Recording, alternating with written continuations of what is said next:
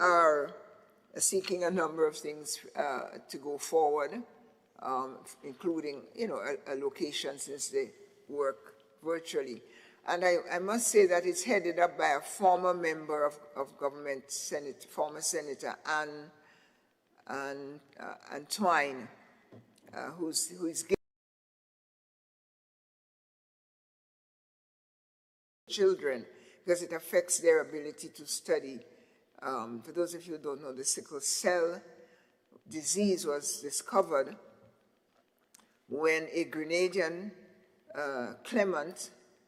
Walter Clement, from St. Patrick's, went to study dentistry in Chicago in 1919 or 1914, very early in the turn of the century. And he was ill, he couldn't study, he was always in pain, he was suffering. And he was ground zero for the discovery of sickle cell, and he is celebrated worldwide. I think I may have said this here already in Parliament. And we wish to, the Sickle Cell Foundation wishes that Grenada and Grenadians know about him and celebrate him. So it is incumbent upon us to learn more about Walter Clement. There is no monument to him in Sotez, and the Sickle Cell Foundation is interested in making that happen, and many other activities relating to treatment, to diagnosis and treatment. It is a disease in which the red blood cells curve like a sickle instead of being round, and therefore they cannot pass through your veins easily, and they cause a lot of pain and so on and so on. So we again thank and celebrate the leadership of Ann Twine for her work there in private public health support in Grenada. And lastly, I'd like to report a meeting I had with a young woman, Janelle Edwards, of the National Youth Parliament.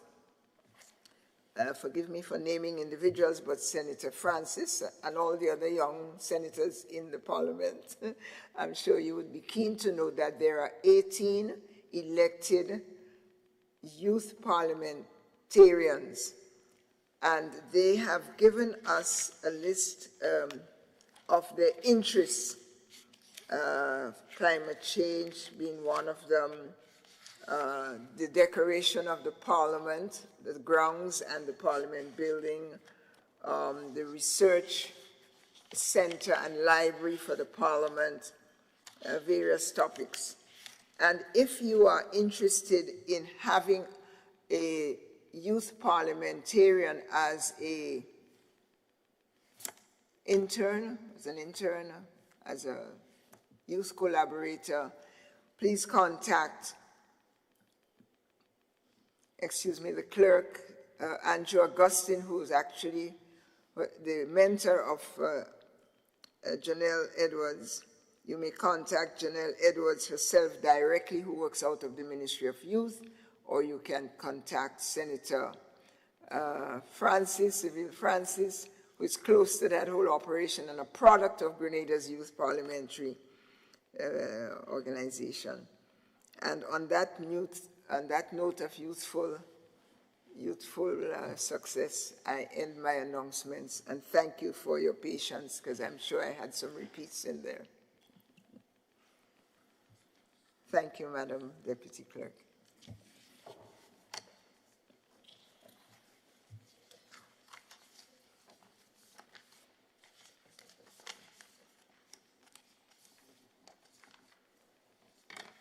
Item number 7, ministerial statements.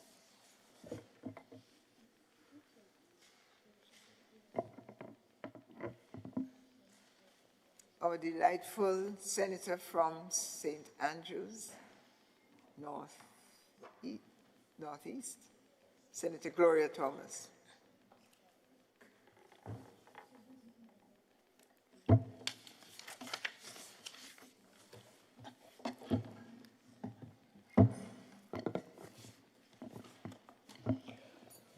Thank you, Madam President. Pleasant good morning to the entire House. I stand to share some developments from the Ministry of Social and Community Development, Housing and Gender Affairs.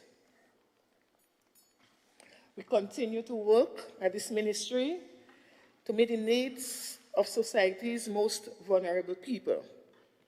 Despite challenges, we remain committed to fulfilling our mandate to the citizens. Over the last couple of months, the ministry has implemented several initiatives, and I take the time to highlight some of these initiatives. 1, review of the seed targeting tool. Madam President, we are in the process of reviewing the seed targeting tool through technical assistance from the World Bank. The Grenada Living Condition Index was developed to ensure that selection of beneficiaries is transparent and objective. The GLCI, that is the Grenada Living Condition Index, places different weights on variables that are closely related to consumption and observable household characteristics. The weights were determined using information from the 2011 National Census and the 2008 Grenada Poverty Assessment, which is now outdated and does not reflect our current socioeconomic realities. Therefore, the review of the tool will improve targeting by facilitating more accurate beneficiary selection, and the review process includes a technical review and training of SID officers in the use of the new tool. This activity has already been completed. Piloting of the tool using a small sample size of household for technical testing purposes. This has already been completed.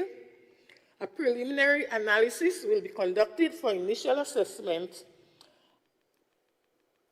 Implementation of the pilot phase 2 using a larger sample size and a comprehensive analysis will be conducted to inform final adjustments and full implementation of the new tool. Parenting. Throughout May 2025, a series of parenting sessions were conducted in selected communities across the island, including Moncton, Riverside, Willis, St. John, and St. David. These sessions were broadcast live to allow more persons to benefit from the information shared. The session aimed to enhance parenting skills by promoting effective strategies and approaches in raising our children.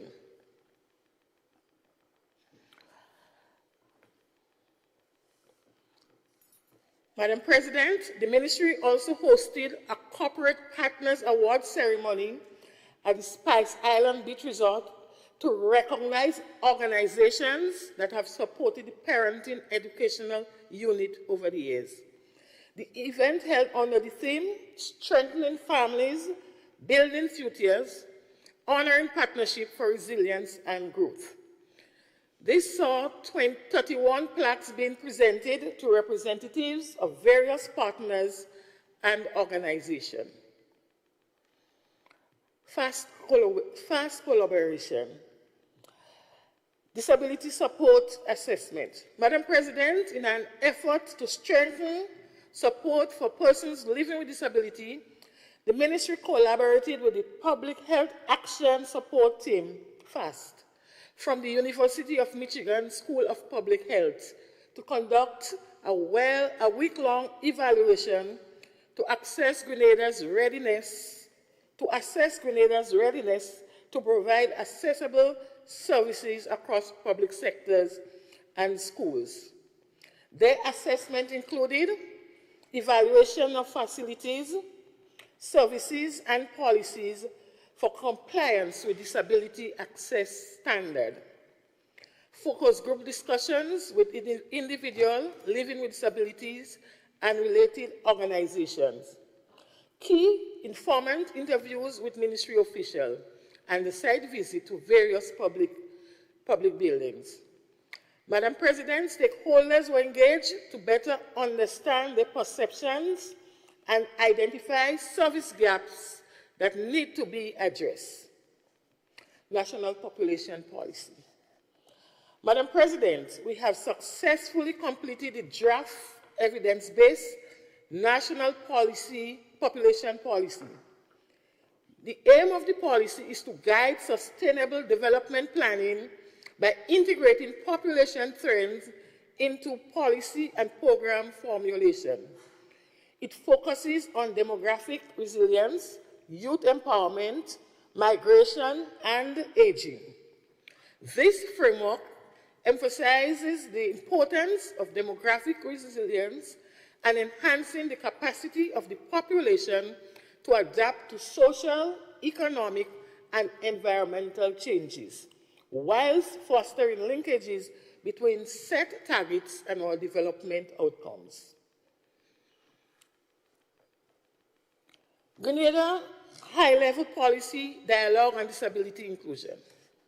Madam President, the Ministry of Social and Community Development, Housing and Gender Affairs is presently in the process of finalizing arrangements to host a two-day high-level policy dialogue on disability inclusion, rights, protection, and state responsibility, scheduled for the 3rd and 4th of June 2025 at the Radisson Beach Resort.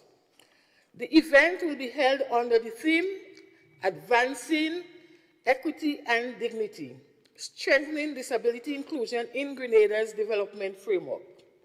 This today's dialogue will convene government ministers, permanent secretaries, head of departments, development partners, and organizations of persons with disabilities to examine national priorities, enhance policy coherence, and accelerate inclusive development outcomes.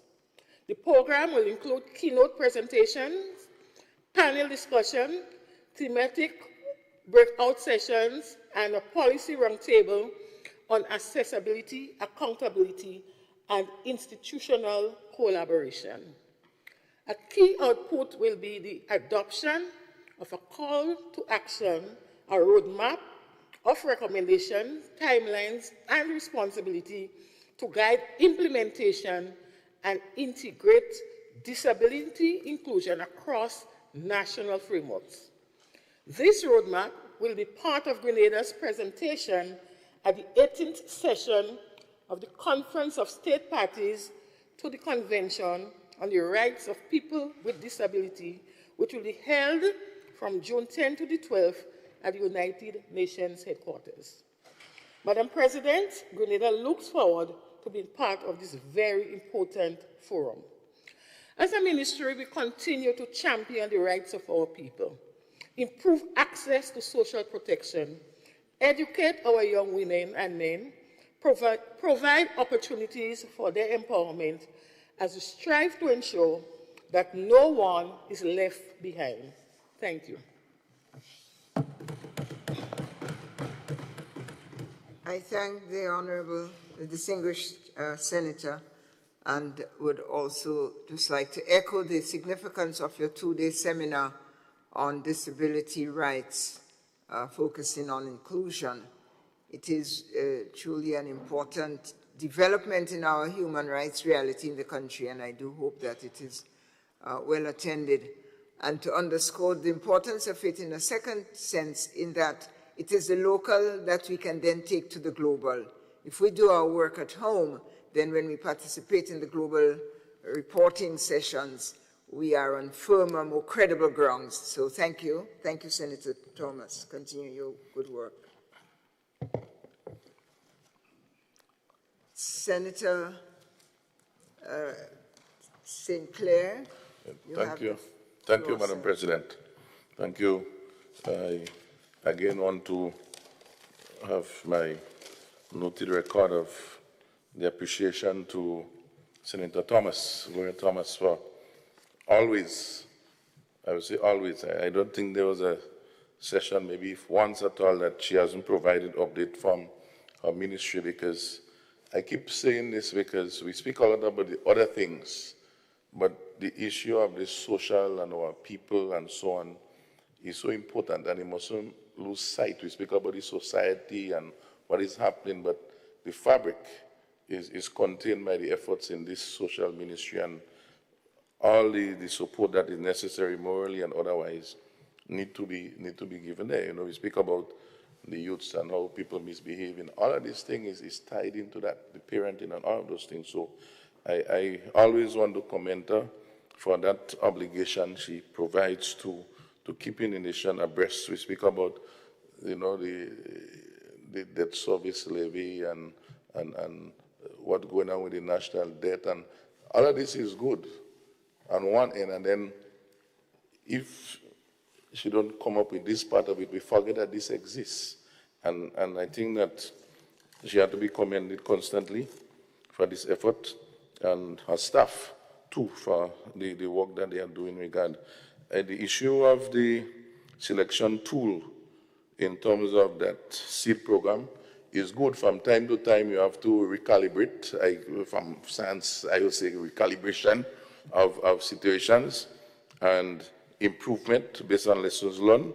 And so this is good, because what existed then, the circumstances and all of those things would have changed. And so this is good to have it been current. Of course, whilst we use the expertise of the World Bank and others, we at the same time also have to try and make sure we build our local capacity in terms of the continuity and sustainable independence in the way we handle those things. The other one I wanted to note, Madam President, had to do with the national population policy. You know, this is so important because there is so much discussion about we don't have enough population if we want to develop, but also there's a lot of things.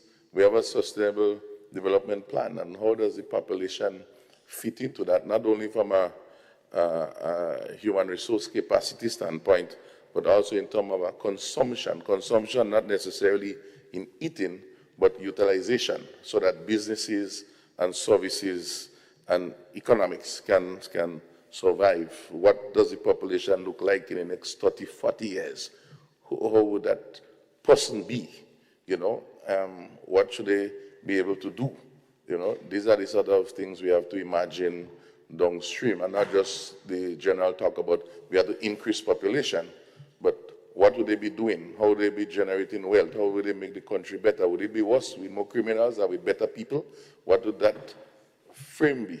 And I think that conversation, and I don't want to use your conversation, I strike that back because that is becoming a cliche. This conversation is more talk, but the action that would necessary to drive those sort of output that we're looking for downstream need to be taken on board now, so that the youth who they know in the next 30 years, 40 years, how do they see themselves fitting in and continuing that dream. So I think this is commendable, but I think the youth, the younger ones, has to be involved, and how do we get the elderly also to impart knowledge of their learnings and experiences from the past. So this is very good. And of course, the last one, the issue of disability, is very important because, you know, people must not be left out or feel left out, you know. And because maybe you don't know how to deal with it. Maybe they don't know how to accommodate for it, you know, not only in the way we build our buildings, but in the way we offer services, the way we reach out to people, the way we treat them, the way they are accommodated. They must feel less, and so on. So I think this effort need to continue in all walks of life, and it mustn't be used as a poster initiative, but as a genuine initiative where we want to really make persons not feel, but, you know, feeling is not it. They must be part of it. They must be real sitting at the table and contributing in all different ways, you know, and particularly for the younger ones. I mean, you may say, well, the elderly one, well, they live their life already, but the younger ones who have a future of 20, 30 years in front of them, how do they see themselves fitting into this society that we're speaking about? So this is very important. And how do we cater, whether it's in the education system, whether in business services, how do we facilitate all of these things? And I trust that there will be broader discussion at the local level in terms of how we accommodate and also get these folks to participate because they alone know how they're feeling. As they say, they say who feels it knows it. You know, to what extent that these individuals actively involved in contributing to their feelings and their expectations, and how do we design to accommodate them in how we live. So I wanted to share these comments and commend Senator Thomas for the continued work on her staff, because she's not doing that on her own.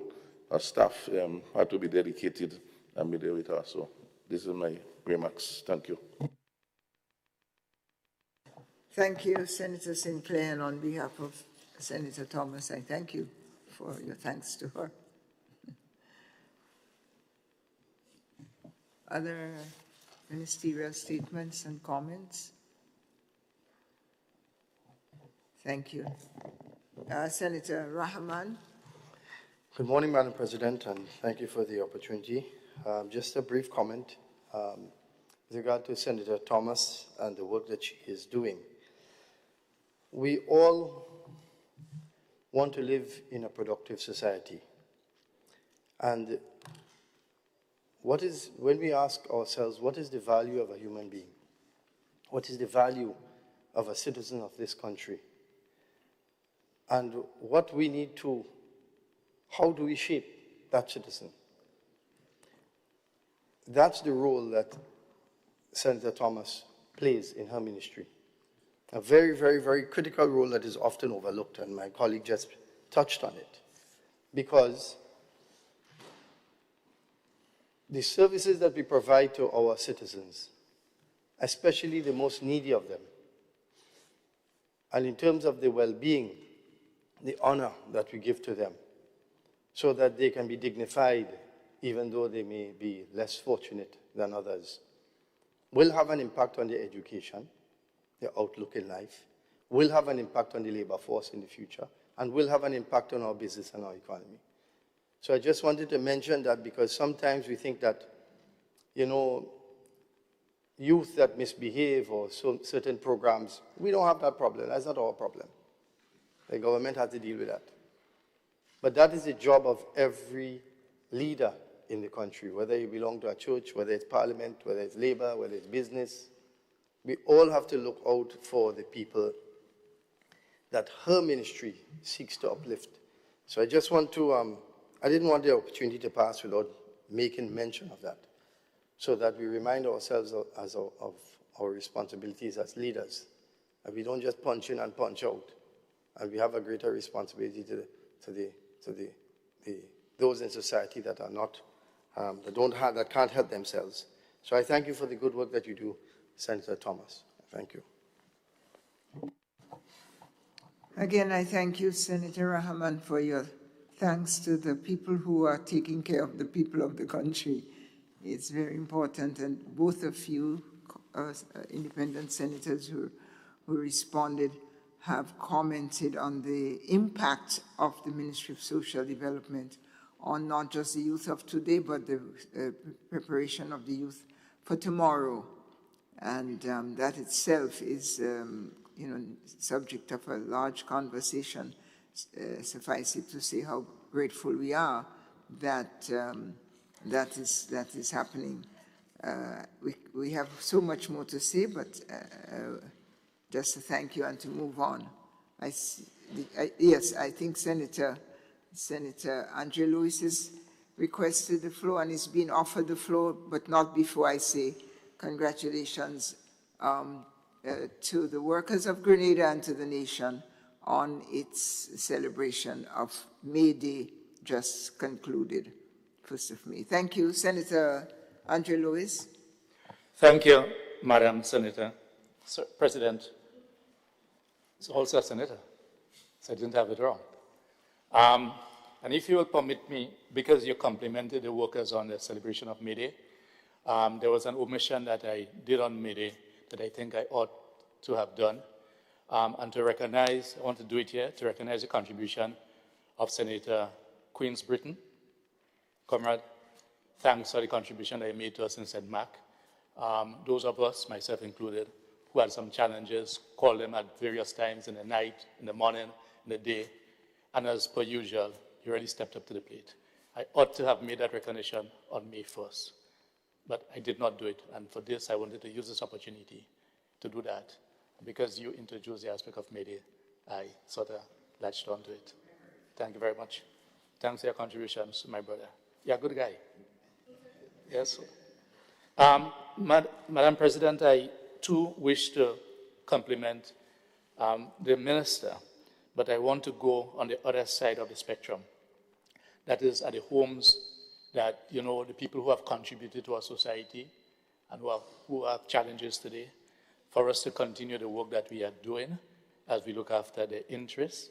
And just to indicate that Labour, certainly one of our unions, did meet with the minister, because our approach to these industrial matters, you know, is not the traditional or what you call the classic. Many times you do not hear of it because we are constrained with the nature of the people at the homes. And we are therefore using this opportunity to once again also, because we were in Carriacou most recently, one of the unions, the Technical Allied Workers Union, were the homes where we distributed water to all of our members in Carriacou, right? Even beyond our members, because there's a water crisis in Carriacou in terms of drinking. And as we continue to look out for the homes, Senator, I am giving you our commitment to continue to work along with you and to get more engagement as we come up with ways and means of ensuring that these colleagues, our parents, our grandparents, our friends who have contributed to our society and find themselves now in not some of the best conditions, that we continue to look after them. So I wanted to here publicly give that commitment, and therefore I look forward to, not too long from now, a continued engagement with you, re-engagement with you, and the union that met with you as we discuss ways and means of bringing practical benefits to the peoples in the home and for the workers. Because as Senator Sinclair indicated, your ministry, workers play a very important role. But the workers who toil every day, sometimes not under the best conditions, and we understand the limitations and challenges, we have to continue looking after them, and we give that commitment to work along with you. I look forward to a very soon engagement with you to continue that discussion. Thank you very much. Thank you, Senator. Such collaboration warms our hearts as citizens, and we look forward to residents and workers in residential homes benefiting from this pledged collaboration. Thank you all. Item number 8, presentation of papers and reports from select committees.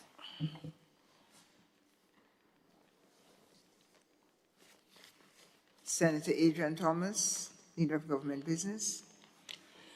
Thank you very much, Madam President. Madam President, I rise to present the following papers and reports from selected committees. I've got 3 presentations here. Number 1, Fiscal Resilience Oversight Committee 2024 Annual Report, April the 23rd, 2025. Number 2, Fiscal Resilience Oversight Committee 2024 Annual Report at a Glance, April the 23rd, 2025. And number 3, Proceeds of Crime, Anti-Money Laundering and Terrorist Financing Amendment Guidelines 2024 to be laid for negative resolution. I thank you, Senator Thomas. Honorable members, the following 3 papers are laid before the Senate, the Fiscal Resilience Oversight Committee 2024 annual report, which was issued in April, the Fiscal Resilient Oversight Committee annual report at a glance version, which was also issued on April 23rd, and third and last report laid before us this morning, the proceeds of a crime, anti-money laundering and terrorist financing amendment guidelines of 2024.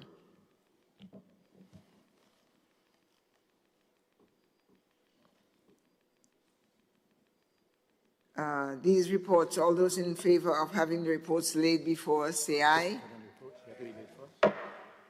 Oops. Those opposed? No. It doesn't need a vote. It just needs an acknowledgement. Senator Lewis.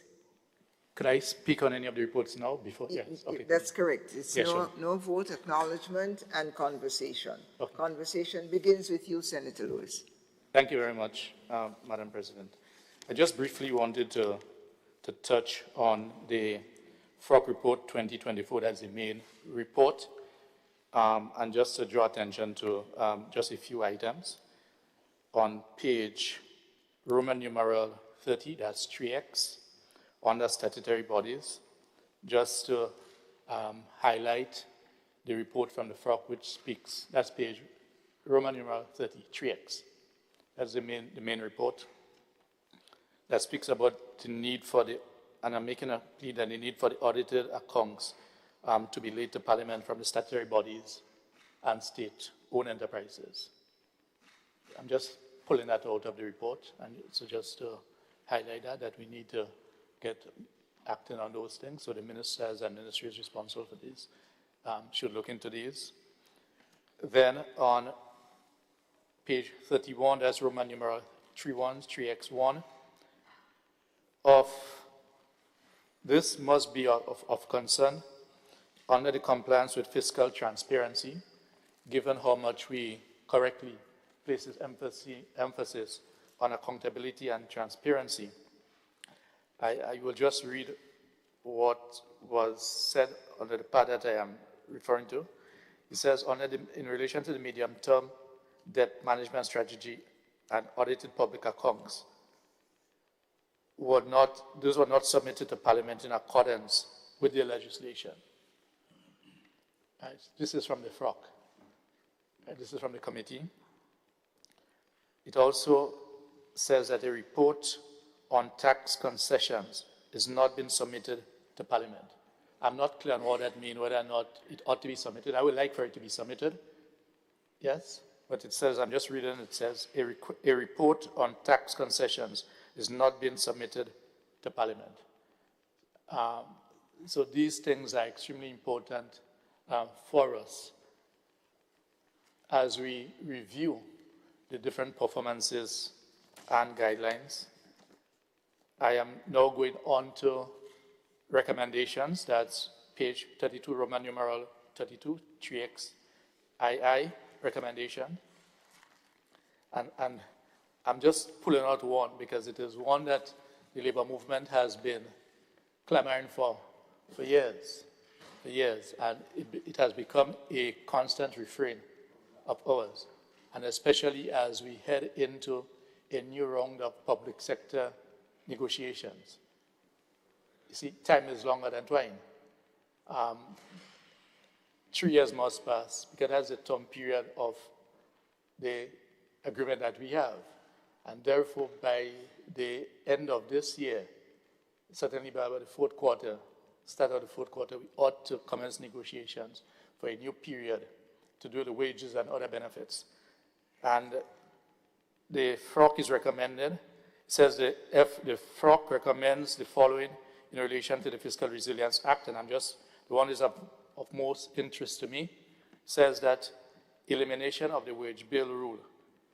Yes, in other words, the wage bill rule, we know, puts a statutory constraint on negotiations. That's our analysis from that may not be the reason that the FROC has made that observation, but it dovetails with something that we have been clamoring for. I just wanted to highlight that, and if I go quickly now to the FROC 2024 annual report at a glance at page 3, I want to make an observation, ask a question. That's on page 3, that's under the executive summary, I think it is, yes, page 3. I am reading the last sentence of the paragraph, of the first paragraph, where it starts with information. Information is available on social indicators. But I will just go to the last sentence. It says, the results of the labor force surveys of 2023 indicated that there were relatively high levels of unemployed human resources, particularly between the ages of 15 to 19. Now, my colleague and I, Senator Sinclair, had a brief discussion on the matter, and my comment to him, based on his observation, my comment now is from a different angle. So we recognize that in 2024, 2025,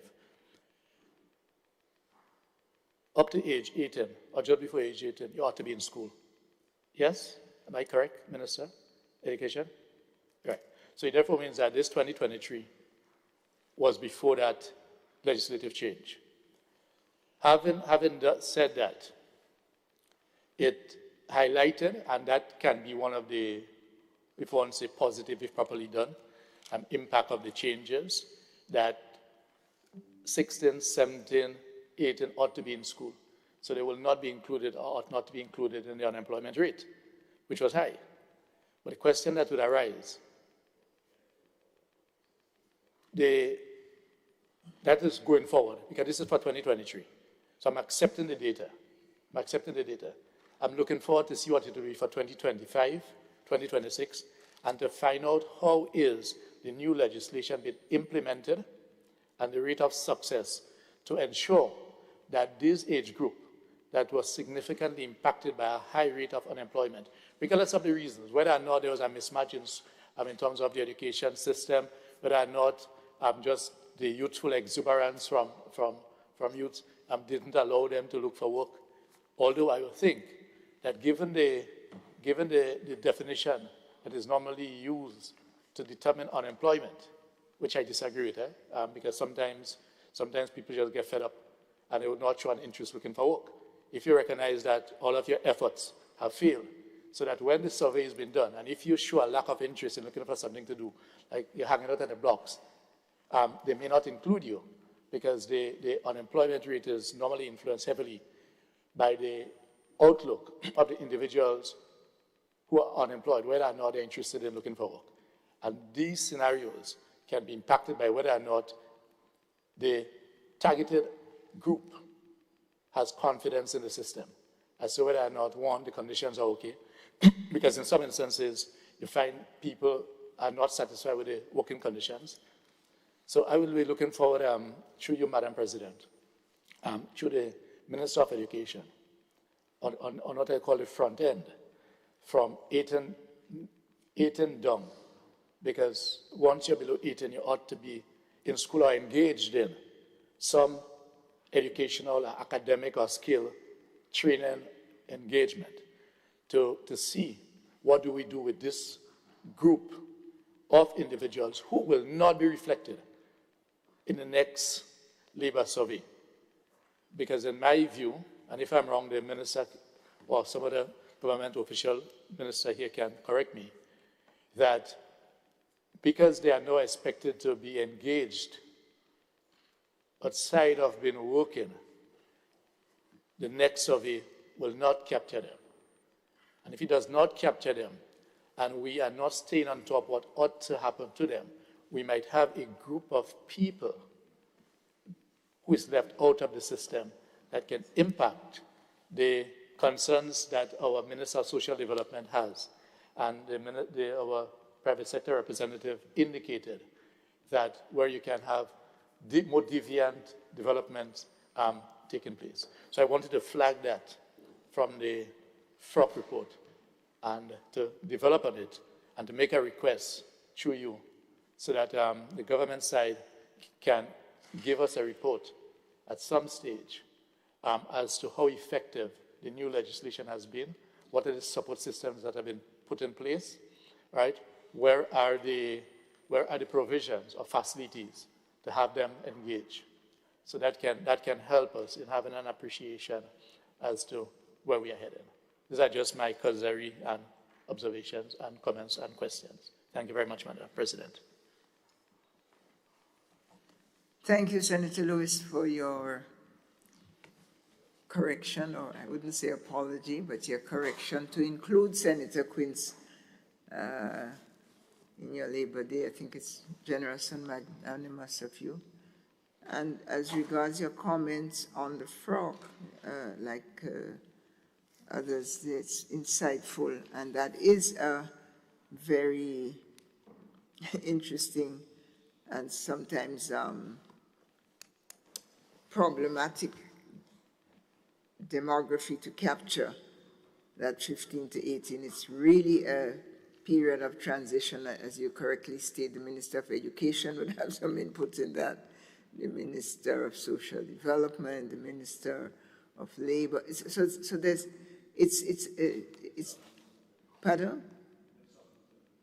Minister of Youth. It's really quite an interesting demographic in the country. So thank you for zooming in on it in relation to their standing in the labor market, educational system, and otherwise. Senator St. Clair, Roderick St. Clair, you have the floor, sir. Yeah. Thank you, Madam President. I rise to make some contributions towards the FROC report in particular. I use the at a glance as the summary document, which, whilst we do have it here, we trust that the general public can also have access to this, because it really gives us what is happening around us in a fair way, I would say. I want to start by making a comment and compliment the committee for the work that they are doing. In fact, I noticed on page 26 of the report in the recommendation section, chart 12, the committee is actually asking to have 2 economists on board, because I guess they realize now that the work is so demanding, and to give, a proper report, they need that support. I was briefly trying to get to the act, which I didn't really get to see if it's if there'll be a need to make some adjustment to mend the act in terms of the composition. But from where I sit, I think that the support that they need is important, because they provide information for everybody. I say two bagay, so that we could get a better oversight of everything that is happening. So I want to start with this. Of course, the chairwoman's message, Ms. Bain, it is. Her message was very insightful on page 3, I think it is. Just let me, to make sure that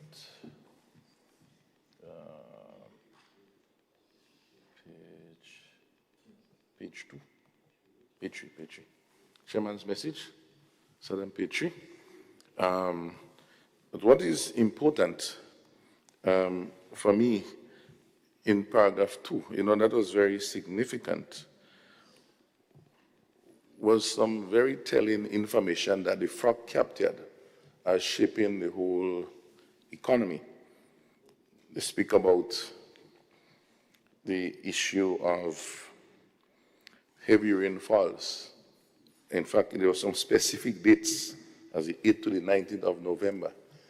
November normally is the wettest period for the past few years as well. A lot of rain, and how that would have interfered with agriculture outputs. I think we from the agriculture sector want to recognize identifying that dilemma that we face. But as you go deeper into the report, they speak also of the drought all year on in 2024. And of course, we know the issue of burial. So I say this to say, Madam President, that, here the FRAC is telling us almost what we know and validating a very important factor of output from agriculture, which has to do with food, livelihoods, employment, all of those factors. And we see 3 issues, all tied into climate change and all of those factors. So it means as a country, notwithstanding everything, our whole resilience in terms of handling that is very important. In fact, it was interesting to see that it also highlighted the floods in Grenville in December. But, I mean, every day we get a flood in Grenville, except maybe when there is sun. Grenville floods could flood 3 times a week once there is rain. And we know there is a long-standing issue that needs to be addressed. And we, in that parish, in that town, want to really make some songing about that. All the businesses in Grenville would suffer. I mean, from the Nutmeg Association, we have one of the biggest buildings, and there's water from all corners. So the fact is that I'm happy that the FRAC has highlighted that, and that we can really spend some effort to really find that solution in Grenville town with this flooding, because it's very disruptive. But more so, in light of the agricultural output, what is interesting in the report is that later on, under the economic and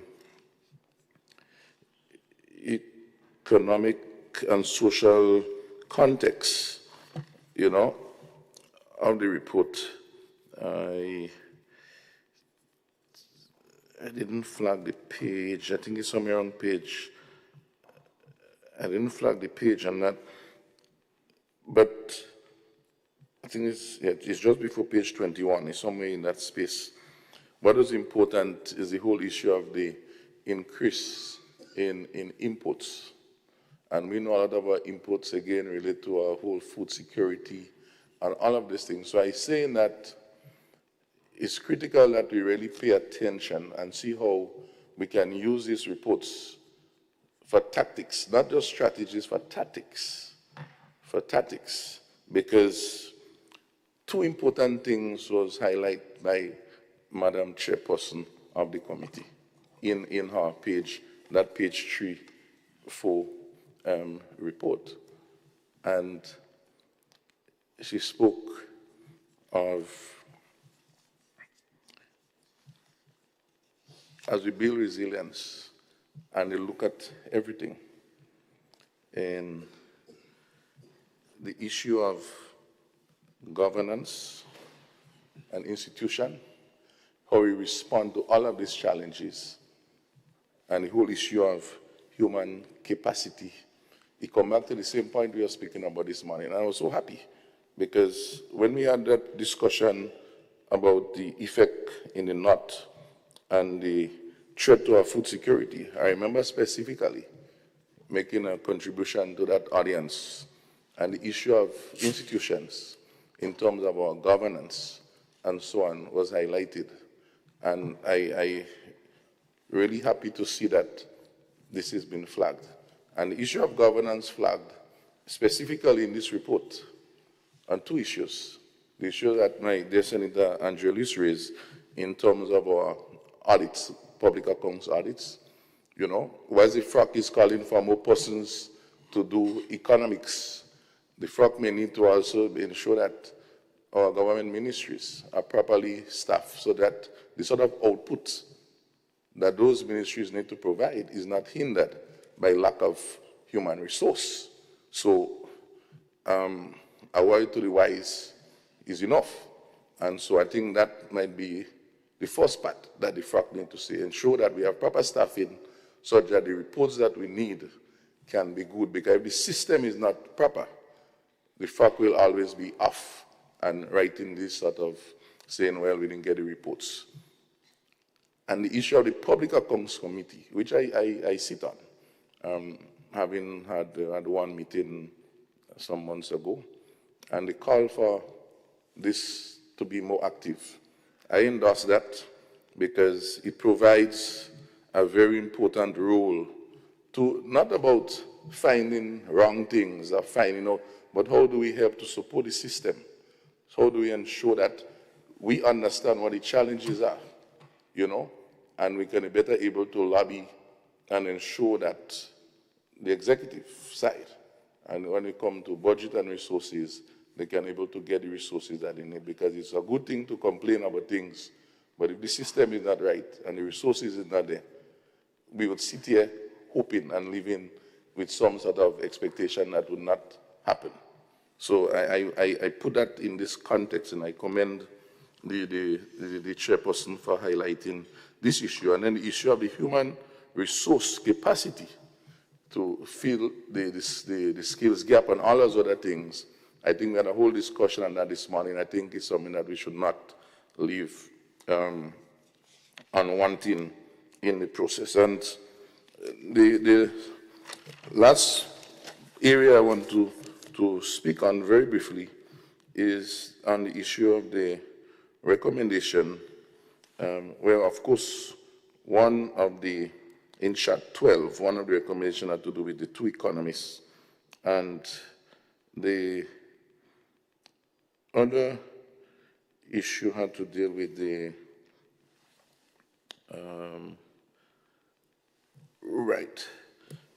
the whole overall compliance with various aspects of the Act, and how do we support. I think that is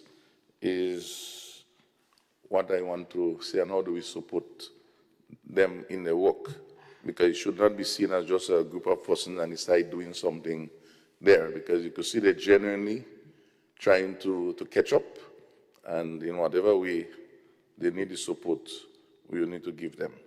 And I rest my case pertaining to this matter. Thank you. Thank you, Senator Sinclair, and I do hope that the FROC is listening to your and your colleagues' both review and compliments of the usefulness, effectiveness, and targetness of the report. So it is in order to capture your sentiments, and through the members on the other side, Leader of Government Business, to convey the Senate's appreciation to the FROC for its insightful and effective work. Thank you, FROC. Other comments from any side of the aisle? Senator Rahman, you have the floor, sir. Thank you, Madam President. I, too, would like to commend the FROC for the work that they have done and continue to do, the excellent work. Because if we don't have figures, Madam President, all we have is words. And words really mean nothing if you don't have figures to verify them. Many people are quite good at speaking, but the figures speak clearly themselves.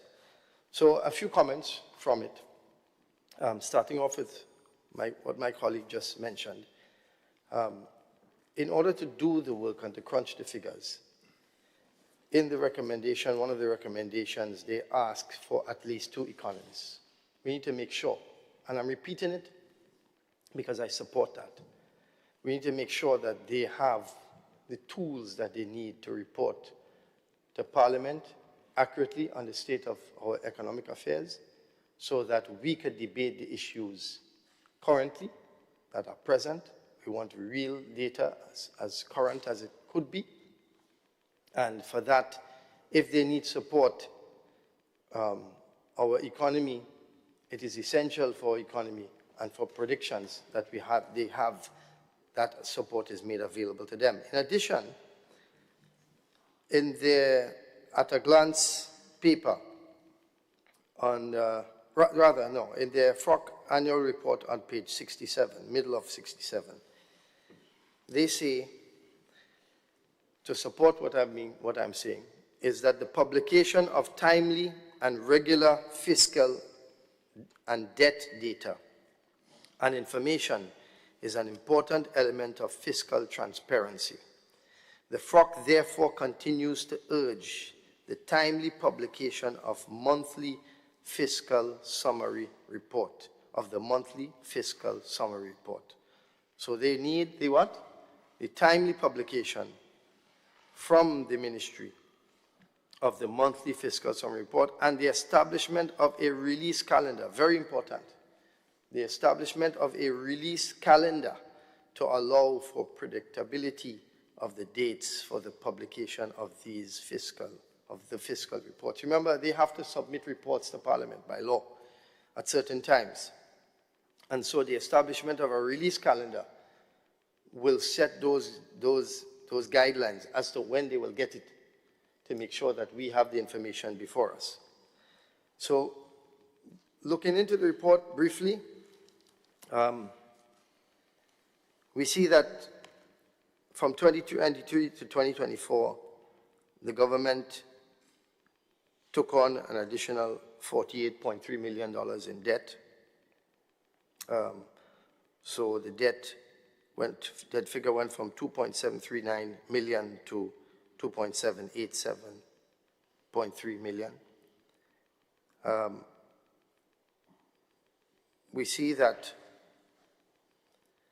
from the business, in terms of liquidity in the country, we see that the banks from 2023 to 2024 has given out more credit, and primarily to the private sector.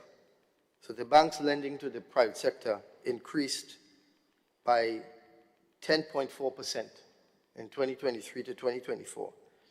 And that is to the tune of 192 million. And that's just the banks, not the credit unions. The credit unions also, we see from their report, that they also had an increase of 10.6% in lending, primarily again to the private sector, which is 106.9 million. So in total, almost 300 million, 298.9 million, that's 299 million, was lent by these institutions.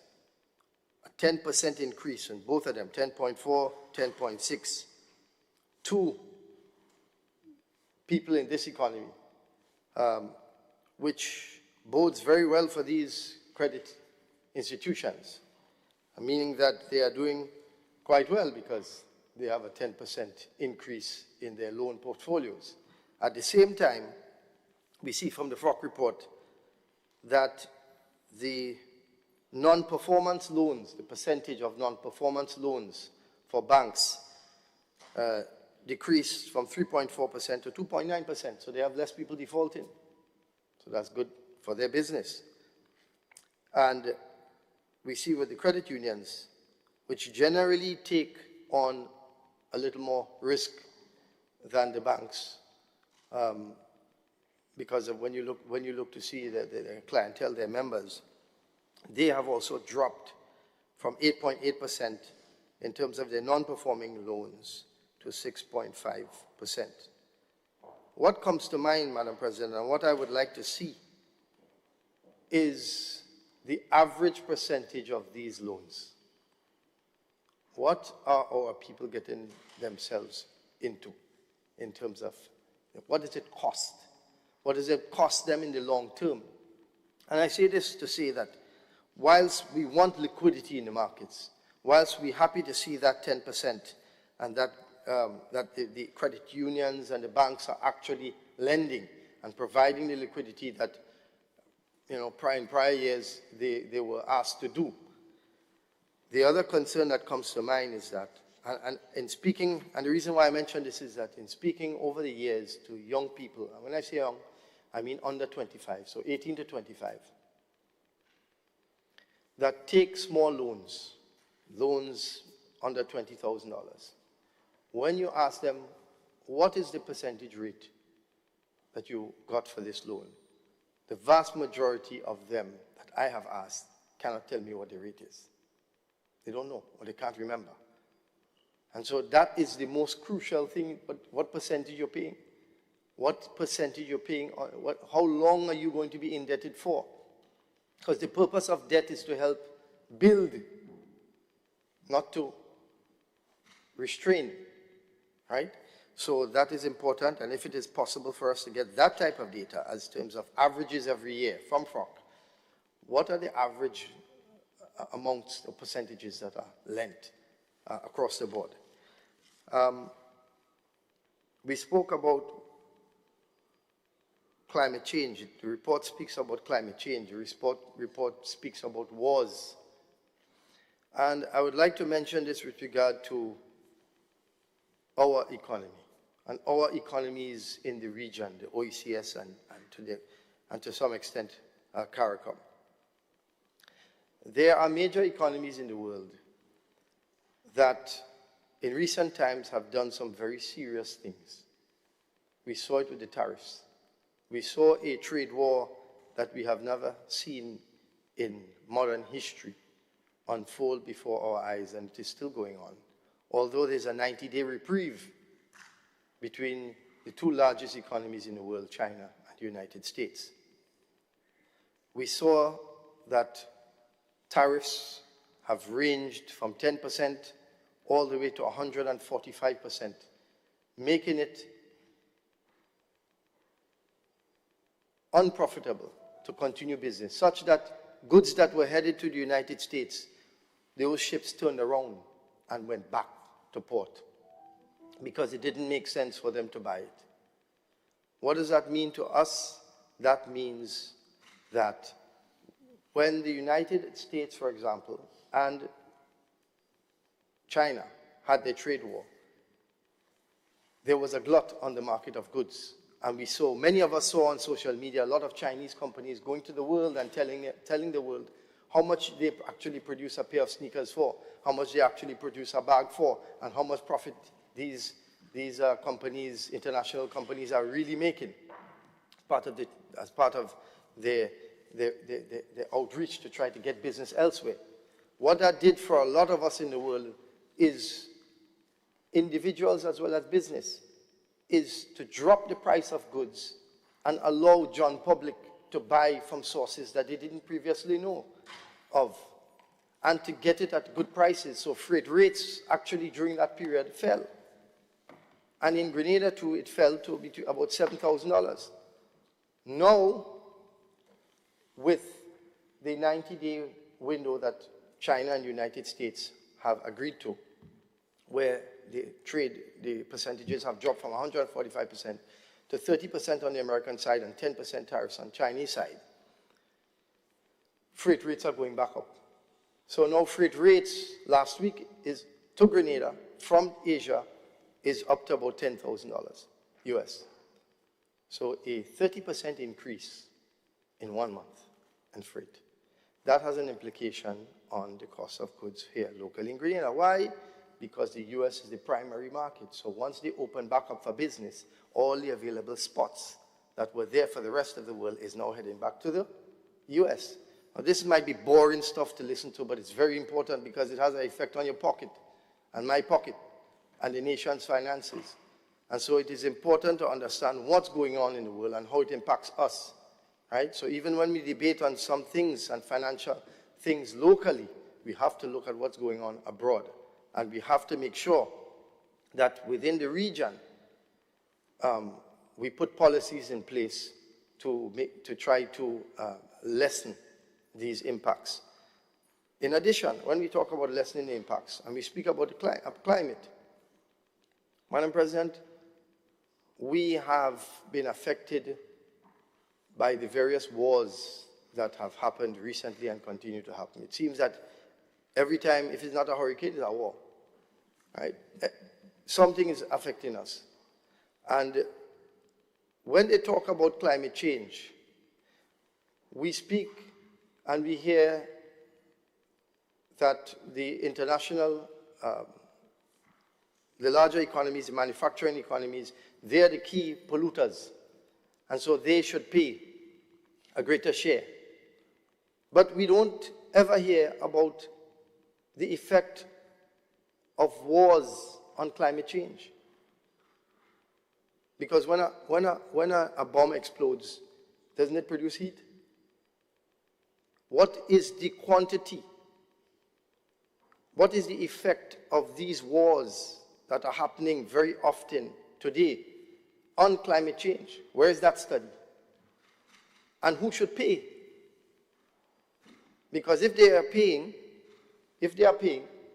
for the effect that they have on manufacturing, because they manufacture more, and they give countries credits, shouldn't they be giving countries credits, countries like us that are peaceful countries, credits when they go to war? Shouldn't they be paying the rest of us for destroying the climate? So I recently read a report where the amount of bombs dropped on Gaza is 5 times the amount that was dropped on Japan. More than that, the report said. I'm being very conservative. So that begs the question, in addition to the humanitarian crisis, which the global leaders don't seem to have the appetite to solve, the climate cost to all of us that live in this world, that needs to be addressed at the international. So when you speak about security and the security conferences that are coming up, these things need to be addressed because we are affected by it. Climate change is serious, it affects us, and they have to pay for the decisions that they choose. Those who enter into the wars, those who benefit from the wars, those who supply the munitions. These have an effect on our climate and our economy and the world's economy, and I'm not hearing people speaking about that. Moving on. Madam President, the wage bill. I heard my colleague for Labour say that it is his hope that they would remove the rule, but I differ. We have seen that the rule has been extended when necessary. We have seen that in recent times, while we here have been serving, that it has changed from 11% to from 9%, sorry, to 13%, a huge increase. And so we have seen that that was set before as a gauge, and that the government realized the necessity to make some changes because of the increase in minimum wage and so on, because of the increase in the cost of living, and the private sector did support that in consultations with government. But you must have rules in place. You can't just abandon the rules. You must have rules in place to provide these guidelines so that governments know the areas that they have to perform within. And if they need to make adjustments, they have the ability to make the adjustments. They can make the adjustments when and if they need to make it. But the rules must be in place so that, because it's not a little bit of the economy, it's not a small, insignificant part of the budget. The wage bill is a significant part of the government's finances. And so that's why those rules are there. And that's why the economists suggested that we have those rules. So I differ with my colleague. Of course, they will have to enter into the negotiations and so on. And when that time reaches for that rule to be changed, then it will be debated then by whichever parliament, and then it can be changed. But those rules are necessary for checks and balances in the economy. And finally, Madam President, on a positive note, we see that from the report that the government is meeting its targets in terms of the reduction of debt, and that is partly also because of the increase in nominal GDP, so the economy is growing, right? So they are meeting their debt targets, 60% by 2035. They got a green on that, so I commend them on that. And the economy is projected to grow a little more than it was anticipated to grow. So that is a good thing. It means that we're in a better position, or we're in a good position coming out of Beryl, even though Beryl, you know, it is difficult for the economy. We didn't plan for it, and so the effects of Beryl are not as dire on the economy as what it would have been if the economy wasn't resilient. So with that, I thank those who have prepared the FROC report. And, you know, that report is 155 pages. And if we don't read it or review it, a lot of work has gone into that. Then we are doing our people a disservice by not coming up here and just passing something without commenting on some of the issues that are in the report. So I didn't intend to take this amount of time, but there's a lot more to discuss in the report, and I'm trying to be brief. I thank you. All right, thank you so much, Senator Rahman. You are doing the country a service by analyzing carefully and pointedly critical areas covered by the FROC. But the real service was done by the person, since you are speaking through that person, the person who taught you to love mathematics. Your parents, your teacher, your math teacher, and your others who taught you to love math. We thank them, and I want to pass that on. I heard that, and I'm listening with my ear for youth, my ear for children, my ear for women. And with the ear for youth, I heard how you love math, and I want to pass that on to young people and to say to young people who may or may not be listening, and math teachers, see how far it can get you. Fall in love with math. Thank you, Senator Rahman, for your oversight function. This is what we are here for. Sorry to be talking so much this morning. But this is what we are here for, to focus on reports and information that's in circulation in the society and to comment on it, whether it is on wages or trade or debt or loans and so on. Thank you.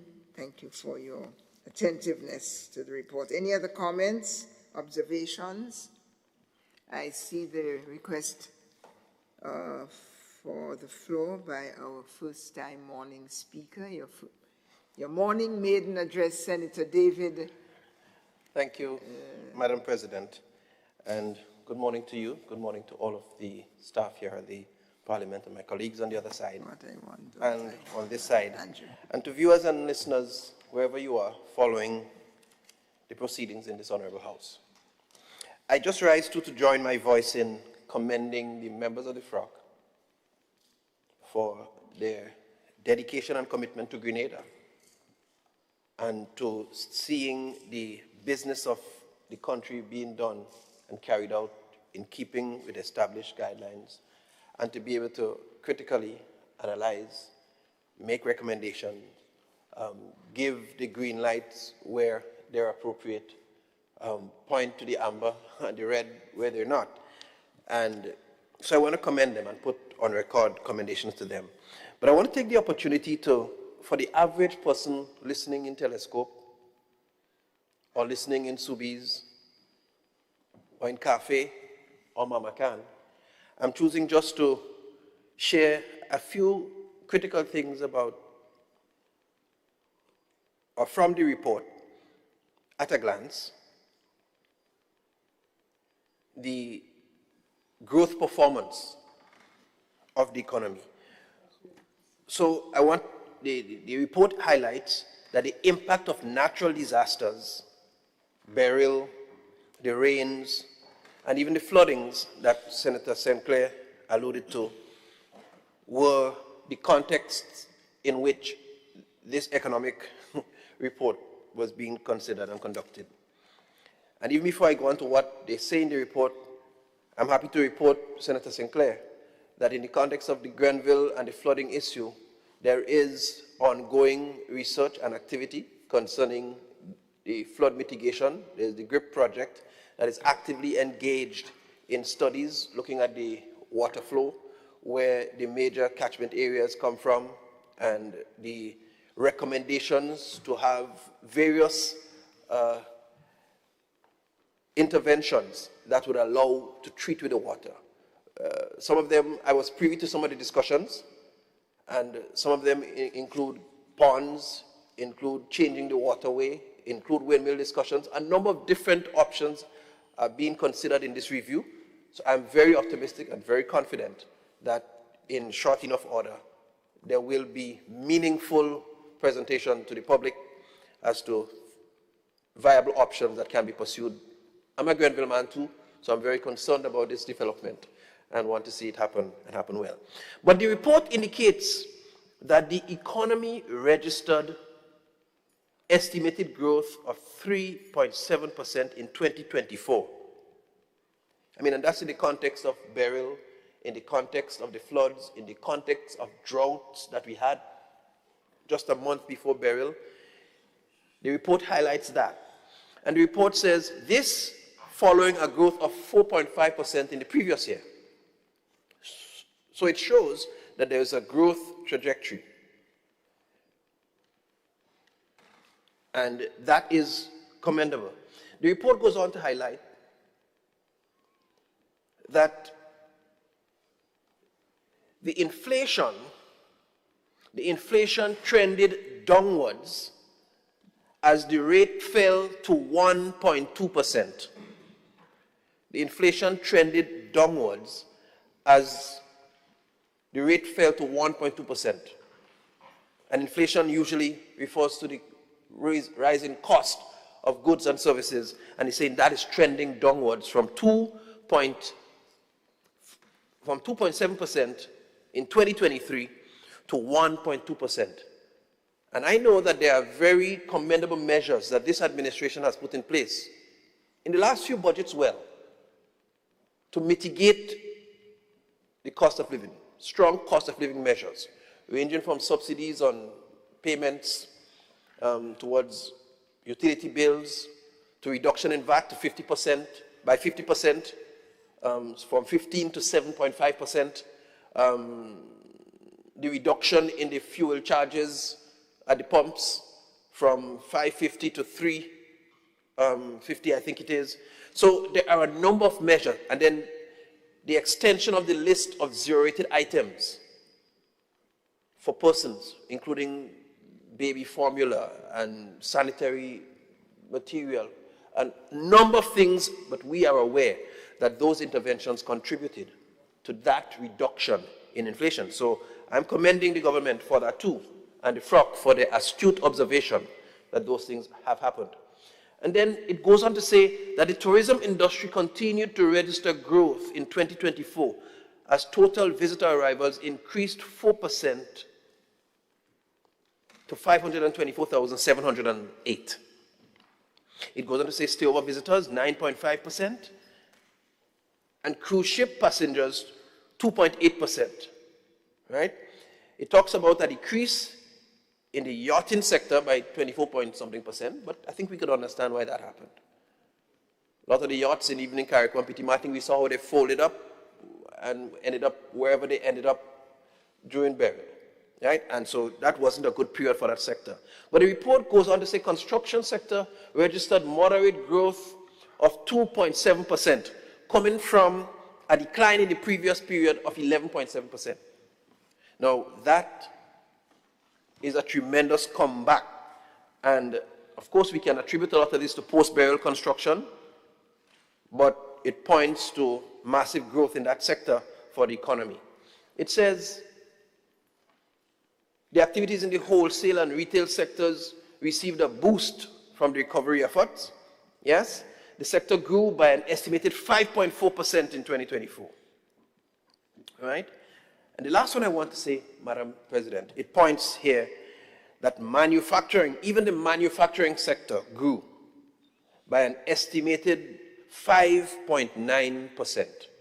Now for me, those are commendable observations that were pointed out by the FROC as part of the growth projections and observations within the last fiscal year. And so I want to commend all of the statutory bodies, all of the, because the Hotel and Tourism Authority, the Tourism Authority, all of the authorities involved in working to see these good figures realized, this positive growth that is being realized and reported here. I want to commend them all. And then again, commend the FROC for the preparation of these reports. I thank you, Madam President.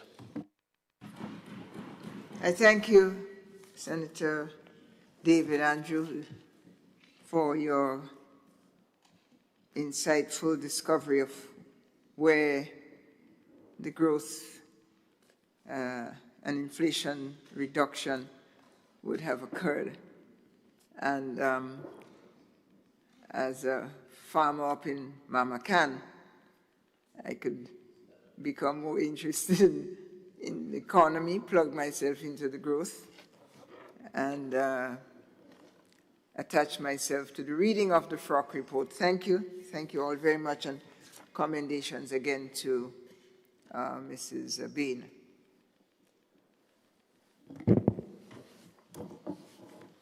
Item number 9, petitions.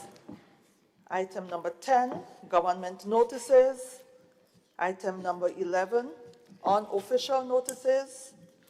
Item number 12, questions. Item number 13, personal explanations. Item number 14, motions.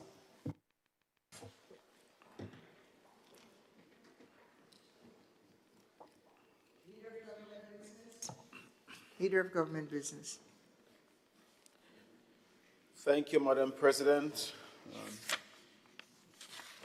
Madam President, I'm happy to rise at this point in time after my colleague has outlined some very important aspects of the FROC report. And despite what he has outlined there, I am quite conscious that many of us are very cognizant of the fact that Hurricane Beryl did have some serious economic impact on our economy. And I know that the business representative in the Senate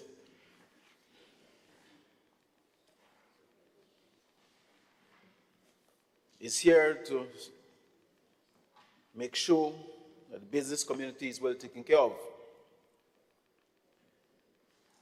And also, we depend on the business representative to assist us, the government, in making sure that the business community is well taken care of. Madam President,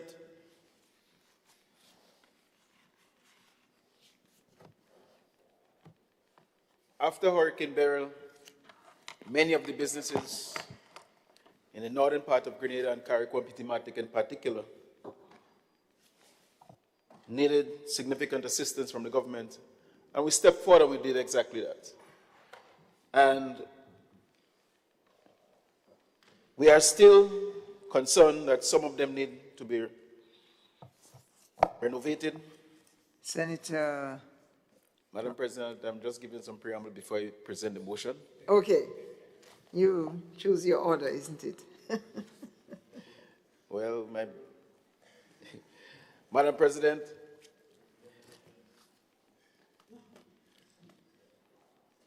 the business community. Senator Cox approves. No, I am very conscious, Madam President. I'm very conscious. And so, because we are quite aware that the business community need the necessary assistance, I am happy to stand here, Madam President, and present this motion in the form of a resolution for the purpose of Section 33, subsection 3 of the Excise Tax Act. Whereas it is provided by Section 33, subsection 3 of the Excise Tax Act, Chapter 94 of the 2010 Continuous Revised Edition of the Laws of Grenada, hereinafter referred to as the Act, that the Minister may, by order published in the Gazette, and approved by affirmative resolution of the Parliament amend the first schedule and the second schedule of the Act. Whereas the Minister proposes to amend the second schedule of the Act in accordance with subsection 3, with Section 33, subsection 3 thereof, to exempt from excise tax any machinery and equipment that are imported by a registered business for the purpose of replacing that business machinery and equipment that were damaged, destroyed, or otherwise negatively affected as a result of the impact of Hurricane Beryl, provided that in respect of each business, the exemption must first be approved in writing by the Minister on the following conditions. A, the machinery and equipment are imported for use by the businesses and not for sale or exchange. B, the machinery and equipment are imported for the purpose of replacing machinery and equipment that were owned by the business but was subsequently damaged, destroyed, or otherwise negatively affected as a result of the impact of Hurricane Beryl. And C, any other conditions pertaining to the ownership, use, and disposal of the machinery and equipment as the Minister sees fit, and admitted as such by the Comptroller of Customs. And whereas it is expedient that the excise tax amendment of second schedule, Order 2025, which seeks to amend the second schedule to the Act, be approved by Parliament. Now, therefore, be it resolved that pursuant to Section 33, subsection 3 of the Act, the excise tax amendment of second schedule, Order 2025, as set out in the schedule to this resolution, is hereby approved by Parliament.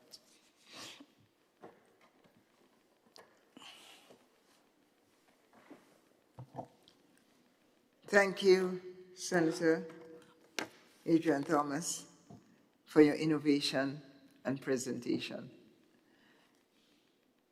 Honorable members, the question proposed is that pursuant to Section 33, subsection 3 of the Excise Tax Act,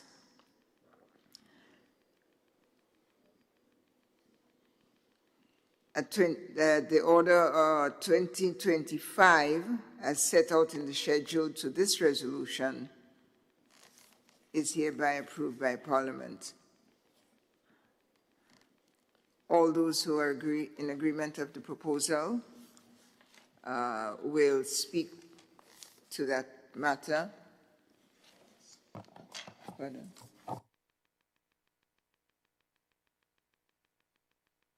An activist. Okay. All those who are in agreement or not with the proposal will speak after the Leader of Government Business has spoken. You again have the floor, Senator.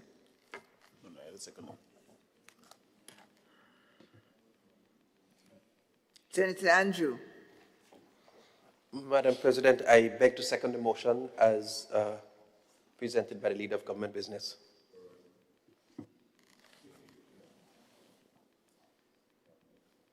Thank you.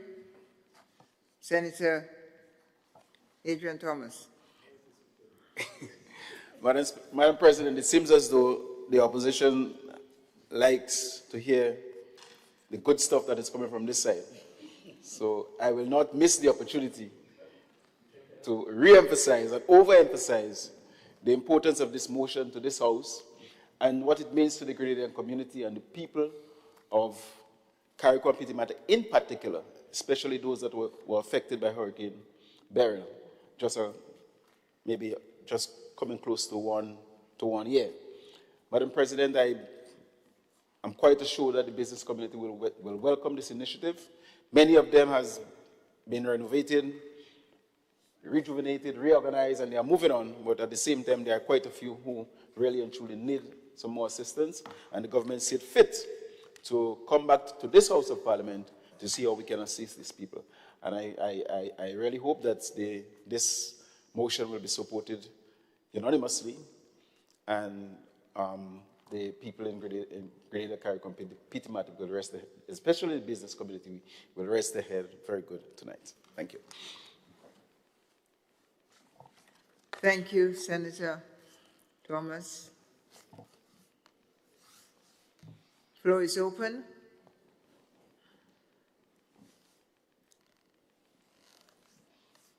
I see a request for the floor from Senator Cox, and you're welcome, sir. And I note that you did tender excuse and apology for your lateness. Thank you for doing so, and you have the floor. Thank you very much, Madam President, and let me say a pleasant morning to colleagues. Madam President, in regards to the motion before the House at this point in time, it is clear that we understand the intent of this motion and what it seeks to do in terms of bringing relief for businesses who have been impacted from Beryl and are trying to recover. However, Madam President, I think when this policy decision was taken, I think there was some challenges. And I think in retrospect, I believe it's something that we need to take a lesson from going forward. I think successive administrations have made that mistake in terms of bringing these bills thereafter the fact. And while there are some businesses still recovering, we would want to at least bring this measure as soon as possible, because I mean we had sessions, quite a few sessions after the hurricane, so there was an opportunity for this bill to come. And the reason why I'm saying it is because some of the lessons learned, some of the issues that has arise from the implementation of this policy decision. Like, for example, as stated, which is not stated here, but in terms of the rules or the regulations, what was allowed, like, for example, what was allowed, business were only allowed, I think, one particular appliance. So in some cases, you're allowed to bring in one refrigerator, and there are some businesses that do have 2 or 3. So those were some of the loopholes that was not captured.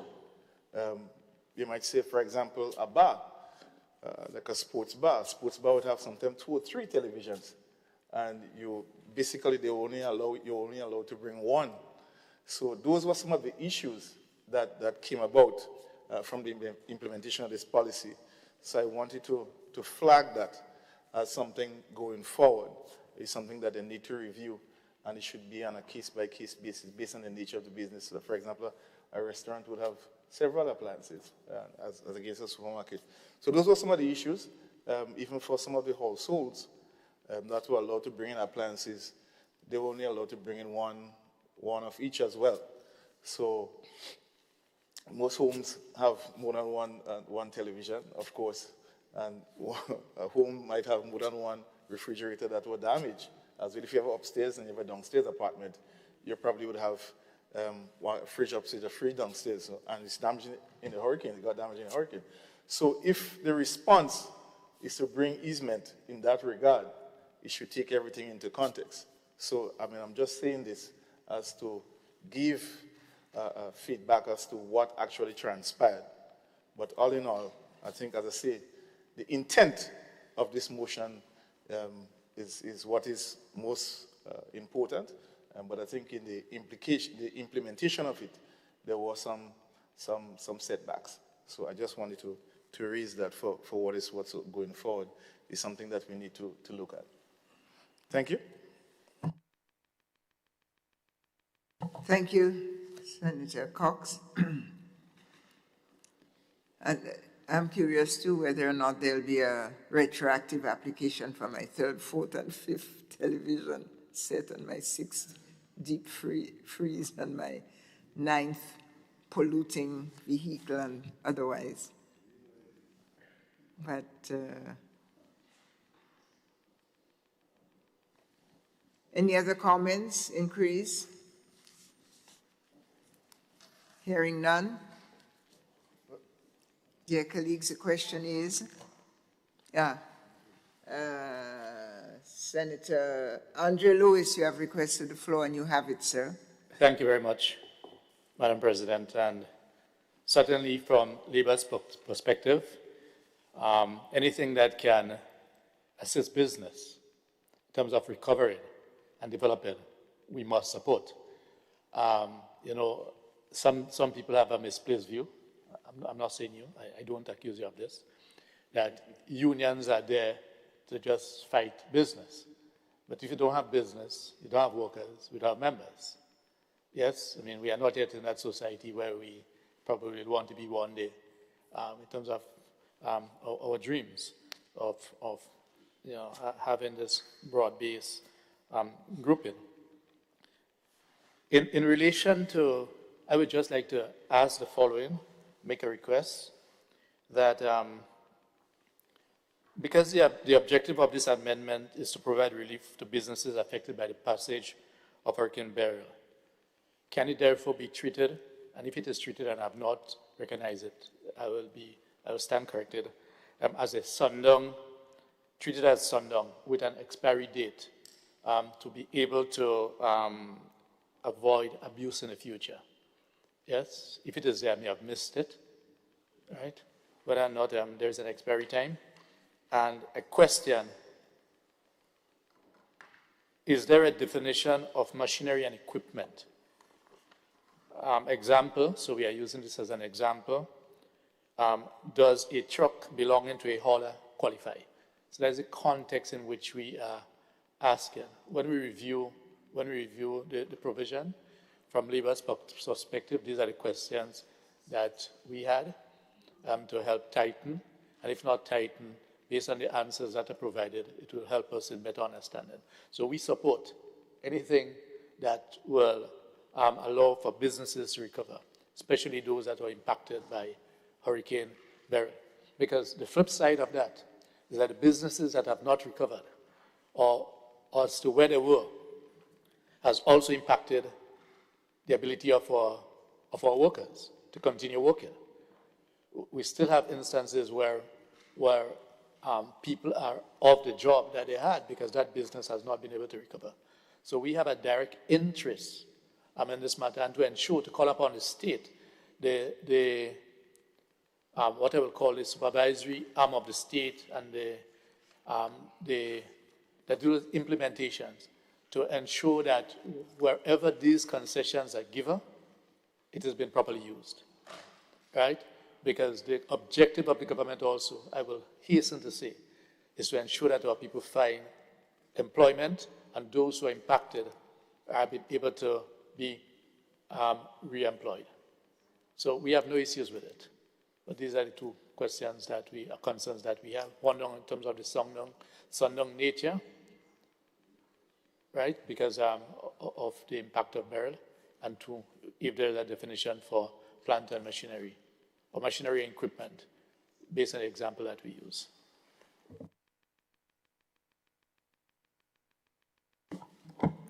Thank you, Senator Lewis, and I offer the floor for her maiden intervention this morning, and to thank her for her contribution for Labor Day and for workers in general. You're welcome. Thank you. Morning, Madam President and other members of the House. I just rise to lend support to the motion posed by the leader of government business, and I wasn't going to comment, but just to offer clarification to this Honorable House as requested by the Senator for Labour. And thank you, sir, for your continued contribution to Labour and your continued support for the tripartite arrangement, and acknowledging that without Labour, there would be no business, and vice versa. Without business, there would be no Labour. And I would certainly be reminding you of that at appropriate moments. Just to speak to the particular query you raised, the motion seeks to amend the first schedule to the Excise Act as provided for by Section 33(3) of the Act. And the first schedule to the Act includes motor vehicles, because you asked specifically about trucks. And it speaks to motor vehicles for use of transport of goods, and covers trucks, new and used. So that's a short answer to your question. Thank you. Thank you, Senator Claudette Joseph.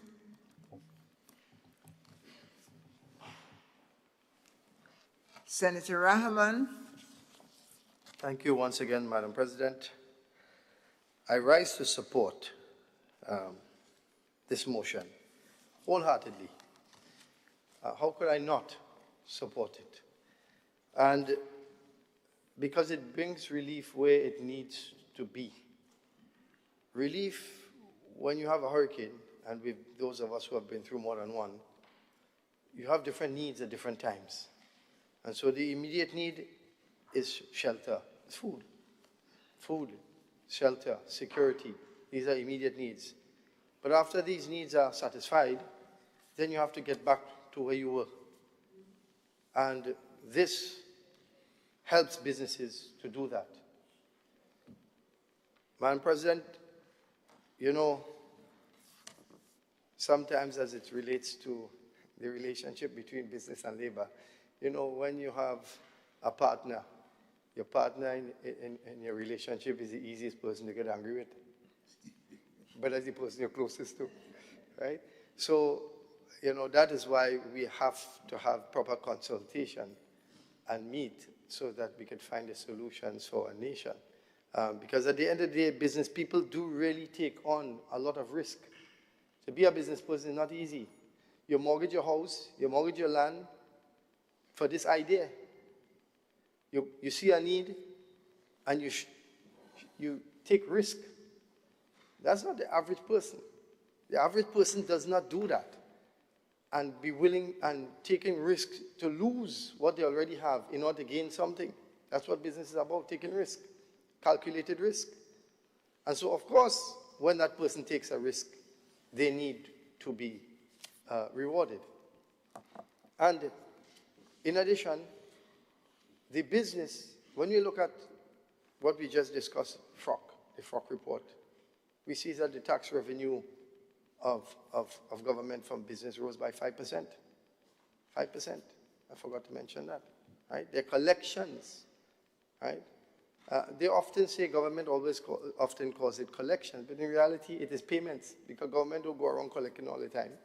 Business people voluntarily most times pay, and they pay in advance. So it's really payments, not really collections, is a better word, right? But we're not going to split hairs on words, you know, on reporting. But the fact is that business people take that risk. And business people take that risk in order to help themselves, and by extension, they employ others and so on in the economy. And I commend government for doing this. But we hear the member for Carriacou speak about the time frame, and we have to listen when, he's on the ground, so we take the point. But definitely, it has to come after the initial period of recovery. And so now, when they're building back, and in the last few months and so on, machinery and equipment are very important, and I commend the government for this initiative, as they have done others for the business community, and not only business community, for the society in general. I commend them. Thank you. Thank you, Senator Rahman. Honour Senator Roderick St. Clair. Thank you, Madam President. It would be remiss of me to not comment on this because it's very important. Having myself understand what it means to go through disasters in personal lives and hurricanes and other things, been affected. I mean, through Hurricane Ivan, we had a fair share.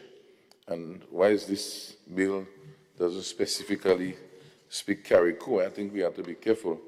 I don't think that's a Carriacou on the bill, meaning that is as affected. So I trust that the persons in Sotes and St. Patrick's and those neighborhoods would have likely be affected do participate in this much generous, I would say, support for recovery. Of course, in the direct, what I would say, raw agriculture, primary agriculture activities, the government would have done its contribution there. And of course, being one of the main pillars, agriculture, but of course, the downstream are the business initiative, whether it's manufacturing, retail, trade, etc. They also are investors doing their part. And it's only fair to reach out and to treat in some way as would need be. Of course, the tax exemptions is one of the easiest way. Understanding that, because 90% of what happens, you have to import either machineries, import goods, import whatever it is. And that, of course, is the government in no way is going to go and buy stocks for you and buy this for you. You would have to maybe go to the banks and do your different negotiations. But of course, when it gets here, that which it would cost for doing the border transactions is being offered. And I think that that is an important gesture. Of course, Senator Cox is an important point, and of course, being in his own experience in terms of time, but sometimes timing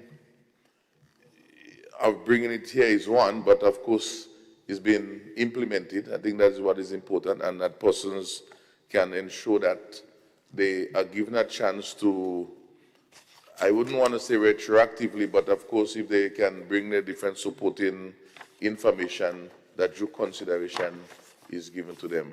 Understanding, of course, it's not an insurance, meaning that if you lose 5 television, we are not going to support you back for 5 television, but I don't think that is how it has to be.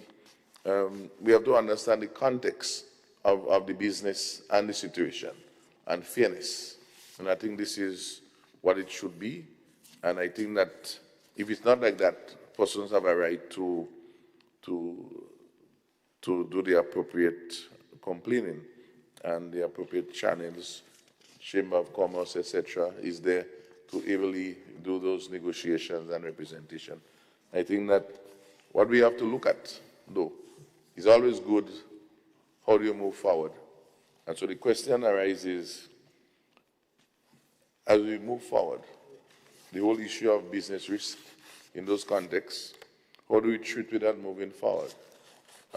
Ensuring that persons get insured, make sure the businesses are insured is very important. So that will help to augment and reduce whatever other stress that the business is on. Because we are getting the reports, not only a storm, but you have fire, you have different sort of tsunami, all of those things are wrong. And I'm raising this thing from businesses in terms of dealing with business risk and insurance. And how do we treat with that? In 1 year time, 6 years time, do we come back here and have a similar bill?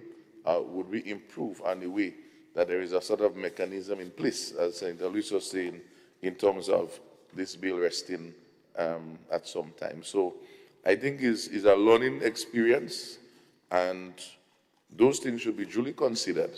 Just like how we want to plan for natural disaster and plan for food security, we need to have planning in place for those sort of mechanisms and relief measures that would be called upon, so that we don't act quickly and then try to do it afterwards when it could be done in a really supreme way by doing the different scenario planning. So maybe even within the NADMA framework, whilst NADMA is a broad-based disaster management system organization, the issue is what are the type of legislation and relief measures that need to be considered as another arm of the NADMA resilience system. So I wanted to share that, because whilst we are looking at businesses, we also look at people, you know, and that could also reduce how we manage that social challenges that happen post-disasters. If there is mechanisms in place, then it can be easily administered versus persons having to subject to some sort of on-the-spot thing. And I think that would be how we move forward 10, 20 years down the road as a city future. This is the sort of vision we have to have and build it in. So I thank you. Thank you, Senator Sinclair. I think we've exhausted our debate. Senator Adrian Thomas. Madam President, I rise to express my gratitude for the contribution that has been made across this House and for the support that has been given to this very important motion. And I look forward to the implementation. Thank you very much.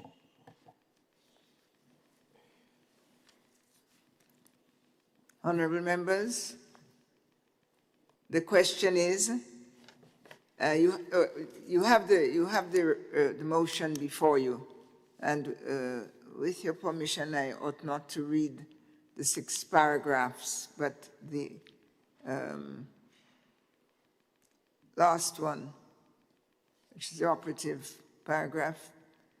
And so the question is put on that one, which reads as follows: Be it resolved that pursuant to Section 33, subsection 3 of the Act, the Excise Tax Amendment of Second Schedule Order 2025, as set out in the schedule to this resolution, that it is hereby approved by Parliament.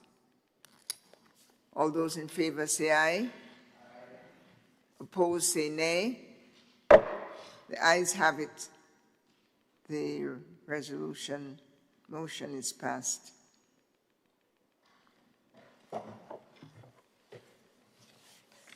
Item number 15, bills.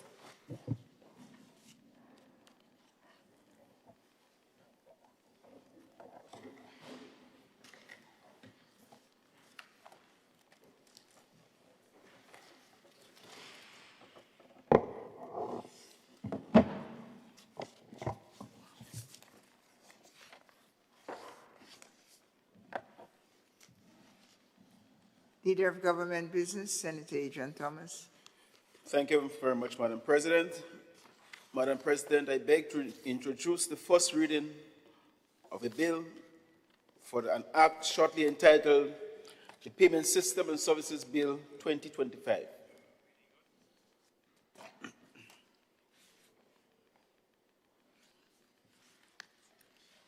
I thank the Leader of Government Business.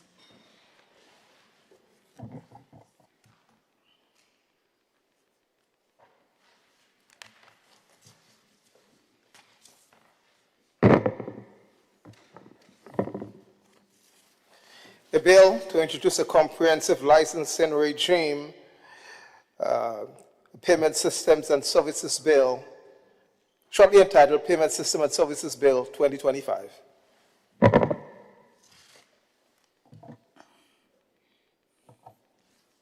I thank the clerk, Leader of Government Business. Madam President, I beg to move that the relevant standing orders of the Senate be suspended to enable the bill to be taken through all its stages at this sitting.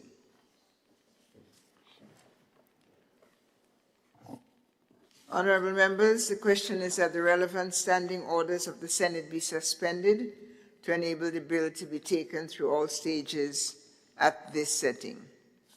All those in favor say aye, and opposed say nay. Approved. Leader of Government Business.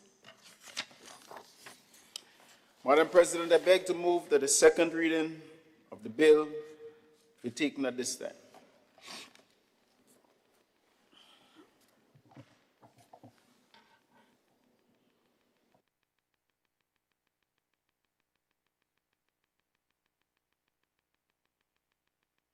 Honorable members, the question is that the bill be read a second time.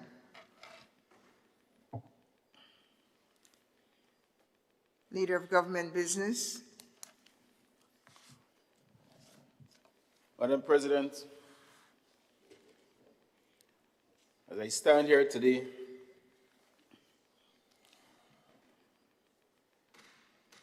we are quite aware that the world is changing and it's changing rapidly.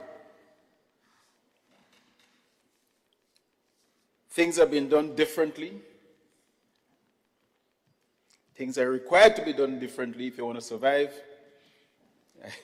I look at a sector like agriculture, where we all grew up using cutlass and fork and hoe and producing and doing mass production.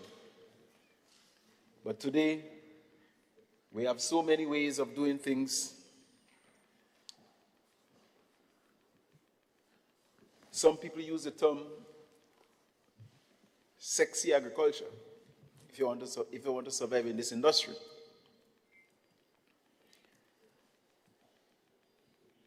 Madam President, we look at the way people shop.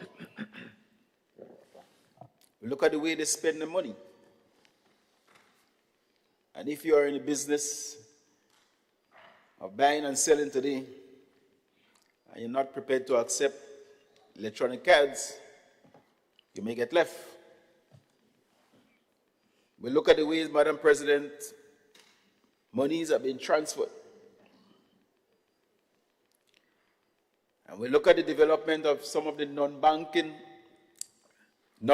institutions and non-banks payments and services. We have no choice. We have no choice as a government to assist this state in adopting to the new technology that is present.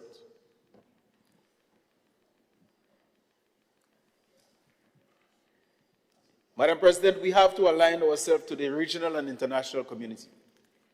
We have to find ways and means that we don't, make sure that we don't get left as our society, as this global village move forward.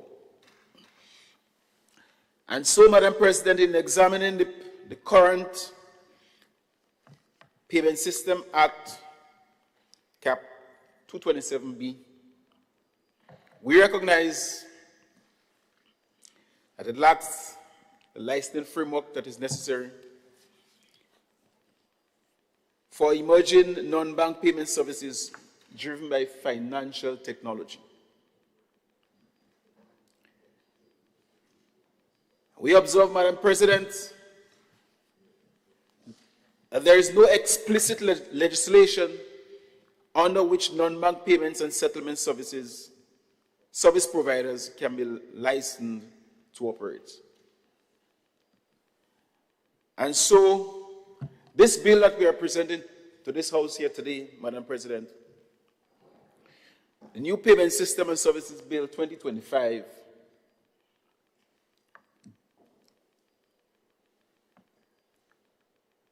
aims to repeal and replace the existing legislation so that we can become aligned to the region and the international community. And so this bill, Madam President, offers 4 main objectives.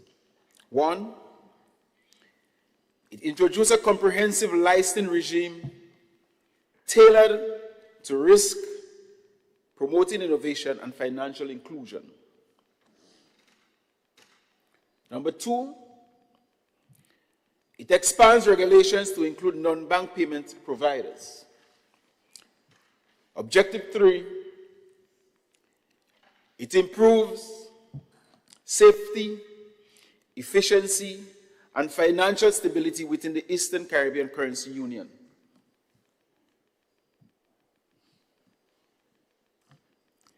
Number 4, Madam President, it strengthens consumers' protection and boosts confidence in electronic payments. And so as I present this bill, Madam President, it's important to note that it contains 11 parts and 72 clauses.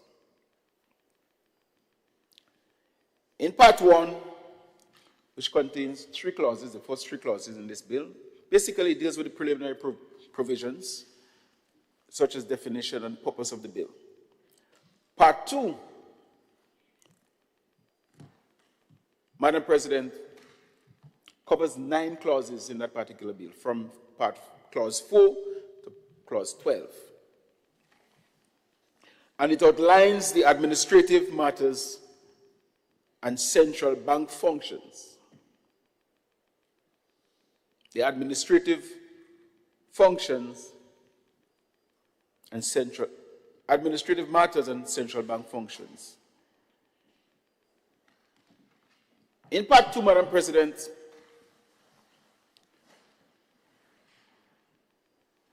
it highlights some of the functions of the bank, the central bank, in terms of oversight and the support of payment systems and participants. The central bank, Madam President, has the authority to own or operate payment systems and act as a central counterparty. Within that part, Madam President, the central bank also has the power to enforce interoperability among payment service providers.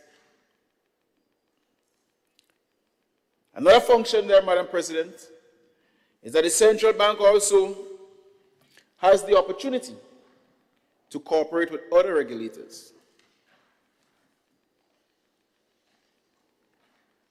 And in doing so, this part gives the central bank the authority for the establishment of the Eastern Caribbean Payment Council to advise on payment systems with provisions for its composition, appointment, and operation. Madam President, maybe the largest part of this bill is Part 3, which contains 14 clauses, from Clause 13 to 27. And basically, it regulates the licensing of payment system operators and service providers.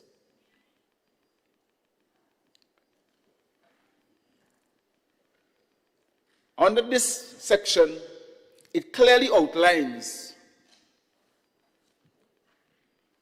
Madam President, that operating without a central bank license is prohibited and punishable.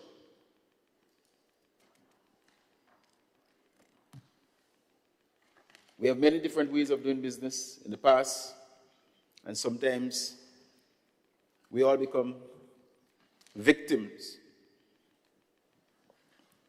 of systems that don't have rules and regulations. And many of us may remember the famous SGL fiasco. Madam President, within that section, there are 4 classes of license with the possibility of implementing more as the bank sees fit, obviously in consultation with the minister.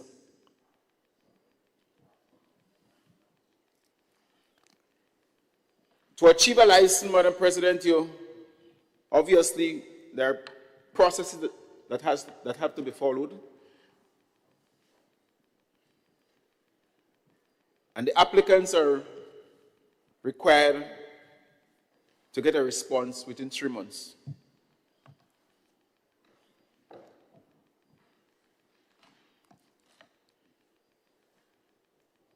The central bank also, Madam President, has the opportunity and the authority to impose or alter licensing conditions based on risk assessment and based on who they are doing business with. There may be some straightforward companies, but there are others, obviously, you may have to do extra assessment and make the necessary adjustment in order to secure and make sure that the citizens are well protected.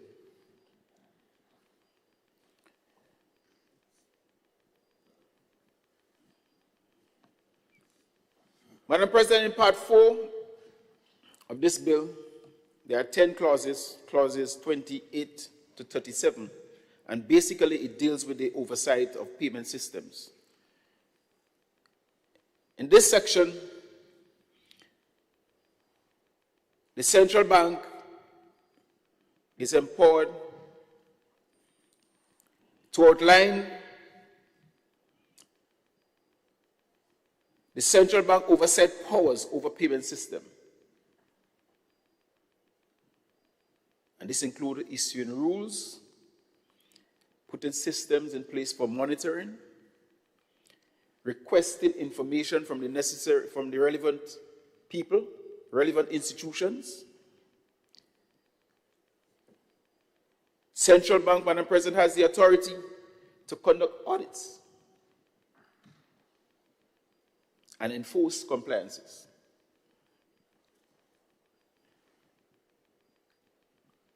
It also regulates agent authorization and outsourcing operations. And the central bank, last but not least under this section, sets standards and criteria for payment services and systems. In Part 5 of this bill, there are 2 main clauses there, 3 main clauses, clauses 38 to 40. And it describes or sets out the factors how the central bank designates payment system. The criteria clearly outlined. It provides a 30-day window within which an aggrieved party may wish to appeal if they don't agree with what the central bank has outlined. There's an appeal process, and also there's an opportunity for a revocation of designations order if the conditions under Section 39 do not apply. So this section is not that large, but Madam President, is very important. Part 6 of the bill contains 3 clauses, clauses 41 to 43, and it sets rules for payment system governance, requiring operators to establish clear management rules gives them the opportunity to make their own rules, but those rules have been subject to central bank review, which can vary or invalidate such rules if necessary. Part 7, Part 7, contains 4 clauses, clauses 44 to 47, and it focuses on consumers' protection. Very important section.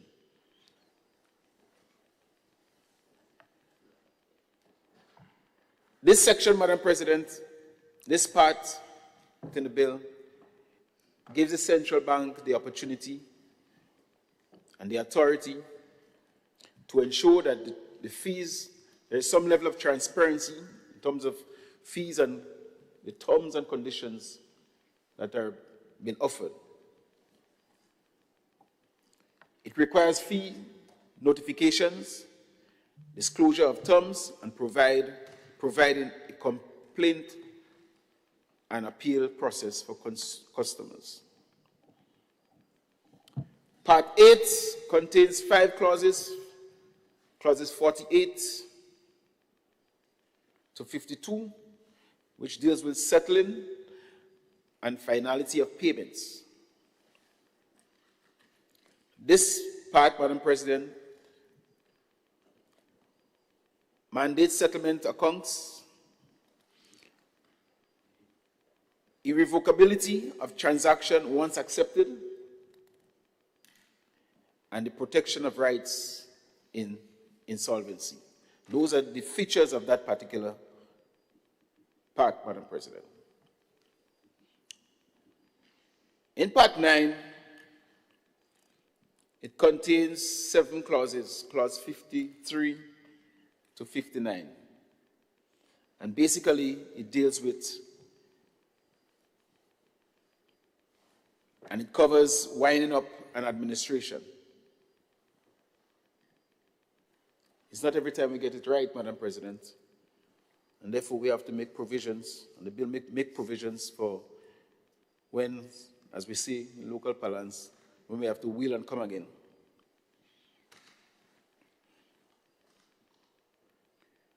And here, Madam President, it clearly it states that system operators, participants, and payment providers, participants must notify operators if insolvent or unable to meet obligations. Operators must notify others. No winding up will take place unless the central bank is being notified.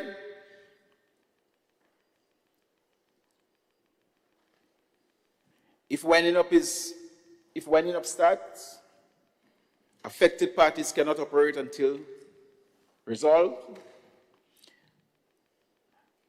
and final payments remain valid despite winding up. It further went on to state, Madam President, within that Part 9, liquidators must honor netting arrangements. And also there is the right to enforce claims.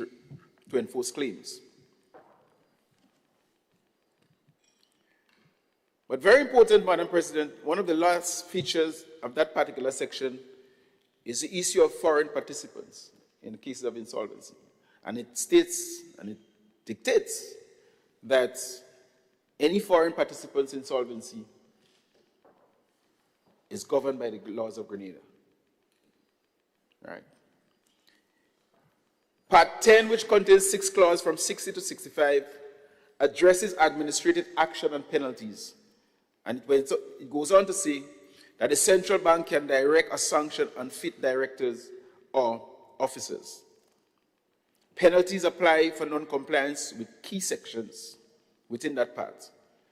And participants' disputes can go to and must go to arbitration.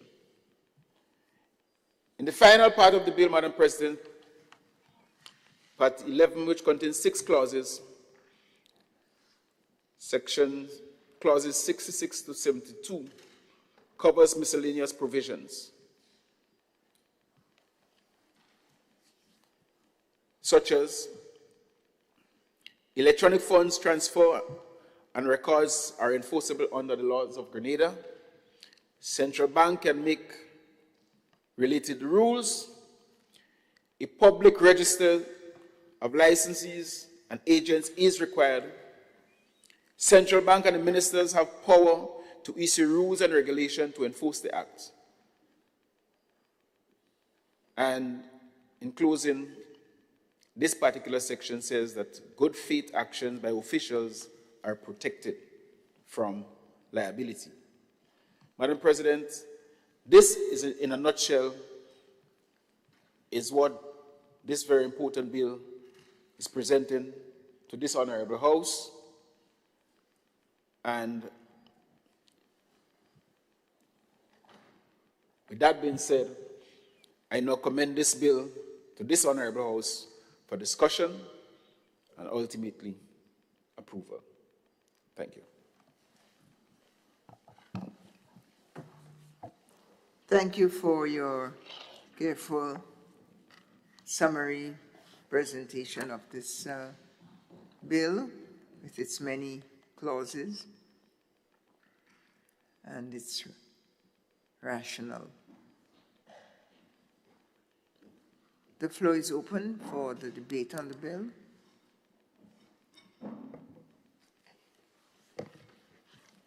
By right, we go to the opposite side of the room. Senator Horsford, you have the floor, sir, in your maiden morning statement. Madam President. Good morning, Madam President. We're still at morning. Yes. And to my colleagues and all present here, I rise briefly to indicate that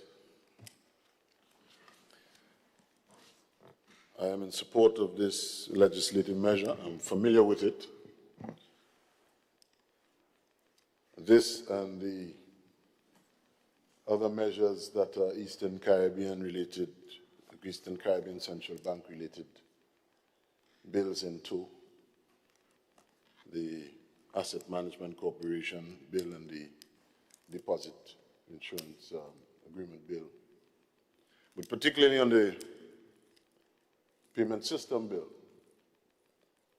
the intention, the objective, the animating intent clearly is to bring e-commerce up to speed with the emerging technological instrumentalities of payment conveyance and e-commerce. And I know the central bank is very keen on that. In a former rule, these were the discussions. In fact, these bills have a long provenance, really. They are not legislative interventions of any domestic origin, really. These are piloted by the Eastern Caribbean Central Bank. But before I take my seat, Madam President,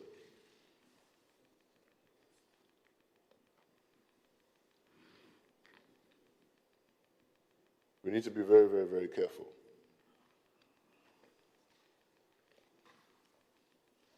Speaking for myself, I hold the view as I held it when performing a former role engaging this, or the first or early iterations of this bill. I am not quite satisfied or sure that the Eastern Caribbean Central Bank can sufficiently and effectively regulate these things.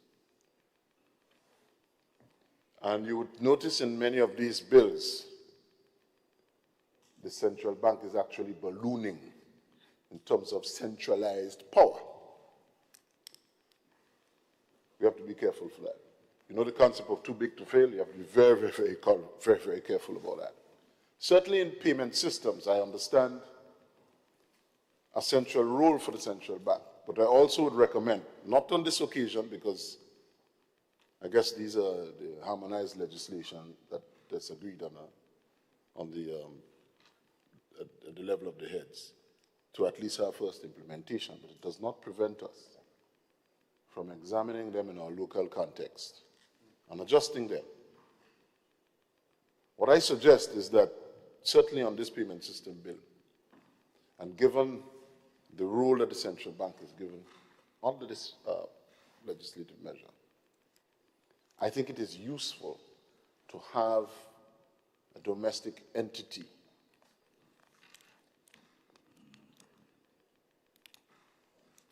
empowering it to collaborate somehow in regulating the payment systems law in the territory.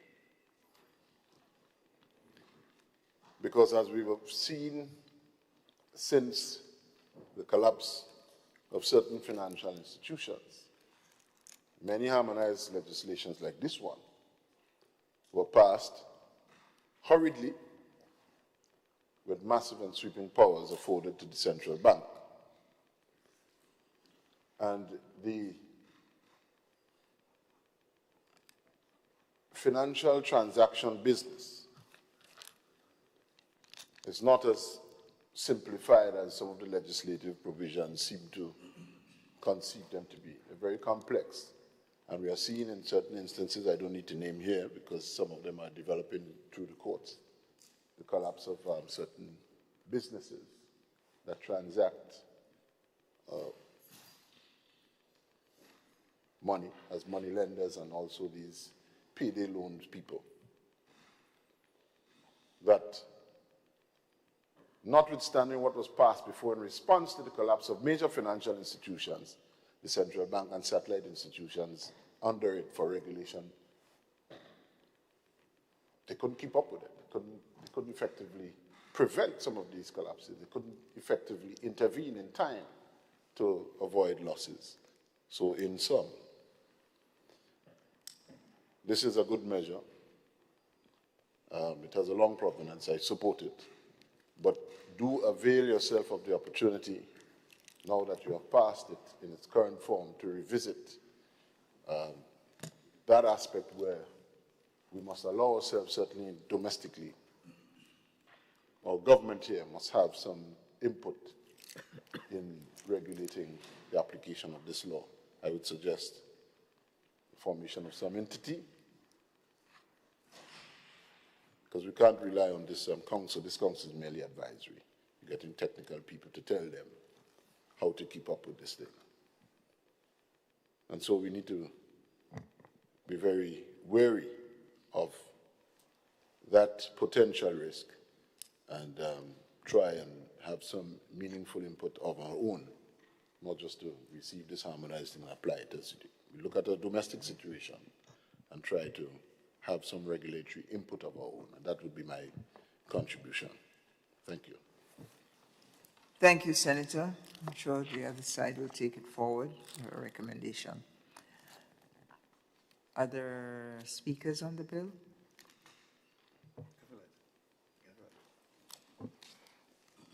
Is there a request from the floor? No. Yes, this side, your side.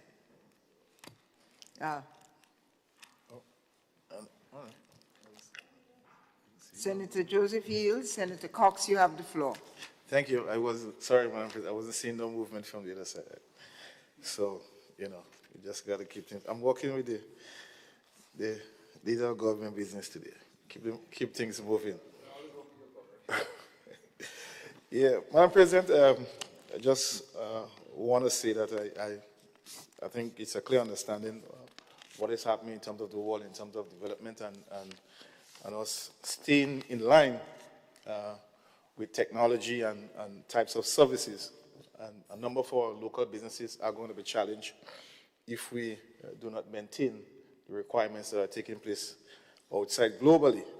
And as such, one of these growing issues is how payments are done. When you travel, you see people make payments through Apple Pay and PayPal and other payment forms.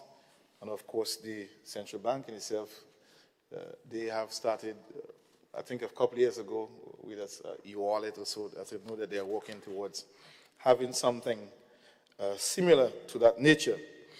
However, Madam President, one of the things that I do recognize, there are some key areas of the bill that are quite suitable and fitting in terms of having an oversight committee, in terms of having regulations, in terms of having the licensing and having a process for administering and handling all those. For me, one of the biggest challenges, Madam President, it has to do with the security measure. We, in this space, electronically, most of our persons are now slowly getting involved in terms of doing banking, and so from an electronic standpoint, you still see people standing in long lines. Some of the things that they could do from the computer or the home, they still don't trust. The trust issue is still a big, big issue for our people. The paper, the pen and paper, the black and white, persons trust that instead of this electronic. And so I think that is the challenge that we have had. And over the past 5 years or so, we have several incidents of some of our financial institutions having attacks, hacking attacks. And even government itself is also susceptible to that. So I think for me, that is where the real challenge is going to be. How are we prepared for that aspect, the security aspect, as we go more and more into the technological aspect of our payment services? That for me is really where the challenge is going to be. You know, Madam President, I always say, every time you hear a financial institution have some challenge, I always hope that they call and say my mortgage is zero. But oftentimes we don't hear that. We hear your savings are the ones that is being affected and not the debt. So I just say so. What is what I'm certain that most of us would want to hear. If they hack the bank, why they didn't hack the debt? You know. So, but on a serious note, that is a big challenge. That is a big challenge for us. And I think it's important. I'm not certain that the legislation speaks to that, but maybe on the local side here through GAFIN, some assurance could be given so that persons can have that certainty, so we can get buy-in. Because if you have those services and persons are not buying into them, they are not going to make sense. And as I say, we're still seeing long lines. So I just wanted to raise that. I believe that is the key issue, the key concern for me as regards to this bill and how it will really take off in terms of implementation. Thank you very much. Thank you, Senator Cox, on your points on trust and therefore buying in, underscored by security. And we're waiting for that, I wouldn't say we're waiting for the hacking, we're just waiting for the debt elimination. Senator Joseph, are you ready, madam? Madam President, thank you. I just rise to lend support to the bill now before this Honorable House. As Senator Horsford pointed out, and as well as the leader of government business, this bill is part of a suite of legislation piloted not by domestic governments of the OECS, but collectively, and are aimed at strengthening our financial landscape and environment. And I hear the concern raised by Senator Horsford, which does have merit. But we must recall too that we have a few institutions in the Eastern Caribbean which have all withstood the test of time, and of which as a people in the sub-region we are very proud, and justly so. And the central bank, the Eastern Caribbean Central Bank, stands tall among those institutions, along with the Eastern Caribbean Supreme Court, of which we are very proud, and which actually they stand out as global models, coming from this very small space. And so while the concerns are noted and understood, the central bank is the best place institution in our sub-region to assist our respective countries in transitioning to the new and technologically driven modes of conducting financial transactions. And we know that largely these new methods are unregulated, except where they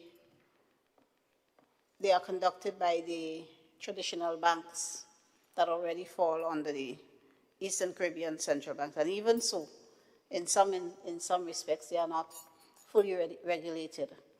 And this is what this particular bill seeks to do, to ensure we bring some order and predictability and regulation to the other modes of doing business as we move with the times and with the technologies, and not get lost in this new world of doing business.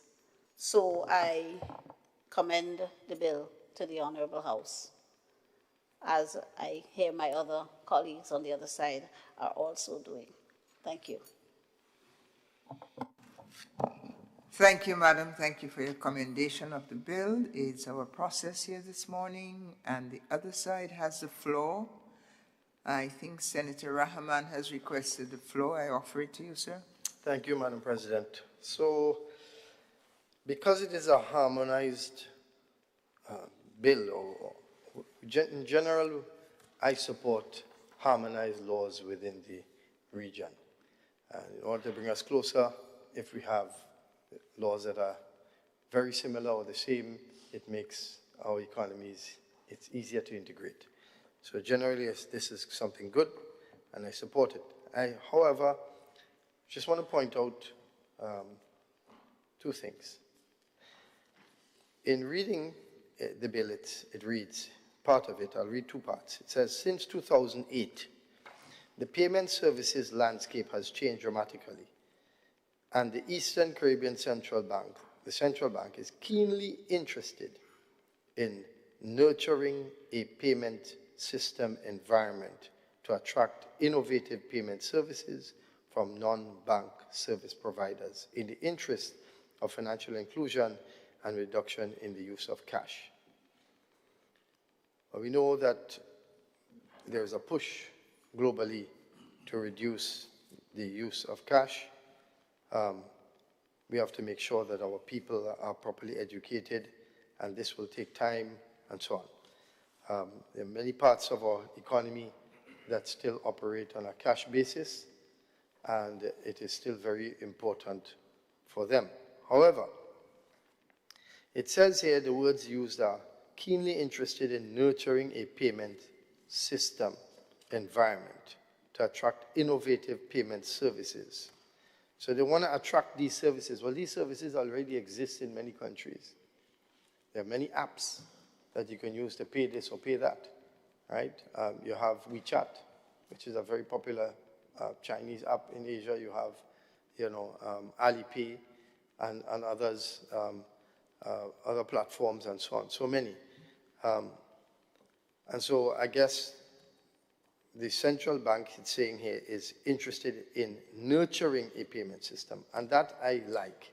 However, it says further down in clause 5, and I read, clause 5 of the bill empowers the central bank to support the operations and participants of a payment system. So there are going to be participants that may not be owned by the central bank. So participants of a system, including ownership and participation, right? So the central bank, the bill empowers the central bank to support the operations and participants of a payment system, including ownership and participation. So the bank is interested in owning, right? But clause 6 says, clause 6 of the bill empowers the central bank to establish, own, operate, or participate in the ownership of a system, and to act as a central counterparty, open and hold account for the office. So they are owning, they have the potential to own and to regulate.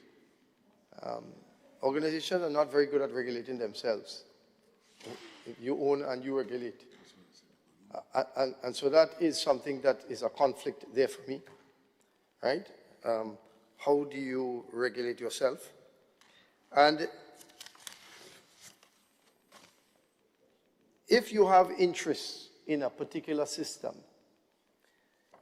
that is your system that you have nurtured, which we trust the central bank, right? I mean, they provide their services and they're liquid and all of that stuff. And if they do have a homegrown system, that is great. But if they have other systems that is competing alongside their system, how do they regulate that independently? How do they regulate that independently? How do the others get a fair chance to compete with their system? Is there going to be some subjectivity to their system? And in addition to that, their system might be a safer system for us, because we know that it is less likely that they will rip us off rather than another system that could pose risks or have backdoor problems. So these are just some thoughts that came to my mind. Personally,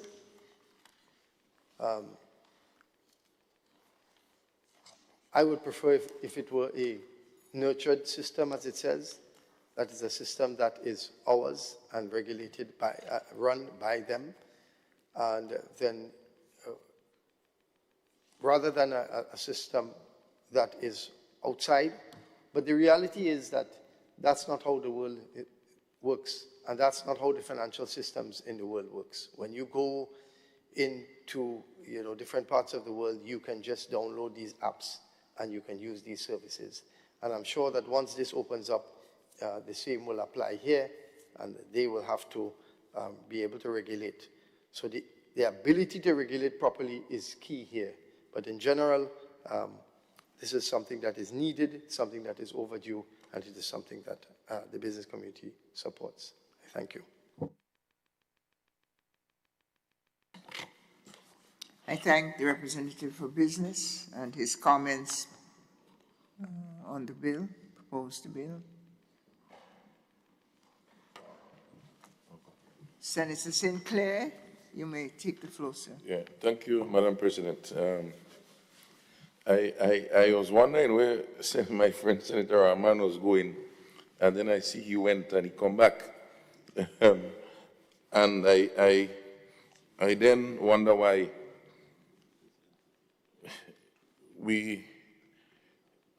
it's like telling Bill Gates, although he's not fully involved in his company anymore, to develop another word processing, another suite of his software, when he has maybe one of the most well-established used software.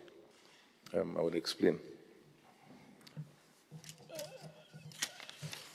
Madam President, of course, this topic is a very interesting topic. Payment systems and services bill. And I heard my good friend, Senator Andrew, a while ago, speak to the people in Mama Can and all of those places. And the truth is, what really is this payment system that we're talking about? And the truth is, I've been doing all the research while this is going on, because I'm trying to understand what is this. And maybe in my own way, I would try and see if I understand clearly, such that if I don't, I know there is enough learned persons here to add those clarity. I understand in that consumers, businesses will be doing transactions They can pay hard cash. They can pay with hard checks. They can do wire transfers, of the past. We can even receive money through some of the Western Union and MoneyGram. I understand that. I understand that in time we have our debit cards that we go through the banking systems.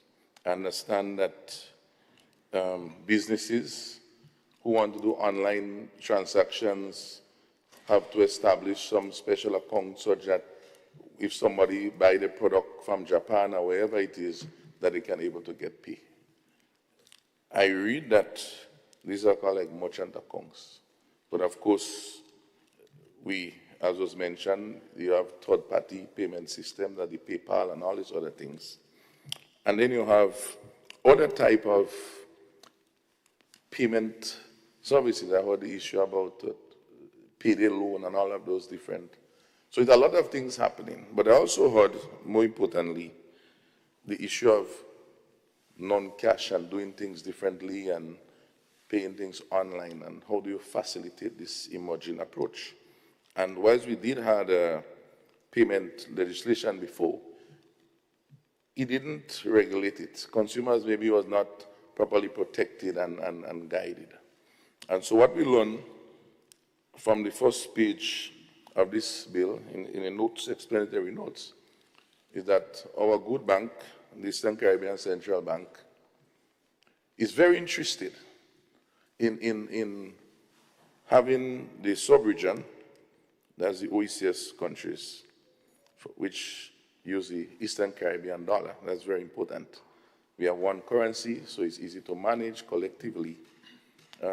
Is interested in this payment system. And particularly to reduce the use of cash. So a few things immediately went through my mind. And every time you do something, there have to be motives. I'm not talking about this thing about all this, what they call it, harmonization. I didn't even motives. Because the Eastern Caribbean Central Bank is not operating for itself. The governor and his team is not operating for themselves.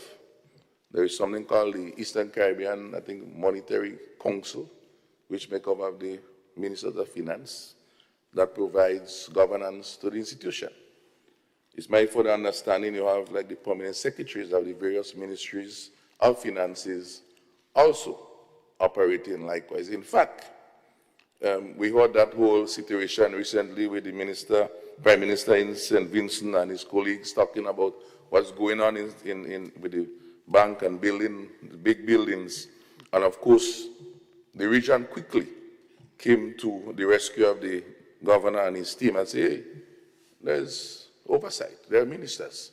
So I say this to say, Madam President and members of this House and listening in, that the central bank is driven by our ministers of finance, our prime ministers, our permanent secretaries are directly behind this. So to my good friend, Senator Hosford, why is yes you speak about coming to Grenada and coming to the individual countries?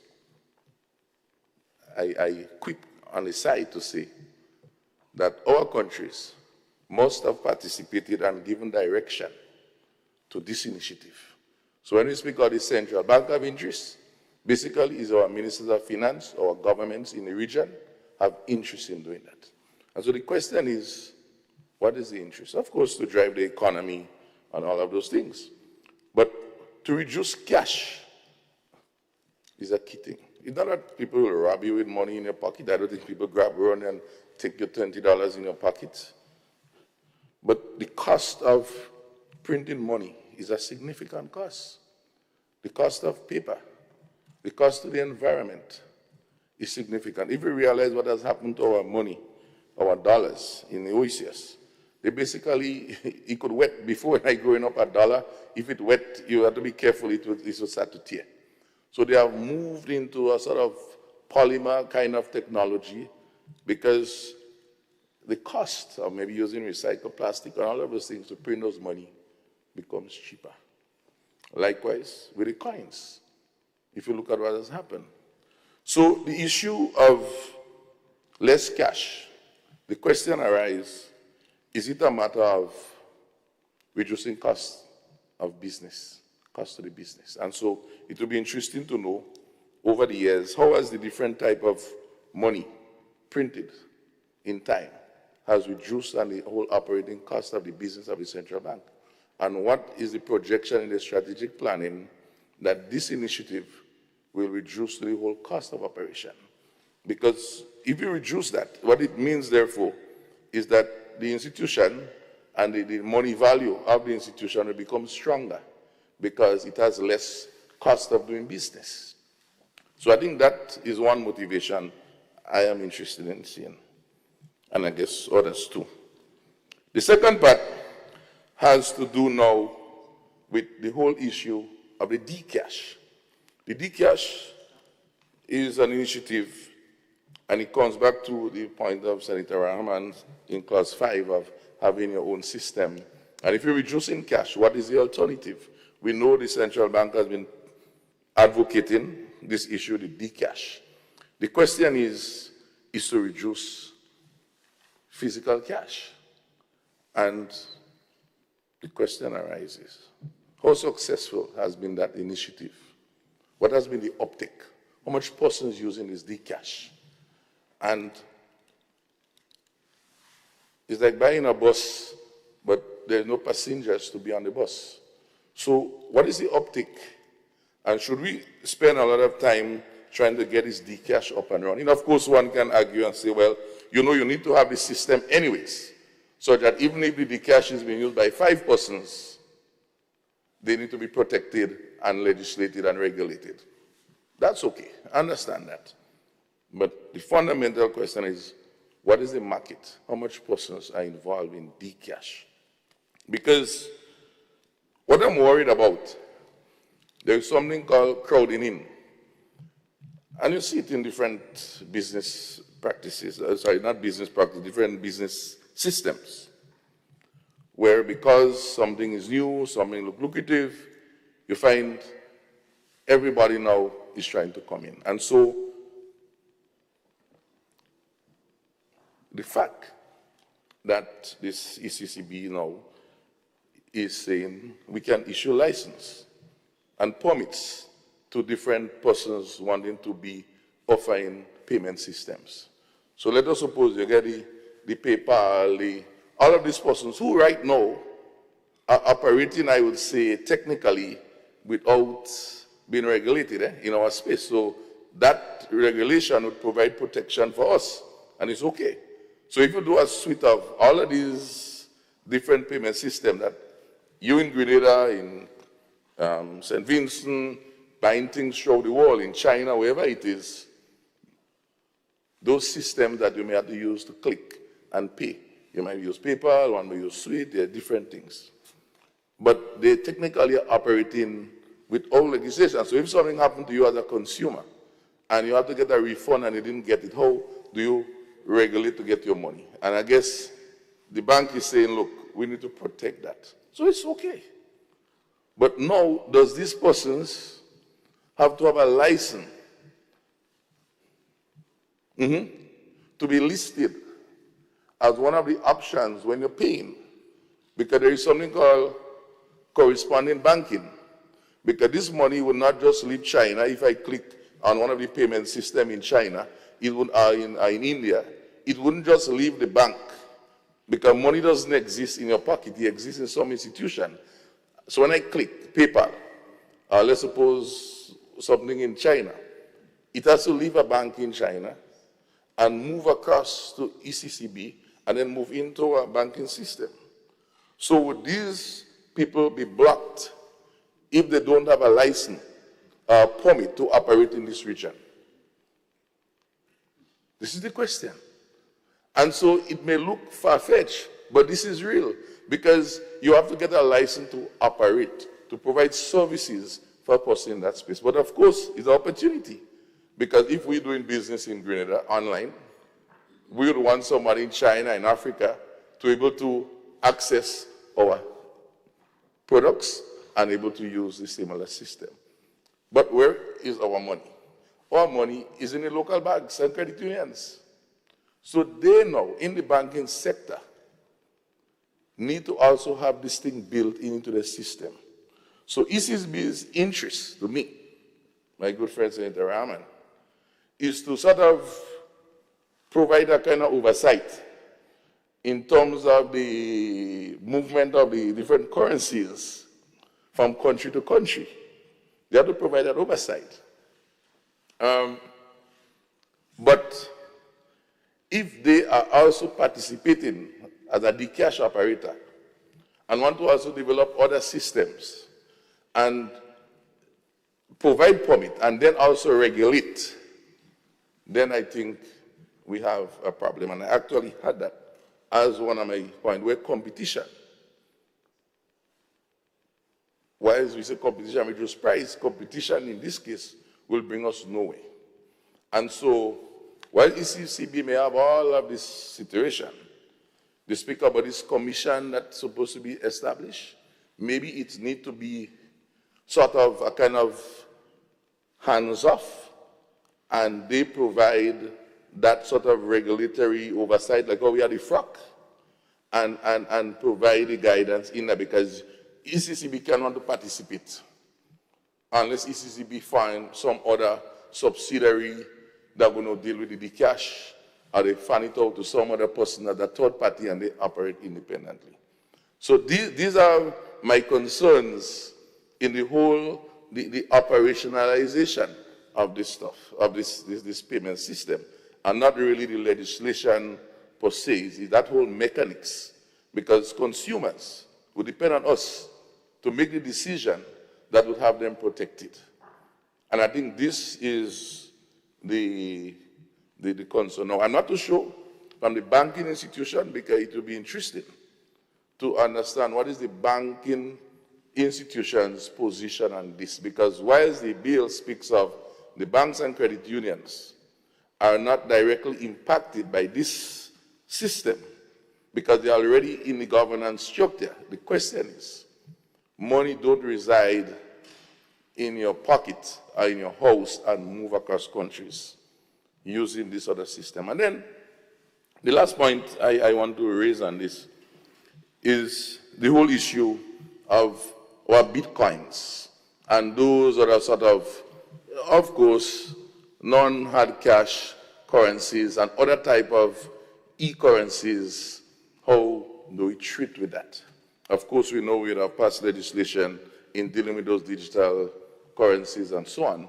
But the question is, how do we treat with that? So the concern about the ECCB's fairness in addressing all of these things still resides and resonates in my mind, notwithstanding we need to do it.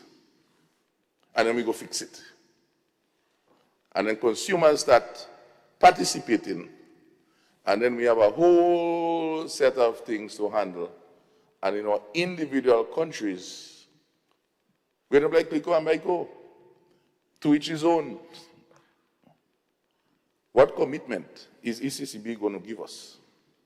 That notwithstanding all of these things, whatever happens in our individual countries will be protected. But who is ECCB? Our prime ministers and ministers of finances. So we like to hear, in those clear terms, that sort of feedback to give some confidence that this is a proper tool and not a tool that is just a tool for being a facilitator. And so the last point I want to make, Madam President, is what has been the experiences? You know, India and those places have a lot of those systems, and Africa and so on, because of the large land space. So moving cash will take days to move from community to community. So a lot of the transactions are done with e-cash, you know, like in Nigeria and those places, Ghana, M-Pesa, and all of those different type of digital currencies. So it's easy. We are a small country. You could move cash from Sotes to Tong in a second. But we're speaking now globally. And what has been the experience, it will be good to hear the presenters of the bill relay that. Shows the confidence that this is not just a car, but a car that has worked and a car that could work. And so we can drive safely and don't worry about our safety. Thank you. Thank you, Senator Sinclair, for raising all these functional and oversight matters and many suggestions contained therein. Thank you.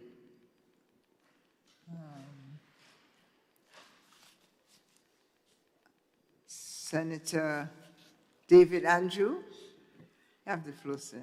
Yes. Thank you, Madam President. I rise to offer my support to the bill as presented. Madam President, the reality is that these forms, in fact, as alluded to by many of the speakers on the other side, and even on this side, many of these forms of payment are with us. They are being used actively by Grenadians, by people in all of our communities, and they run the risk every day. And I'm sure all of us know of somebody who made a payment somewhere,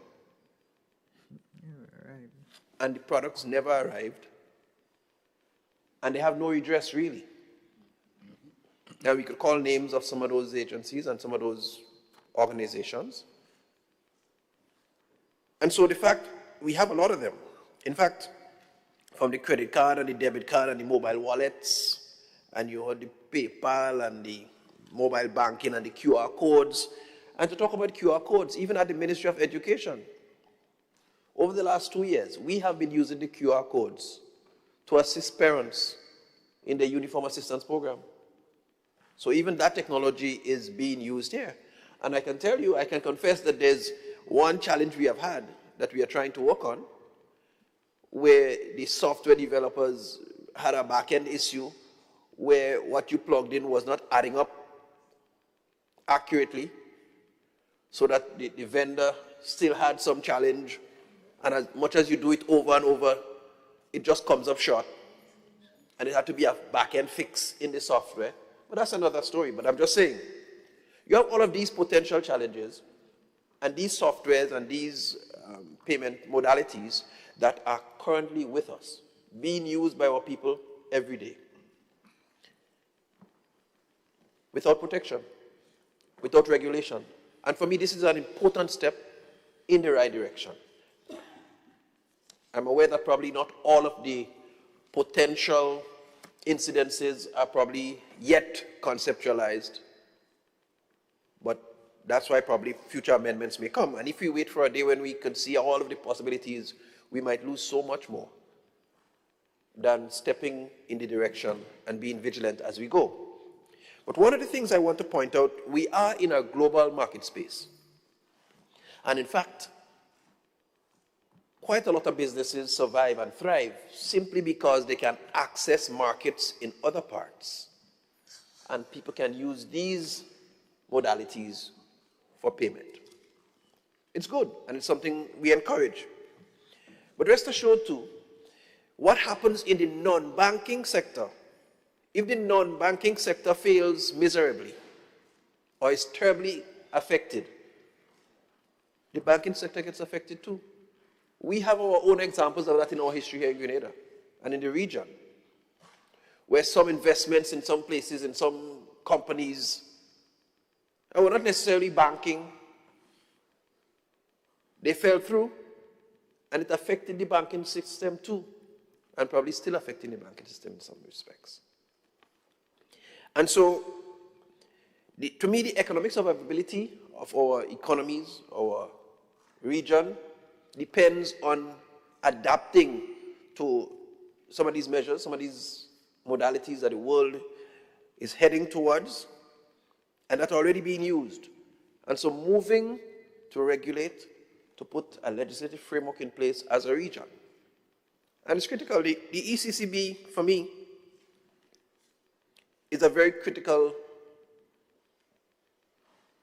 partner in this fight. As the overarching body that sits and regulates the currency union operation in our part, it's important to have them there.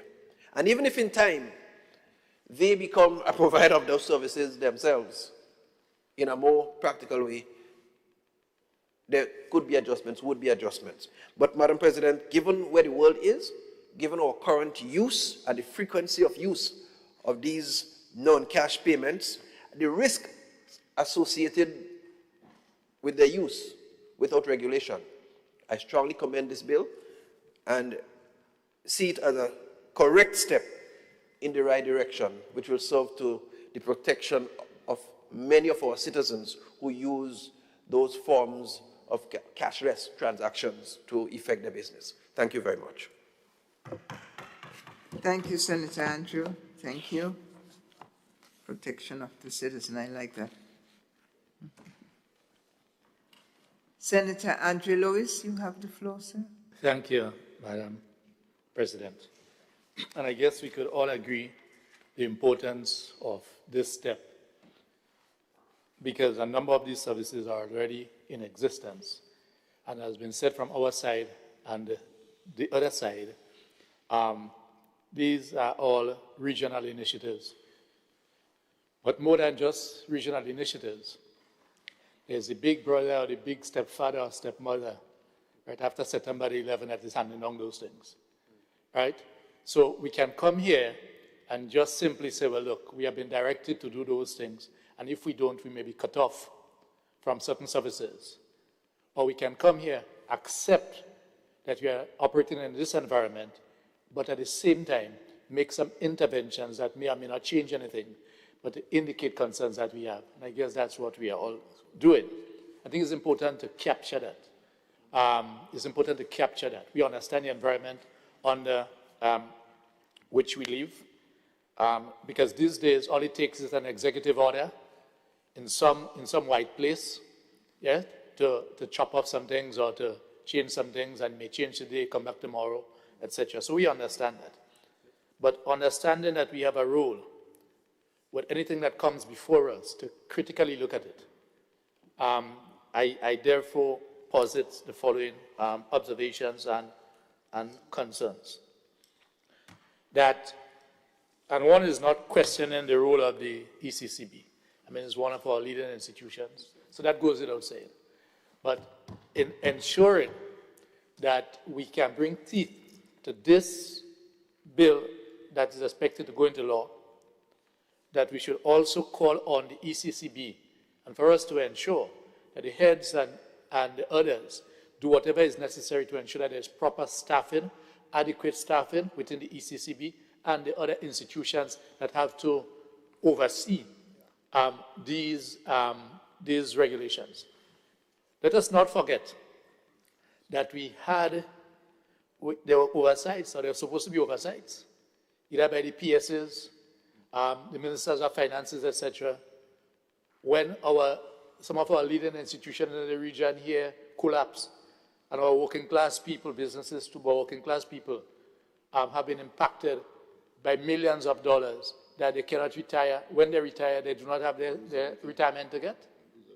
So we are not questioning whether or not there is oversight, but what we are calling for is to learn from those experiences, and as what we are now doing, we are bringing more under the supervision of the ECCB, and therefore the corresponding resources ought to be put in place.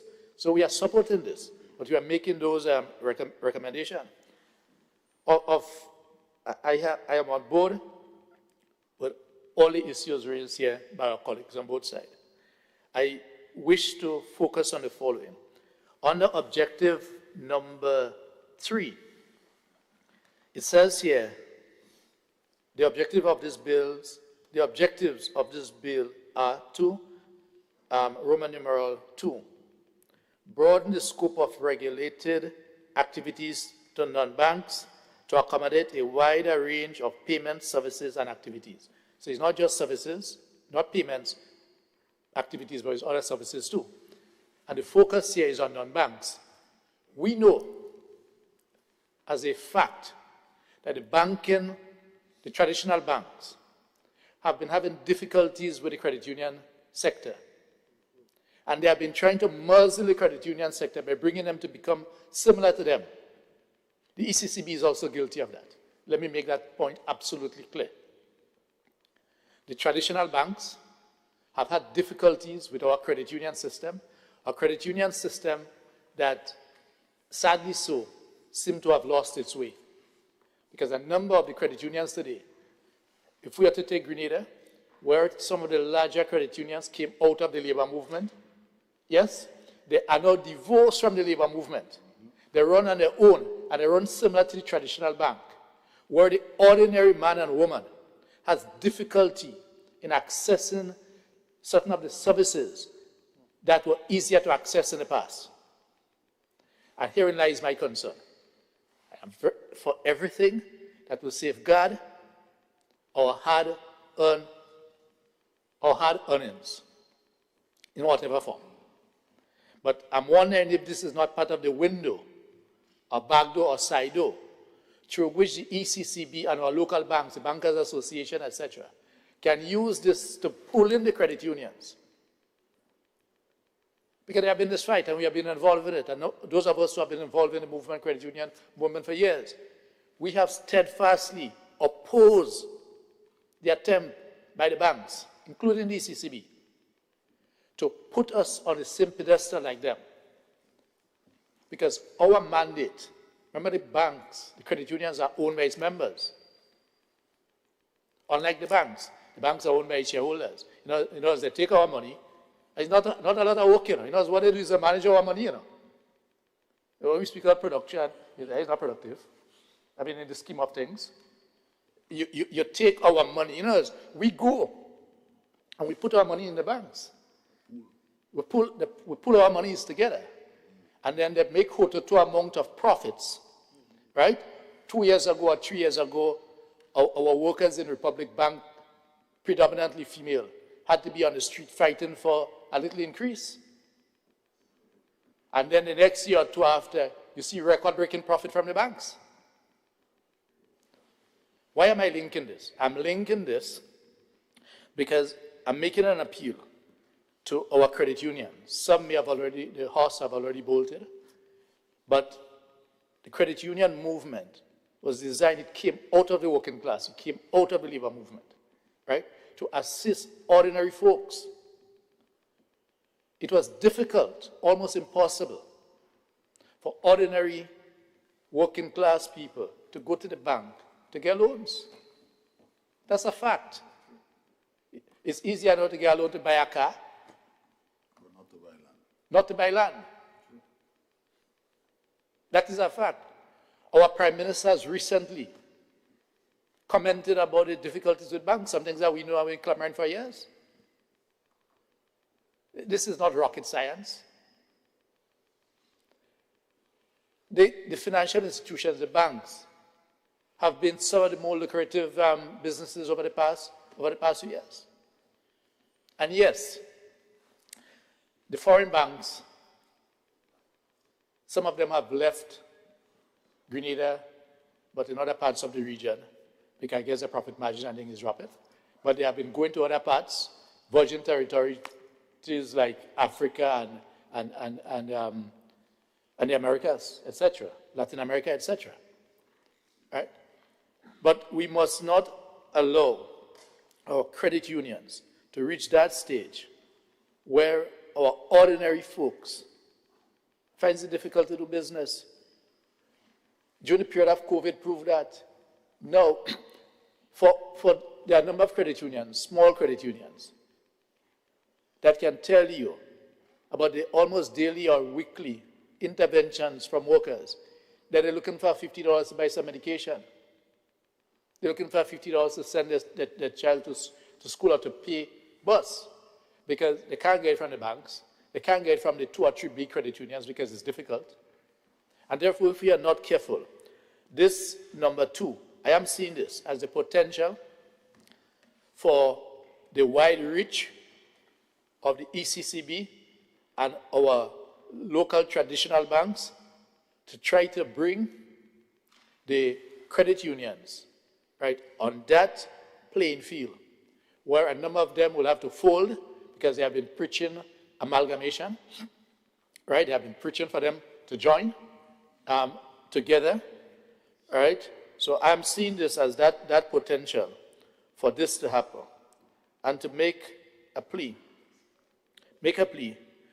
for our local and regional trade unions, through which their credit unions came from, to those who still have an embryonic link with their credit unions. A number of the names have changed, so you no longer have the public service what, and you no longer have the teachers what, because they have distanced themselves. They have distanced themselves from its origin.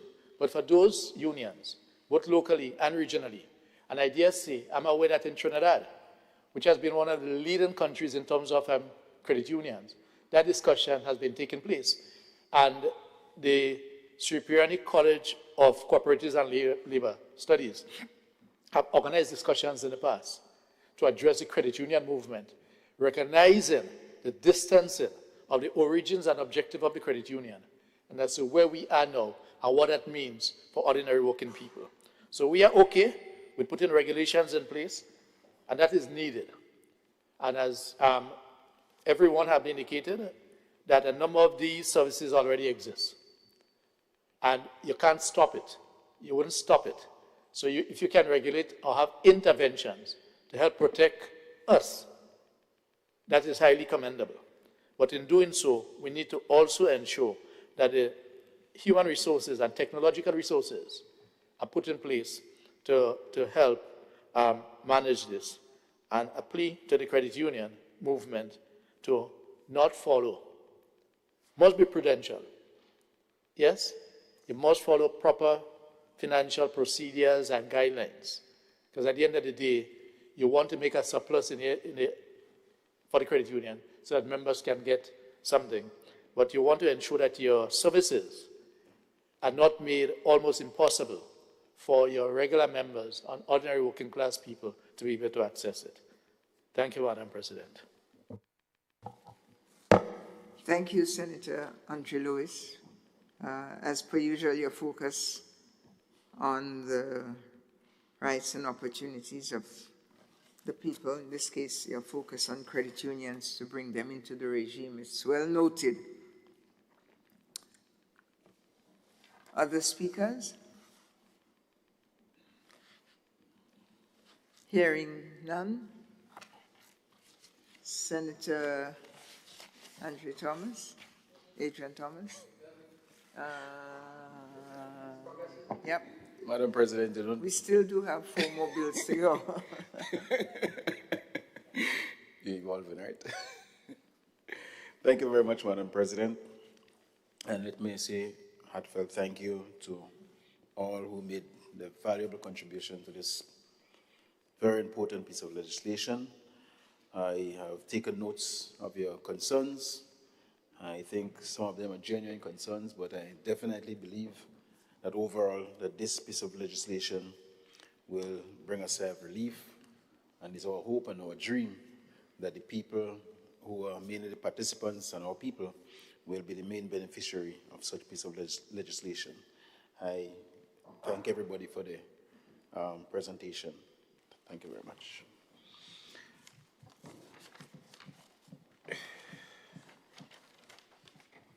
Thank you, Senator Thomas. Honorable members, the question is that the bill be read a second time.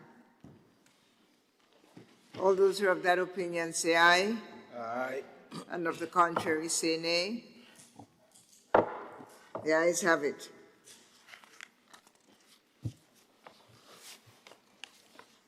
Payment Systems and Services Bill 2025.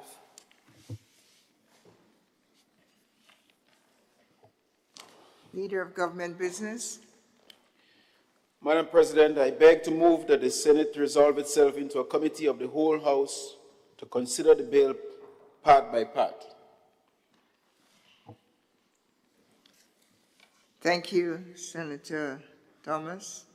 Honorable members, the question is that this Honorable House resolves itself into a committee of the whole Senate to consider the bill clause by clause. All those who are of that opinion say aye, and of the contrary say no. Ayes have it.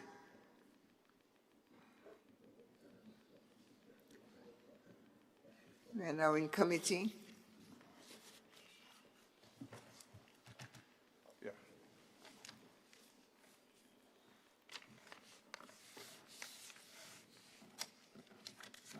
Part 2, Administration.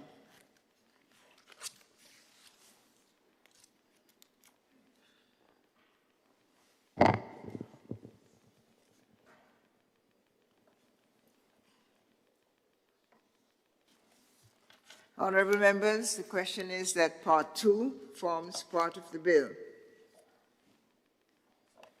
All those in favor say aye. Contrary view say nay. Ayes have it. Part 3, Licensing.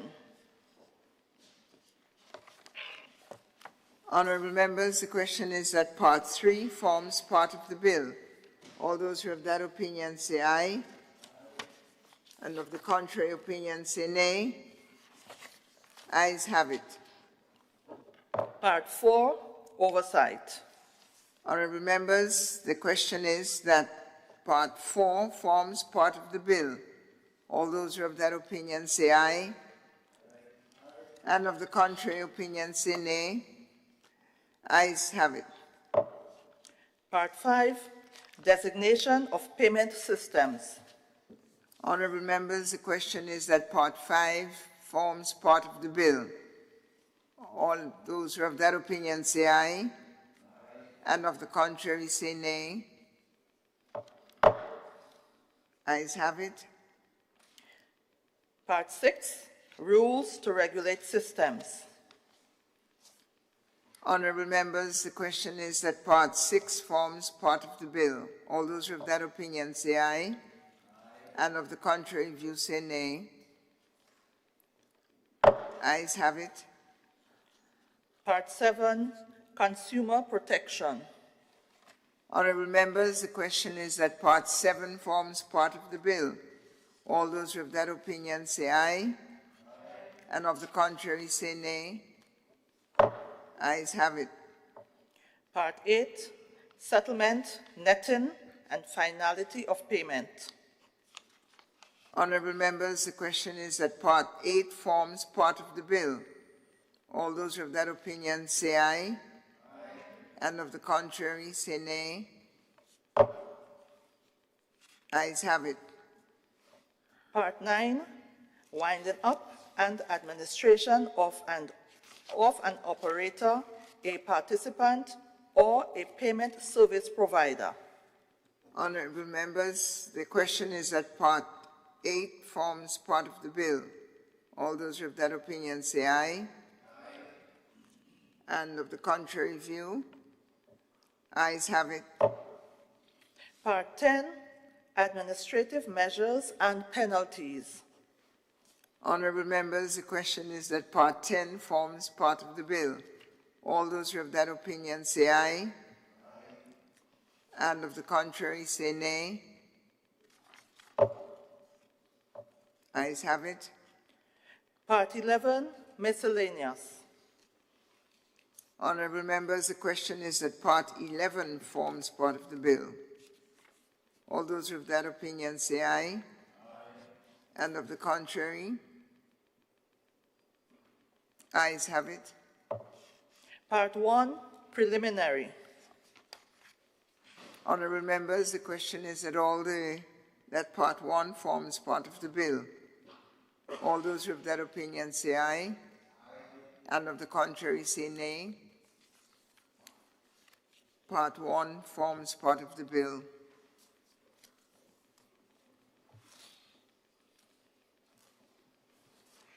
Minister Adrian Thomas. Madam Chair, I beg to move that the Senate resumes and the Chair of the committee reports progress on the bill. Honorable members, the question is that the Senate resumes and the Chair of the committee reports progress on the bill. All those who are of that opinion say aye. And of the contrary say nay. Ayes have it. The committee has ended its work and the Senate has resumed. Honorable members, I have to report that the bill was considered by a committee of the whole Senate and passed without amendment. Honorable Adrian Lewis, Adrian Thomas.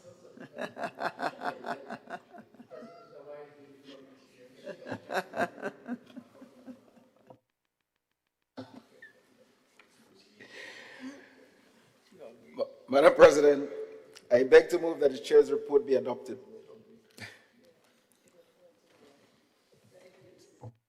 Thank you, Senator Adrian Thomas.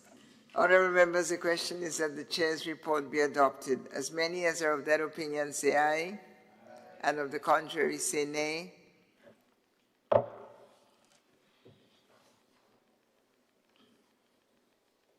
Senator Andre Adrian Thomas. Madam President, I beg to move that the third reading of the bill be taken at this time. Honorable members, the question is that the bill be read a third time.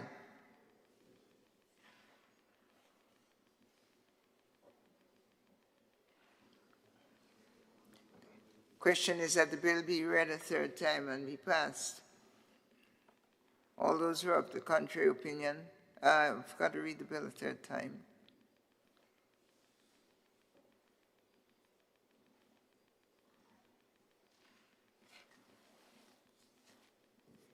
Yeah, all those who have that opinion say aye. Of the contrary opinion say no. Ayes have it. A bill for an act entitled Payment Systems and Services 2025.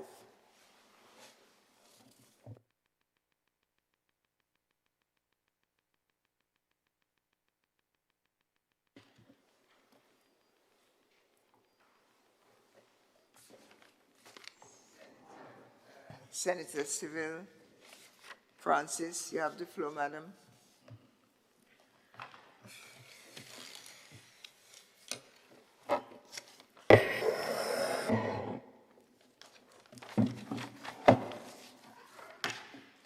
Madam President, I beg to introduce for the first reading a bill for an act shortly entitled the Tax Administration Post-Hurricane Beryl Fiscal Support Special Measures Bill 2025.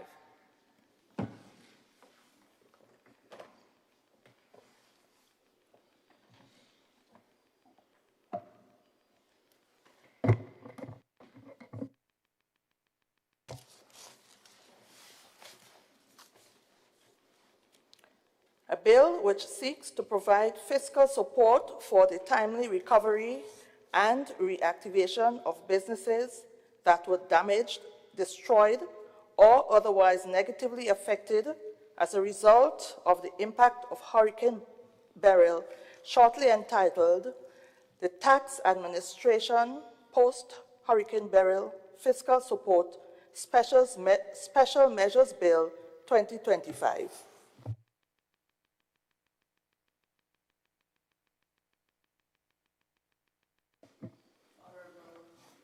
Senator Civil Francis. Madam President, I beg to move that the relevant standing orders of the Senate be suspended to enable the bill to be taken through all its stages at this sitting. Thank you, Senator. Honorable members, the question is that the relevant standing orders of the Senate be suspended to enable the bill to be taken through all its stages at this sitting. All those who are of that opinion say aye, and of the contrary view say nay. Ayes have it. Senator Francis. Madam President, I beg to move that the second reading of the bill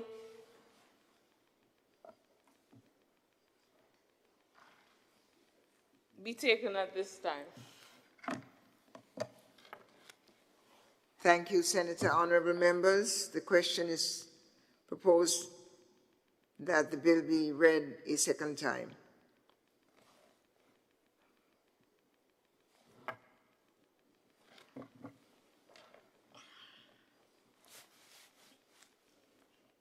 Senator Civil Francis.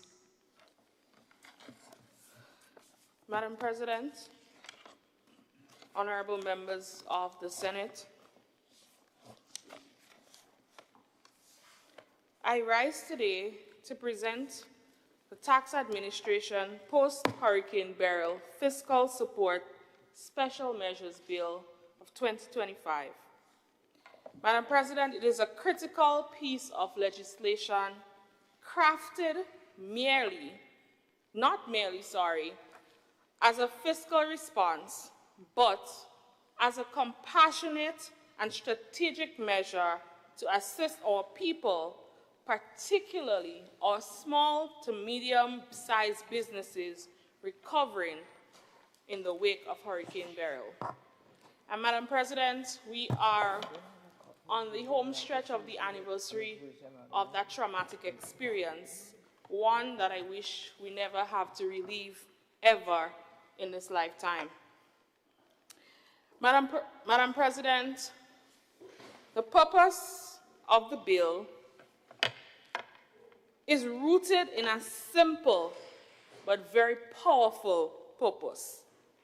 You see, Madam President, this bill is to ease the financial and administrative burdens on businesses affected by Hurricane Beryl, thereby providing aid in their timely recovery, reactivation, and untimely resilience, and ultimately their resilience. It proposes special measures including tax exemptions, extensions for filing tax returns, and deferrals of tax payments. Madam President, while we may see this bill just as exemptions and extensions of deadlines and as a fiscal aid, Madam President, we cannot underlook the fact that this bill provides way more than that, because we have to take into account the human impact that this bill will have on the people that it so deserves to serve. These measures apply specifically during what is termed the relevant period, June 1st, 2024 to January 31st, 2025. Madam President, this bill contains 3 parts: the preliminary provisions, tax exemptions and deadlines, and miscellaneous provisions respectively, and 8 clauses which will be addressed in a more detailed manner, Madam President. And Madam President, the reason why I'm ensuring that this bill is presented in a very detailed manner is because I wish for every person within the hearing of my voice, even those who are academically challenged, the simplest man on the street, Madam President, should be able to understand how important this bill is and what it seeks to do. And I know in my last presentation in this House, Madam President, I mentioned and I referenced that context is key, but today, education is definitely key for persons, well, every time. But today in particular, I wish for persons to understand the significance of this bill. Madam President, I recall listening in the other place, and the statement was made that the people in Carriacou and Petite Martinique, they don't understand the significance of this bill. And so I am taking the opportunity to ensure that this matter is resolved. I start with Part 1, which speaks to the preliminary provisions. Clause 1 establishes the short title and retroactive commencement of this act, backdated to July 1st, 2024. Madam President, I wish to draw special attention to this retroactive clause, and the emphasis here being retroactive. This is more than a legislative formality, Madam President. It is a deliberate and compassionate policy decision. You see, Madam President, By applying the Act retroactively to July 1st, the bill ensures that from the very moment businesses began grappling with the aftermath of Hurricane Beryl, the fiscal relief it offers was already in place. This means no business owner will be penalized for obligations falling due during a period when they were struggling to reopen, when they were assessing their losses, or even accessing basic utilities, Madam President. It sends a clear message. What we are saying through this bill is, yes, we acknowledge that the deadlines may have already passed, but we are making it clear no penalties will be imposed for the period in question because we understand that a natural disaster struck that was entirely beyond our control, Madam President. So, Madam President, to the ordinary man in the street, what this means is, when the officers of the Inland Revenue Department are conducting their audits or reviews, they can come across a business. Let's say Mr. Will Francis, a shopkeeper from St. Patrick or Petit Martinique. I'm still deciding where I want to live, Madam President. Who did not meet her filing or remittance obligations under the Income Tax Act during the period July 1st of 2024 to January 31st, 2025, the Inland Revenue officers will immediately recognize she's covered. These lapses fall within the protected period legislated under the Post-Hurricane Beryl Fiscal Support Act. This ensures that no enforcement action, no penalties, and no interest will be wrongfully applied. Instead, the law will reflect compassion, context, and clarity, Madam President. And so I move on to Clause 2, which defines key terms and references for principal acts. The Annual Stamp Tax Act, Cap 16A, the Income Tax Act, Cap 149, the Value Added Tax, or the VAT Act, Cap 333A, and the Tax Administration Act, number 14 of 2016. Madam President, Clause 3 clarifies the purpose. And the purpose is here to offer fiscal breathing room by lightening tax burdens and enabling businesses to focus on recovery. Madam President, that is a bill worth supporting.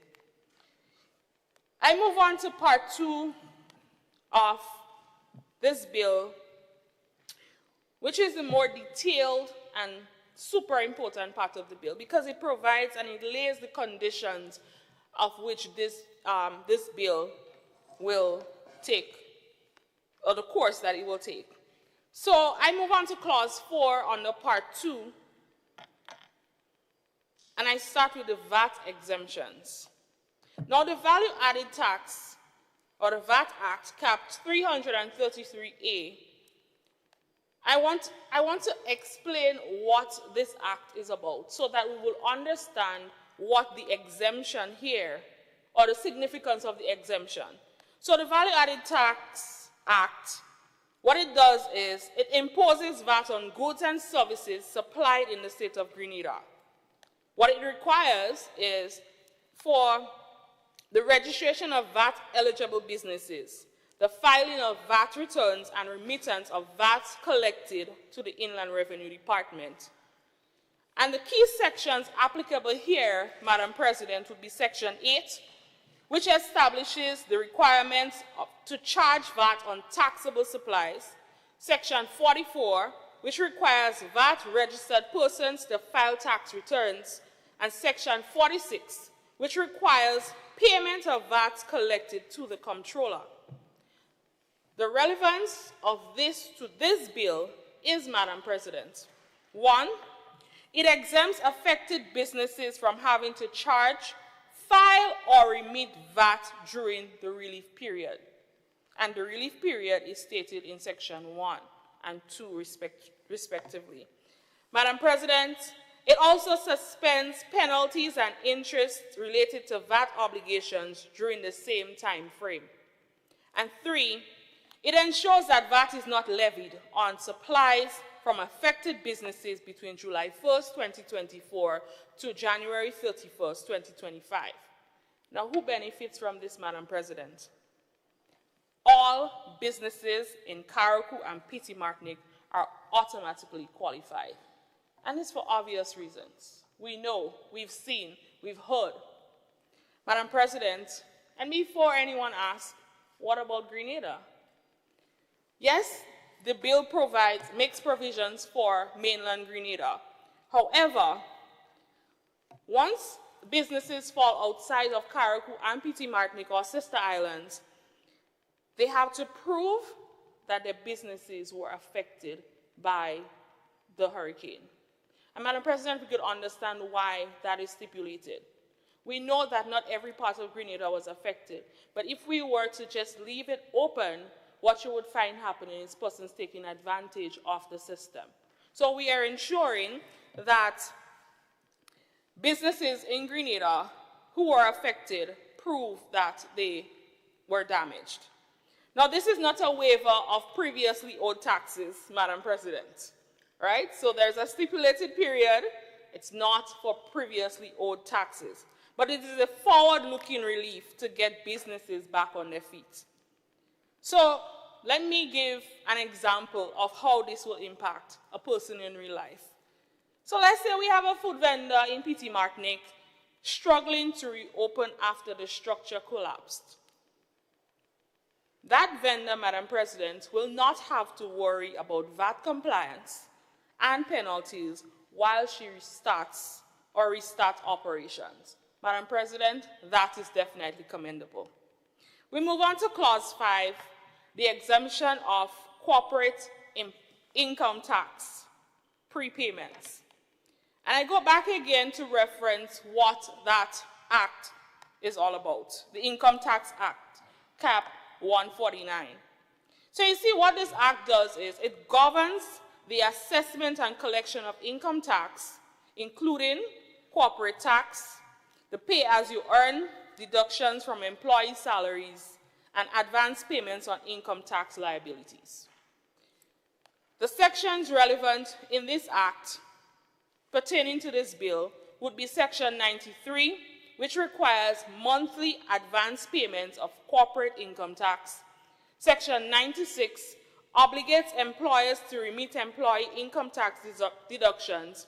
And the fourth schedule, paragraph 9, which requires annual returns of tax deductions. Bringing it back to this bill, Madam President, and what it exempts would be companies from making advance income tax payments during the relief period. It extends deadlines for employers to file and remit pay-as-you-earn deductions until January 31st, 2025. And it shields employers from penalties for non-compliance during that time. You see, this clause, Madam President, temporarily, and I'm stressing here temporarily, lifts that requirement for affected companies. Again, it's automatic for Carriacou and Petite Martinique and conditionally for mainland Grenada. The impact here would be that a small manufacturing business, for example, can redirect the cash from tax prepayments towards rebuilding and rehiring. Madam President, this is what this clause seeks to do. And I move on to clause 6, which speaks on the extension of annual stamp tax deadlines. And the act solely responsible for that enforcement will be the Annual Stamp Tax Act, Cap 16A. And this act imposes a flat rate tax, on all businesses based on their gross receipt. The sections relevant to this bill, with the extension, requires payments of annual stamp tax, requires businesses to file a tax return. So that will be Section 3 and Section 6 of that Act, respectively. The relevance to this bill, Madam President, is that the deadline to file tax returns, the bill extends the deadline to file returns and pay the annual stamp tax for affected businesses until January 31st, 2025. There will be no interest, no penalties, nor late fees. None of these will be applied for non-compliance during the relief period, and it offers businesses time to recover without punitive consequences, thanks to a specific override of Section 50, subsection 5 of the Tax Administration Act. You see, Madam President, think of a local tailor who would not be penalized for delays in filing stamp tax returns while repairing their flooded shop, Madam President. Or think of a shopkeeper or a small supermarket owner having to do the same. Clause 7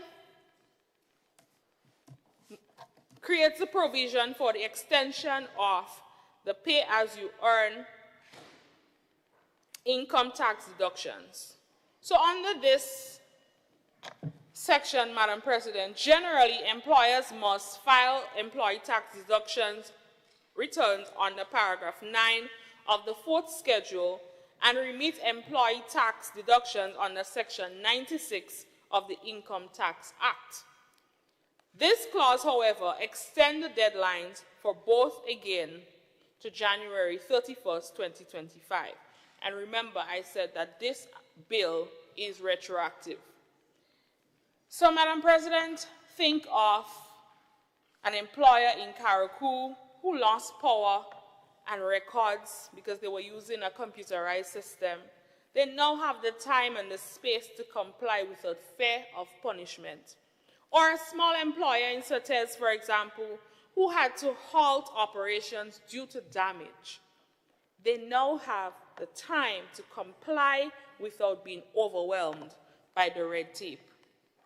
And I move on to part 3, which speaks to the miscellaneous provisions, Madam President. Clause 8 of part 3 refers to sunset and savings. Madam President, this bill, once enacted, will expire on January 31st, 2025. However, any rights, obligations, or proceedings arising during the relevant period remains valid, even after expiration. This ensures continuity. It ensures predictability and legal sustainability. Madam President, you see, this ensures that this amnesty, if we wish to call it such, is managed and is not taken advantage of, Madam President. Madam President, this bill does more than suspend tax obligations. You see, Madam President, what this bill does is it provides cash flow flexibility. You see, employers, business owners can now utilize the time to restock, to repair, and reopen to buy supplies instead of paying taxes. And yes, we know taxes, they're super important and what it does for the economy. But Madam President, we cannot ignore the human impact. For this bill is way beyond just fiscal support, Madam President. Madam President, what this bill also seeks to do, other than suspending tax obligations, is the administrative relief. Madam President, we know about all the red tapes. So you see, Madam President, what this bill would do is navigate disaster recovery without the headaches of the red tapes, so that persons in the affected areas can focus on recovery, not compliance at this time, Madam President. We know what happens during disasters. And the most important aspect of this for me, what this bill seeks to do, Madam President, is the psychological relief. And we know as a mental health advocate, I cannot ignore the psychological assistance that this bill will give to people. Yes, it is a fiscal support, but Madam President, the mental and emotional space that this bill would allow for business owners to have is a chance to breathe and to rebuild without thinking about the penalties and having the tax pressures looming over them, Madam President. If it does nothing else, that psychological relief is super important. Madam President, you see, this legislative piece of work is almost like a legislative handshake from this government to the affected people. And we are saying to our family and our friends and our business owners in the Sister Isles who have borne the brunt of this national disaster that we are here to help. Madam President, we cannot lose sight of the real faces behind these provisions, Madam President. You see, these are fishermen whose boats were destroyed. Madam President, these are market vendors whose stalls were blown away. Madam President, these are shopkeepers who woke up to a flooded storeroom and their groceries and their goods and their stocks gone. Madam President, this bill is not just about a fiscal policy, and I cannot stress this enough. It is a message of hope. Madam President, this is a message of stability and responsive governance. It says to our business owners, you are not alone. Your government stands with you, not just in words, but in law, Madam President. This bill says to our people, we see you, we hear you. When we are legislating, not just for numbers, but for normalcy, Madam President, for livelihoods, and most importantly, for dignity, to restore that dignity to the people who have lost it, Madam President. Madam President, with that being said, I therefore commend the Tax Administration Post-Hurricane Beryl Fiscal Support Special Measures Bill 2025 to this Honorable House and ask for your full support in its passage. Thank you, Madam President.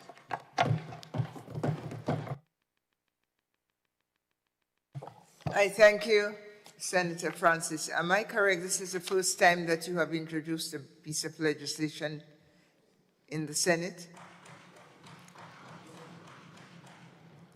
I noted, and I congratulate you. Thank you. And the floor is now passed to Senator Horsford. Oh, it's Senator. I give way to my distinguished friend. Go ahead, Senator Lewis. Thank you. Before I make my presentation, I just wanted to ask a question that could influence what I said. Madam President, what we are discussing here is a period that is already passed.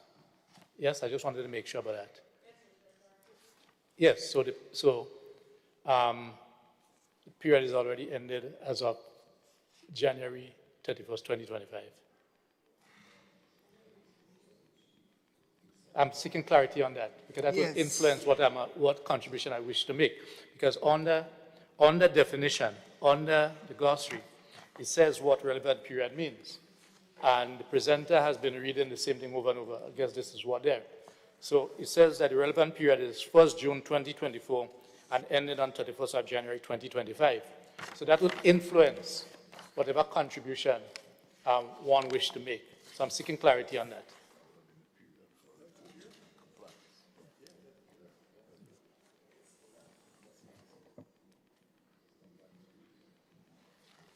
Your clarity is forthcoming as they consult.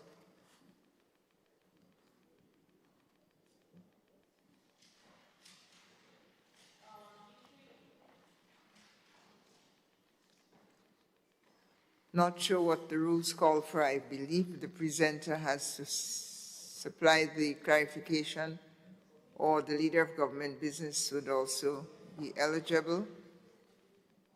We'll wait and see.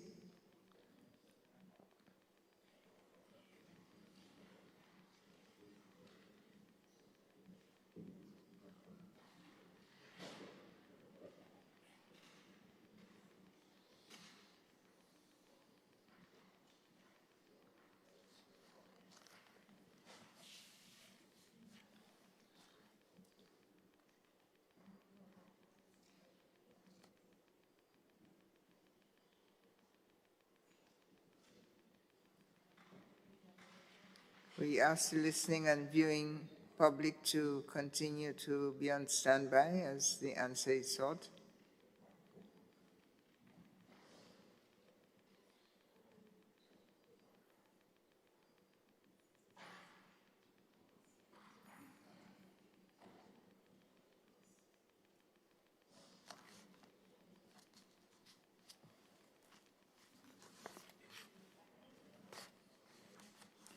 Senator Lewis, you may wish to clarify the question because I think the answer is forthcoming. What's your question, sir? Please. Repeat the question? Please repeat. No, I just wanted to make sure that the discussion that we are having, and it's for a period that is already passed. Yes? Just a simple question, yes. Thank you. Government senators, leader of the opposition. He has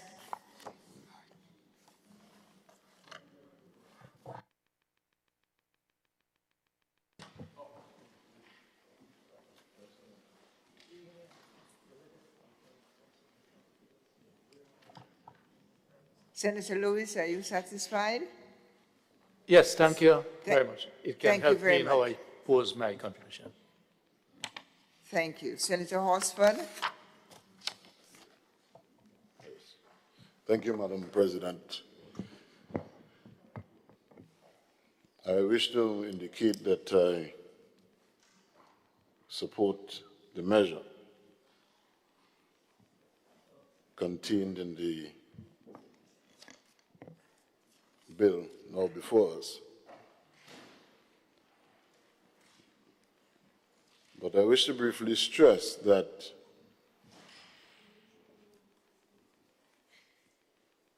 although it is better late than never, although it is a retroactive measure, it's important to stress that it is a fiscal stabilization measure of the kind that we have seen before. In other words, this is not a novel intervention. It's not a novel initiative, so to speak. In fact, following Hurricane Ivan, which was a full nationwide climatic catastrophe, broad-based fiscal stabilization measures of similar and even more extensive character had been taken in this country. At the time, of course, there was no VAT, it was GST. That had been reduced on certain things, tires, etc. Property tax was reduced, having regard to the impact, devastating impact on families, household, and property in Grenada, Carriacou, and Petit Martinique. And so it's not any special handshake from a loving heart. We have seen this before. In fact, this is necessary to give relief, and we are quite happy to support it, Madam President. But more pointedly to what my distinguished friend was inquiring, I think the heart of his inquiry was that period of June 1st, 2024 to January 31st, 2025. That is the relevant reporting period for compliance and so on, in relation to which relief is given. And we support that. We're not objecting to that at all. And so with these few words, I wish to indicate that I support this measure. Thank you, Senator Horsford.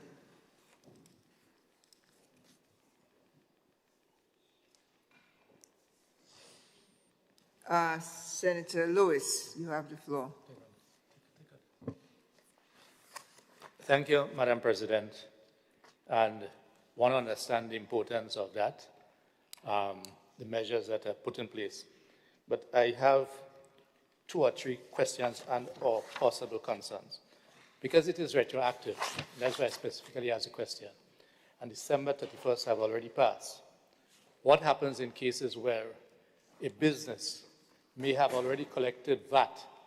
Because VAT is not a business owned, but the consumer would have been charged VAT, and it is not yet paid.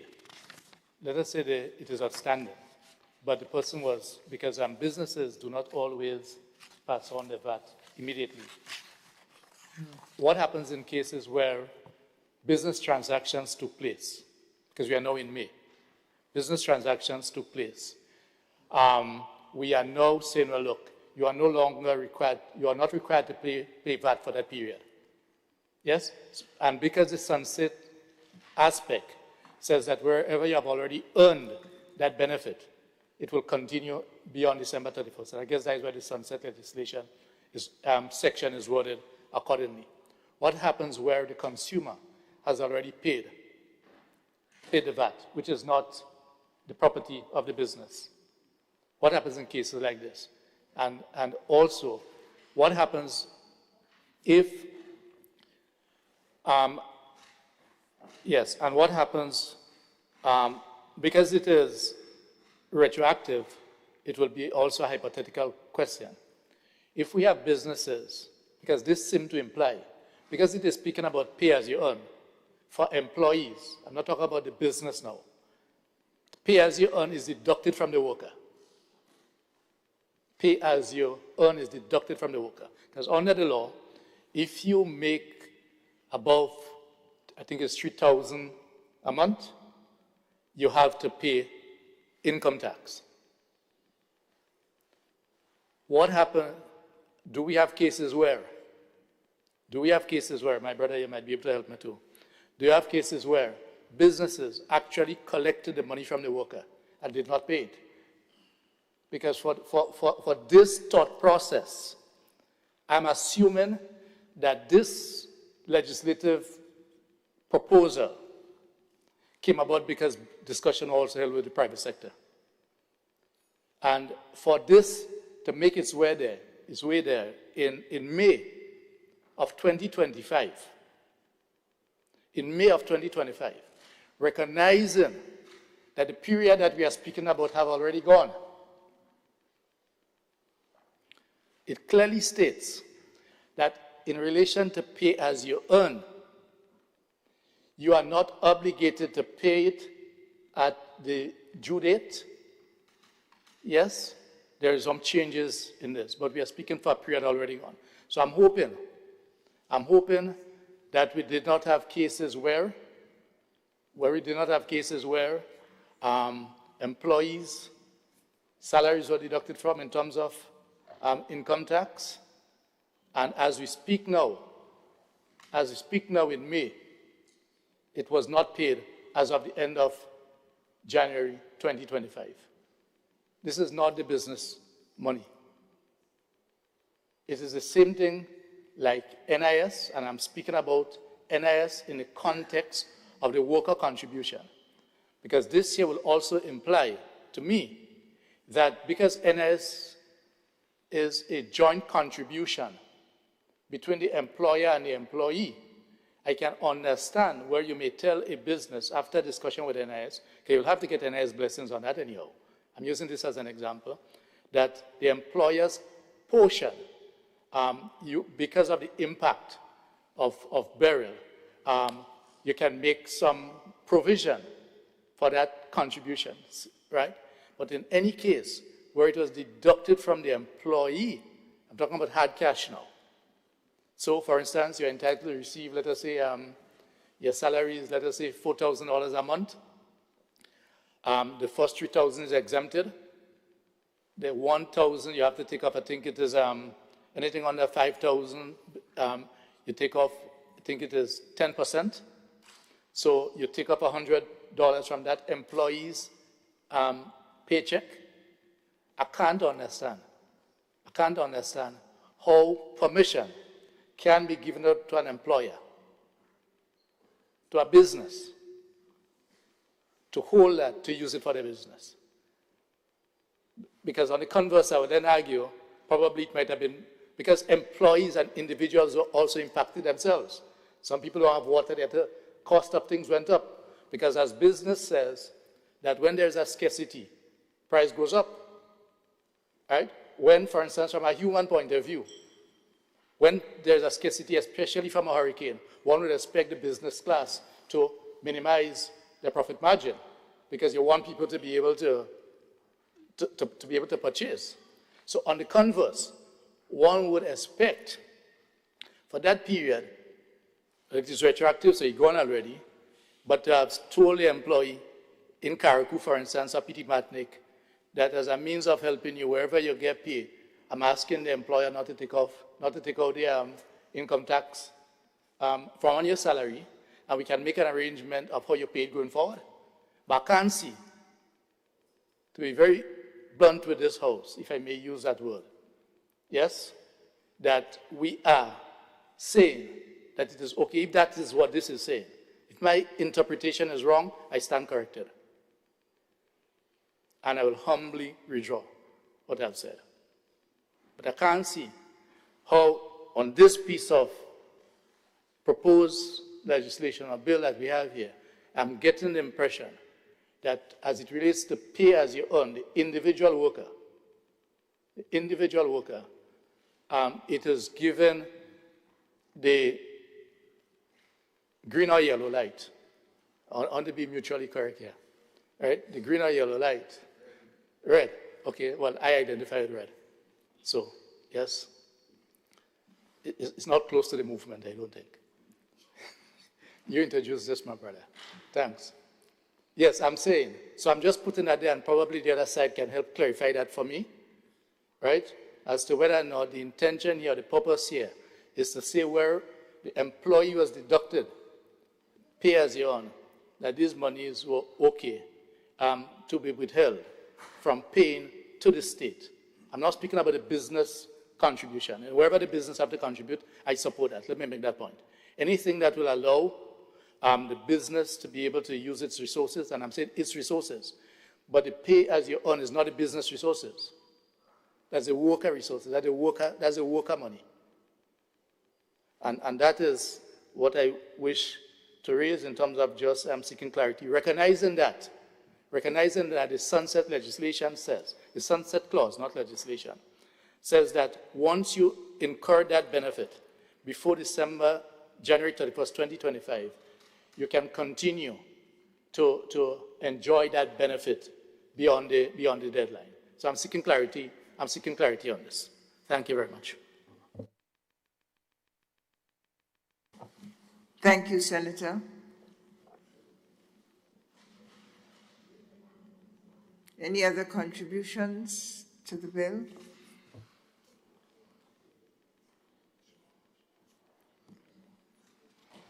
Hearing none.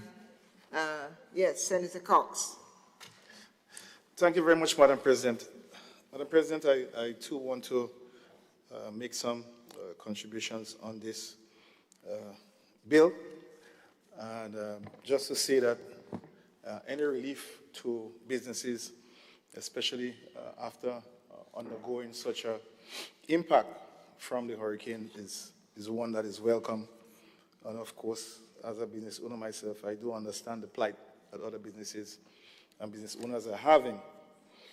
With that being said, Madam President, I do have a similar question in terms of whether or not, in terms of as a bill being retroactive, whether or not if persons are going to receive compensation for whatever monies that were paid before.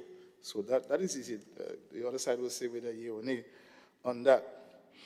But I do recall, Madam President, some time back, standing in this very said place when fiscal measures were announced previously. And I did say the conditional measures were not appropriate. There were conditional measures, relief measures that were announced by the government sometime right after the hurricane, allowing persons, I think, one or two pieces of 2 boxes or 2 barrels or something of the sort.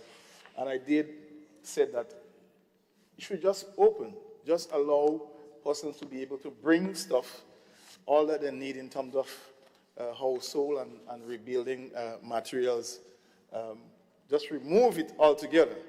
But we see now that this is coming almost a year after, Madam President. So I just wanted to underscore that. And I think the Hansard can reflect that those comments were made and that call was made by myself in this honorable place, Madam President. So I really wanted to see that. However, I think it is also, this bill should have gone a bit further. I recognize that we're just trying to cover the tax period for 2024. But, Madam President, as it stands now, there are a number of businesses still have not recovered as yet, or even billed back as yet. So I think it's an opportunity for the government to look at the possibility of extending it at least to December of 2025. I think that is one that is fair. And since that the move of the bill speaks so much about compassion, I am making a compassionate plea on behalf of businesses to allow for this measure to go to December at least. I think that is fair and a reasonable request, Madam President. So I just wanted to underscore that. Because you see, even just now, like, I mean, literally like this month, some places now just actually, you're seeing some movements taking place. And different businesses have different challenges. Some businesses have to relocate. Some businesses, where they are, the lease arrangement has changed. In some cases, the owners of the building, some of the tenure issues of the building also create an issue.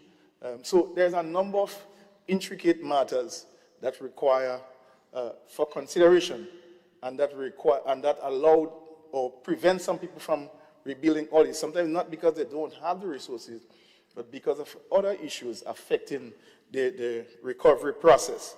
So it has brought some good, it has brought some bad, Madam President, this hurricane. So I really wanted to underscore that and to really ask if some consideration can be given to extend that period to December of 2025. I think that is a reasonable request.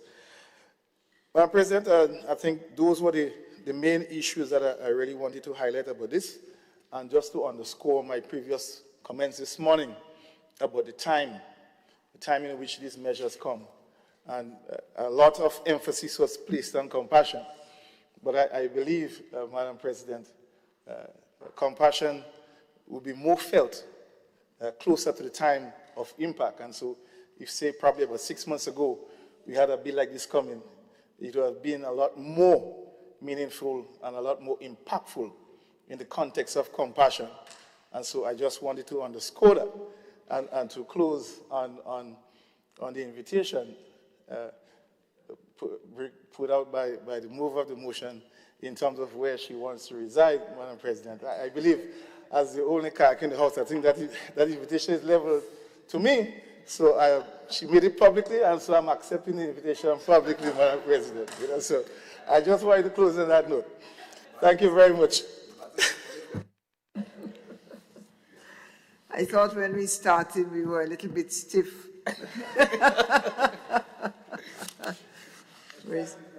We're certainly not stiff anymore.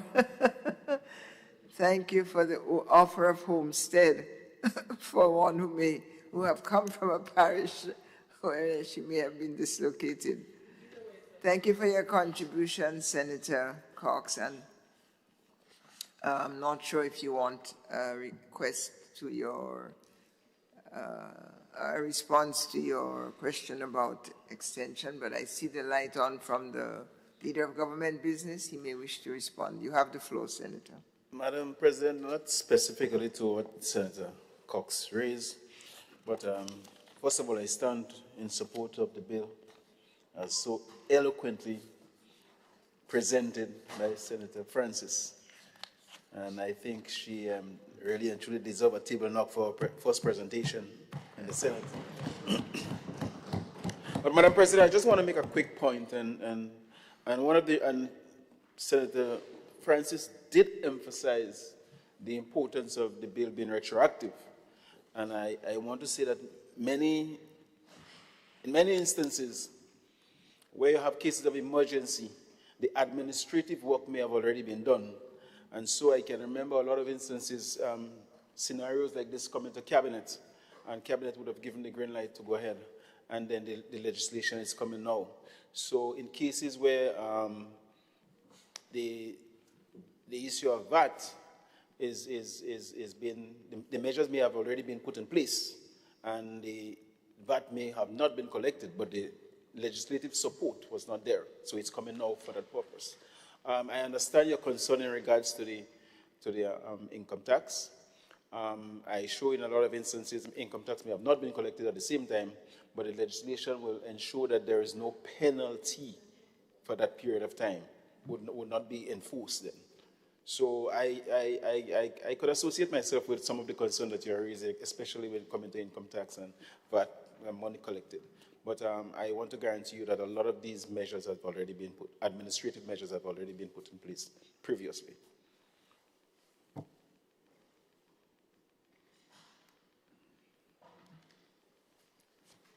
Thank you, Senator Thomas. Senator Rahman. Thank you, Madam President, and thank you, Leader of Government Business, for your clarifications, because those points were valid points that were raised with regard to filing and who would have paid and who did not pay, and making sure that people are treated equally. But I rise to say that I support this bill, of course, because even though much of it may have been granted already, would have been granted already actually, it is something that is necessary, and as we heard, it was done before, and it is only necessary that it is done again. And whether it is to be extended is an issue for the people on the ground as to how many people have actually recovered, how many businesses have actually, and it should be based on math, it should be based on reality, a survey as to how many people have already recovered and how many are left, and so on, as to whether this should be extended. But in principle, this is good. I commend the government for doing it, and I support this bill. Thank you. Thank you, Senator Rahman.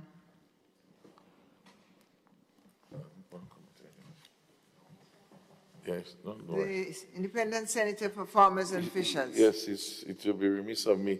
Like the resolution regarding the machineries and all of those things for the businesses, of course, it all is one package. You know, it's one package of complementary support. And so we endorse it. I think the issue is the mechanics and the mechanism, and I understand Senator Luis' concern in terms of businesses trying to, what I would call, pirate the system. And of course, it's something that we always have to look out for. In every system, there'll be people trying to pirate the system. And of course, it's something to always be looking out for. But the measures, of course, we say would have been done before. But at the same time, I want to go back to a basic note of lessons learned. What did we learn from previously, and what do we learn from now? Of course, the administrative component, meaning the cabinet decision and all of those things, must have direct the formation of the bill and how it's going to happen afterwards. So I think those things are understandable. But at the same time, as I mentioned this morning, I think some of these things are not unforeseen. There are certain things that we know that are going to come up, and so we have a mechanism in place that could even be better solved if we put a plan in through the NADMA, focusing on some legislative component in the whole disaster relief. We're speaking about businesses, but there are other components that we haven't even looked at that might become relevant as new things emerge on us. So I think as we develop as a nation, we get different experiences. It's a matter of how do we cater, because again, notwithstanding the GRIP project, as my friend mentioned from St. Andrews, Senator Andrew, regarding the flooding issues, we have to be careful, because the rate of flooding and other destruction that can happen if everybody in Grenville say, well, we had a disaster too, and we have flooding going on, how do we reach? Because it's something that we're prone to, that always happening to us. So I saying these things such that we have to be mindful, the scope, fairness, equity, justice, and so on. But we commend the effort of the group, and we look forward for speedy action and results, because I heard about some Dutch people once, I heard about Greater Grenville once, and now I hear about the group.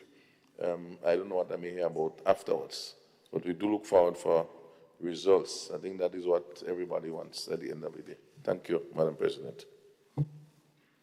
Thank you, Senator Sinclair, and I believe that closes the debate on the proposed bill. Honourable members, the question is that the bill be read a second time. Am I? Oh, sorry, Madam, you must close. Yes, of course, excuse me. Senator Francis. Thank you, Madam President.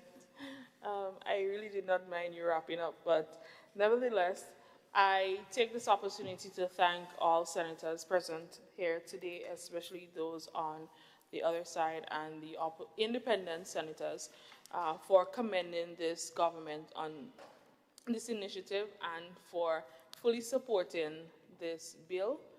And we hope that the people who so deserve to benefit from this bill, which will be enacted, will get the grace that they need to restore their dignity, to restore their businesses, and to continue building our economy. In closing, I also just want to emphasize or re-emphasize that the bill does not only speak to exemption, but it also speaks to the extension of deadlines. So based on some of the questions and the dialogue or the presentations from those on the other side, it seemed that there was a slight misunderstanding. So I just wanted to re-emphasize that the bill speaks to exemption and extensions of deadlines. But thank you all for your contributions, and yeah. Thank you for your clarification and your wrapping up. Thank you. And again, congratulations on your maiden. So, honourable members, the question is that the bill be read a second time. All those who are of that opinion say aye, and of the contrary opinion say nay. Ayes have it. A bill for an act shortly entitled the Tax Administration Post-Hurricane Beryl Fiscal Support Special Measures Bill 2025.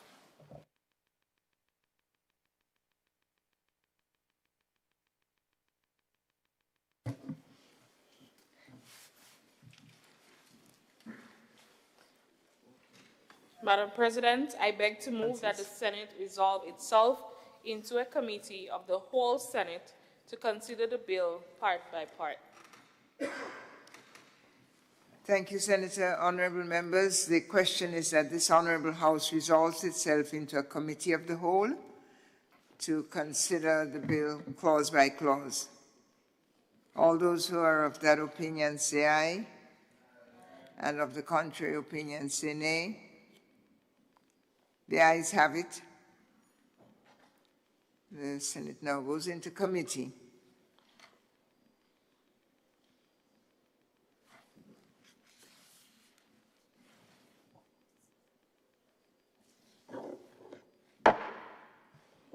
They're in committee. Part 2, Tax Exemptions and Extension of Deadlines.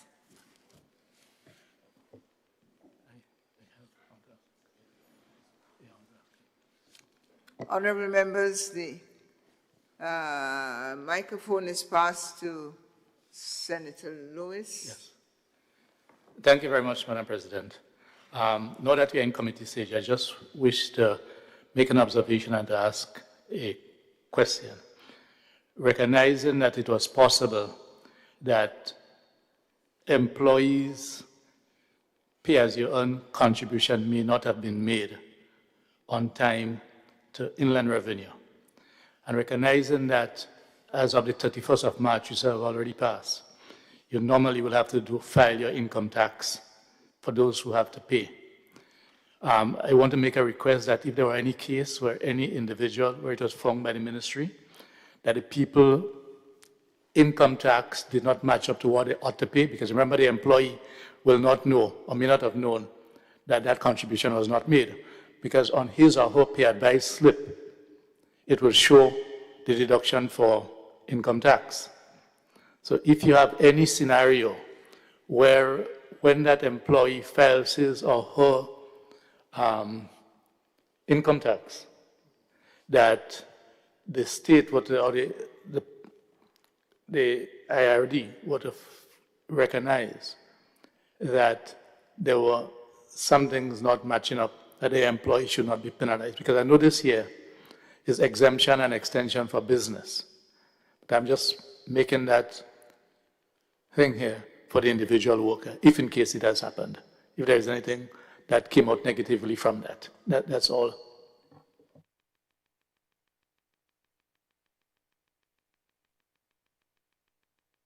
Thank you, Senator Lewis. I see Senator Francis taking copious notes, so I'm sure she'll follow up. Thank you for bringing it up. Thank you both. And we resume our consideration here in committee of the clauses of the proposed legislation. Part 2, Madam Clerk. Should I just put it to the vote? It's been read already. Thank you. Honourable members, the question is that Part 2 on tax exemption and extension of deadlines forms part of the bill. All those who are of that opinion say aye, and of the contrary view say nay. Part 3, miscellaneous provisions. Honourable members, the question is that Part 3, miscellaneous provisions, form part of the bill. All those who have that opinion say aye, and of the contrary say nay. Passed. Part 1, preliminary. Honourable members, the question is that Part 1, preliminary, forms part of the bill. All those who have that opinion say aye, and of the contrary say nay. Passed. Senator Lewis, Senator Francis.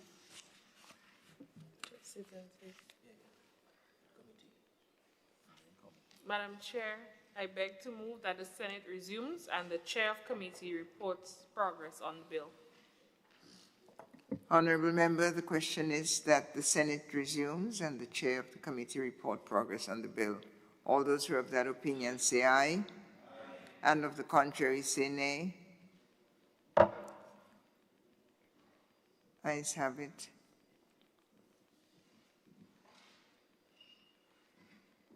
Senate is resumed. Distinguished members, I have the honor to report that the bill was considered by a committee of the whole Senate and passed with good discussion and no amendments. Senator Francis. Madam President, I beg to move that the Chair's report be adopted.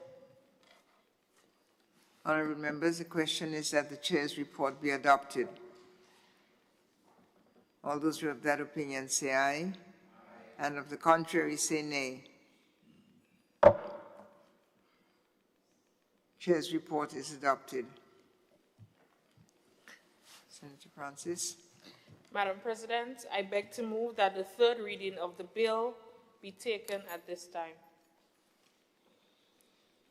Honourable members, the question is that the bill be read a third time and passed. As many as are of that opinion say aye, and of the contrary say nay. Ayes have it. Bill is read and passed. A bill for an act shortly entitled the Tax Administration Post-Hurricane Beryl Fiscal Support Special Measures Bill 2025.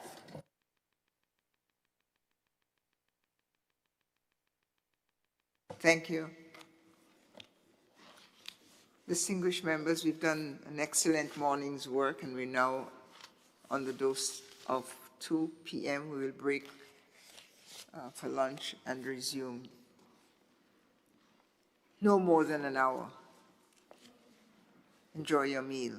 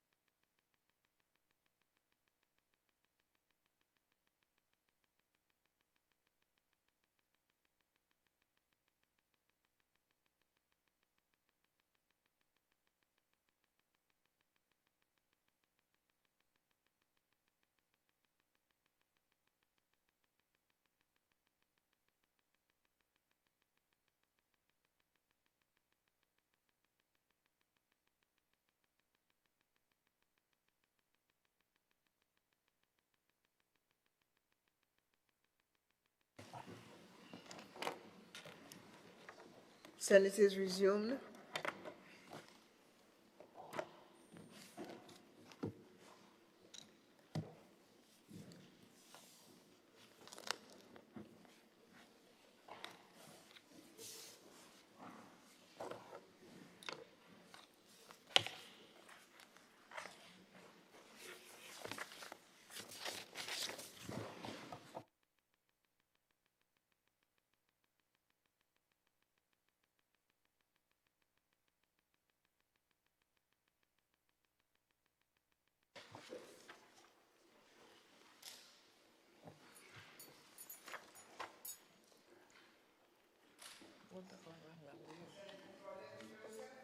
Senator Claudette Joseph, you have the floor, madam.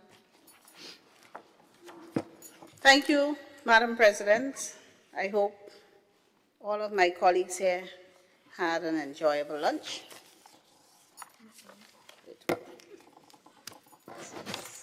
How could they not? I saw them chatting with you.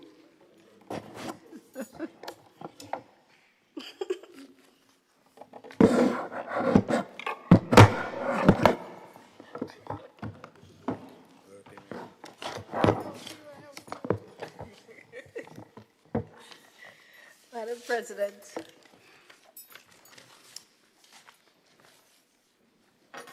Madam President, I beg to introduce for first reading a bill for an act shortly entitled,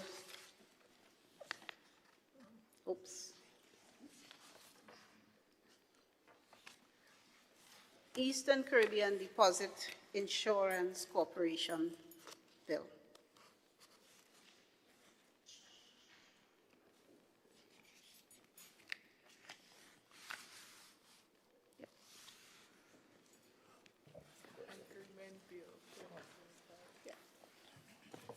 Let me just correct that for the Hansard. I think I left out a word. Eastern Caribbean Deposit Insurance Corporation Agreement Bill 2025.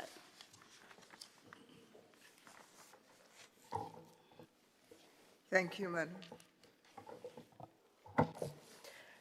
A bill which seeks to give force of law to the Eastern Caribbean Deposit Insurance Corporation Agreement in Grenada and provide for its implementation, shortly entitled the Eastern Caribbean Deposit Insurance Corporation Amendment Bill 2025.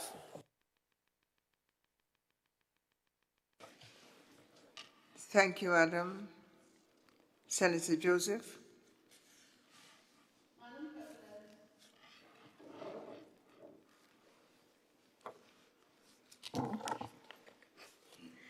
Madam President, I beg to move that the relevant standing orders of the Senate be suspended to enable the bill to be taken through all of its stages at this sitting.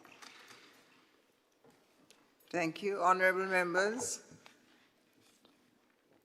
the question is that the relevant standing orders of the Senate be suspended to enable the bill to be taken through all of its stages at this sitting. All those in favor say aye, and those opposed say nay. Question is approved. Senator Joseph.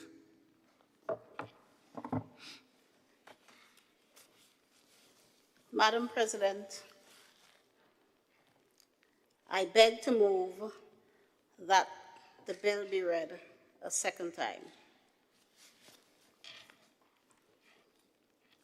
Honorable members, the question proposed is that the bill be read a second time.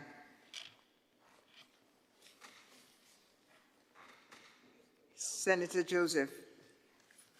Thank you, Madam President. Madam President, this bill seeks to enact the Eastern Caribbean Deposit Insurance Agreement and to provide for its implementation. Madam President, the heads of the Eastern Caribbean states on 19th July 2024, entered into an agreement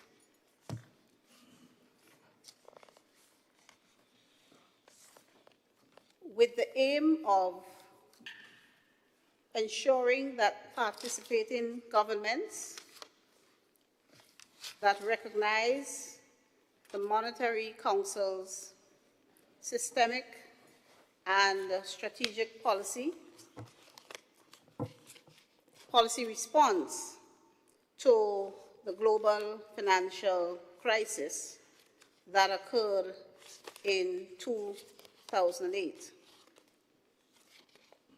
And against that background, the heads agreed to implement a deposit insurance system in the Eastern Caribbean Currency Union to protect small, vulnerable depositors, promote sound financial stability of the financial system, and to strengthen consumer confidence and protection. Madam President, as I said, the agreement was signed on 19 July 2024 by all the ministers of finance for the Eastern Caribbean Currency Union. And this act seeks to enact into domestic law the provisions of this agreement so that it may have legal force and effect in Grenada. Madam President, the Act contains 13 clauses and 1 schedule. And of course, the schedule contains the entirety of the agreement. Madam President, I wish to not necessarily go through all of the clauses in this presentation here, but to highlight some key ones, including and especially, Madam President, the clause that includes the agreement. I will speak to certain aspects of the agreement itself, which is really the meat of the matter, so to speak. So, Madam President, the agreement that we seek today to incorporate into domestic law at clause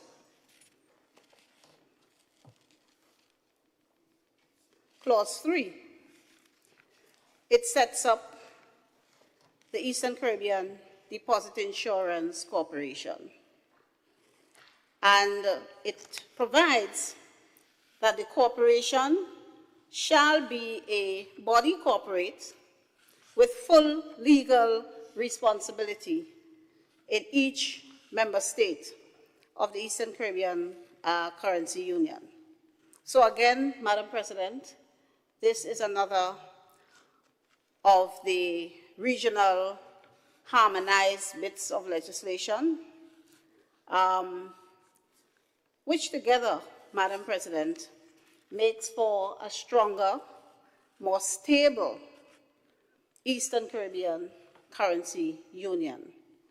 And the corporation set up by the agreement will have the capacity to enter into contract, acquire, hold, and dispose of personal, movable, and immovable property, and also to institute legal proceedings, so that, Madam President, the corporation will have full legal personality. Madam President, Article 5 of the agreement sets out the main objectives of the corporation. And listed there are three main objectives: to establish deposit insurance system to provide insurance against the loss of part or all deposit, promote and otherwise contribute to the financial stability of the currency union, and carry out the objectives set out above in a manner that will minimize exposure to the corporation, exposure of the corporation to a net loss. Madam President, the principal beneficiaries of this legislation will be small depositors, the small and most vulnerable depositors in our financial institutions that fall under the Eastern Caribbean Central Bank. So that mainly would be our commercial bank. And by Article 5 of the agreement, the financial institutions will be required to take out policies of insurance against loss of deposits. Madam President, and by Article 15, I will jump to Article 15, every financial institution shall be deemed a policyholder. So all financial institutions, Madam President, are obligated to take out policies of insurance against small deposits. And as provided for in Article 16, small deposits are deposits of the amount of the limit, maximum $50,000. So, Madam President, we know in the recent past, we've had financial institutions collapse before our very eyes, and the persons with small amounts of deposits, our most vulnerable people, suffer as a result of these losses, and in some instances were never able to recover their losses. So this legislation will require financial institutions to take out policies of insurance with the corporation to secure these small deposits. So we're looking after the interests of our most vulnerable people. And Madam President, Clause 9 of the bill makes it an offense for a financial institution not to comply with Article 18 of the agreement. And Article 18 is that clause that provides for an initial deposit to be made on coming into force or into operation of the corporation by the financial institutions, and thereafter an annual premium as assessed by the corporation and notified to the policyholder. And so if these steps are not taken by the policyholder financial institutions, Section 9 of the legislation that is now before this Honorable House provides that an institution that fails to comply with Article 18 is liable to, in addition to payment of outstanding premiums, a penalty of $500,000 and a penalty of $20,000 in the case of a continuous failure to comply for each day or part thereof that the failure continues. And that will run from the date immediately following the period specified in subsection 3D. Subsection 3D says before imposing a penalty under Section 1, the corporation shall serve written notice on a financial institution stating certain particulars and spelling out the amount that the institution is liable to pay.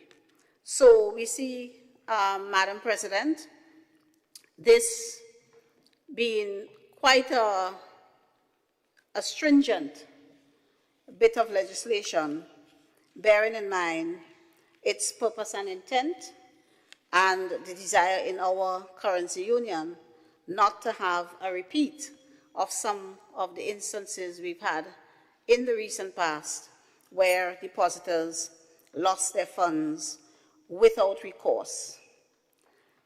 Madam President, Article 20 of the agreement requires the corporation to make compensation payment directly to the depositor in certain circumstances, including where the policyholder is liquidated or wound up or otherwise unable to make payments. And Madam President, if we go to section 20 of the legislation, we will see that the intention is that policyholders who are to be compensated promptly. So that, let me get the section, I don't want to speak from memory. Section 20. Yes, Madam President. The corporation is to give prompt notice so that a supervisor, because there would be local supervisors in all of the territories, the jurisdictions and territories, and the supervisor must notify the corporation at least 24 hours or within the occurrence of an event that may require the corporation to make payment, so that if a bank or any of the institutions falling under the agreement is in a position where it is apparent that they will fold or go under or find themselves in a position where they will not be able to make payment to depositors, the supervisor will be required to give prompt notice to the corporation. Madam President, on receiving the notice, the corporation must notify depositors of the event and the procedures for receiving compensation, and they must do so within 72 hours of receiving the notice. So we see how promptly they are required to act. The policyholder shall provide the corporation with information in a form as may be determined by the corporation, so that the corporation can collate the details and amounts of any compensation payment that may be due to the depositor within 14 days.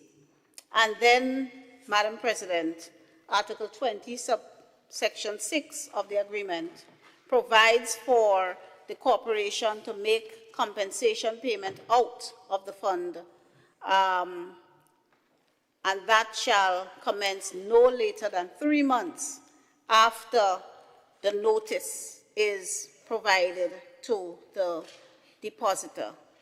So, Madam President, this too, in cases where a financial institution finds itself in problems, will help to maintain the stability of the financial system by avoiding a run on the institution. Because we know how these things happen. Word gets around that an institution is in trouble, and then everybody is rushing to withdraw their deposits. So the comfort of the insurance will also help to prevent a run happening on an institution that has financial difficulties. Madam President, I think in terms of the areas of the agreement that I want to highlight, these are the areas I would want to highlight. Also, Article 22, which gives a 24-month window within which a depositor may make a claim for compensation. So if your bank finds itself in a situation where it can't pay deposit held, the depositor has a 24-month window within which to make a claim to the corporation for compensation payment. And after that, after 24 months will have elapsed, if you didn't make a claim, you will have to do so against the financial assets of the institution. So that if the institution is in liquidation, for example, you would have to submit a claim to the liquidator and usually be ranked in the usual order of priority. And of course, when a liquidation is taking place, there's an order of priority. And I will stop to assure the Labour senator that wages and salaries usually rank, I think, second after the liquidator's fees, either second or third. But, sorry? Yes. So usually rank, it's usually the liquidator's fees, I believe outstanding taxes on NIS contribution, and then salaries and so that the regular creditors of an institution would rank lower in priority. But there's a 24-month window within which for persons to make their claims to the corporation. There are also built in their provisions to avoid instances of potential conflicts of interest arising, corruption, self-serving claims, and so. So, Madam President, in a nutshell, let me see if I should make reference to any other particular section in the legislation.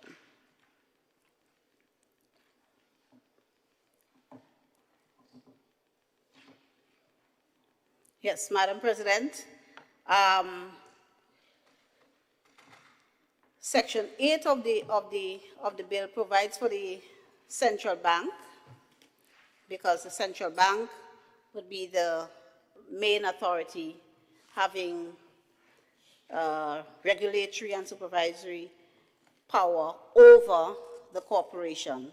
And of course, the board of the corporation would be headed by the governor of the central bank. So we see the role of the central bank expanding here to protect small depositors. And in so doing, the central bank may open accounts and hold funds of the corporation on such terms and conditions, including the payment of interest and charges, as the board determined. And the central bank also shall hold the funds of the corporation on such terms and conditions, including the payment of interest and charges, as the board determined. And the central bank has certain powers to raise funds, invest, and to borrow and lend. So, Madam President, this is just basically a snapshot of the provisions of the agreement, which is in the schedule, and that really will form the substance of the obligations under this legislation. I therefore commend this bill to this Honorable House. Thank you, Madam President.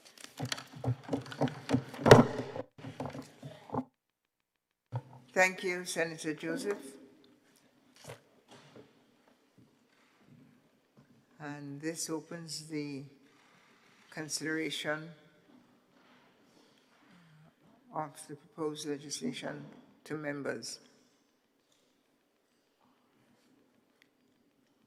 Starting across the table.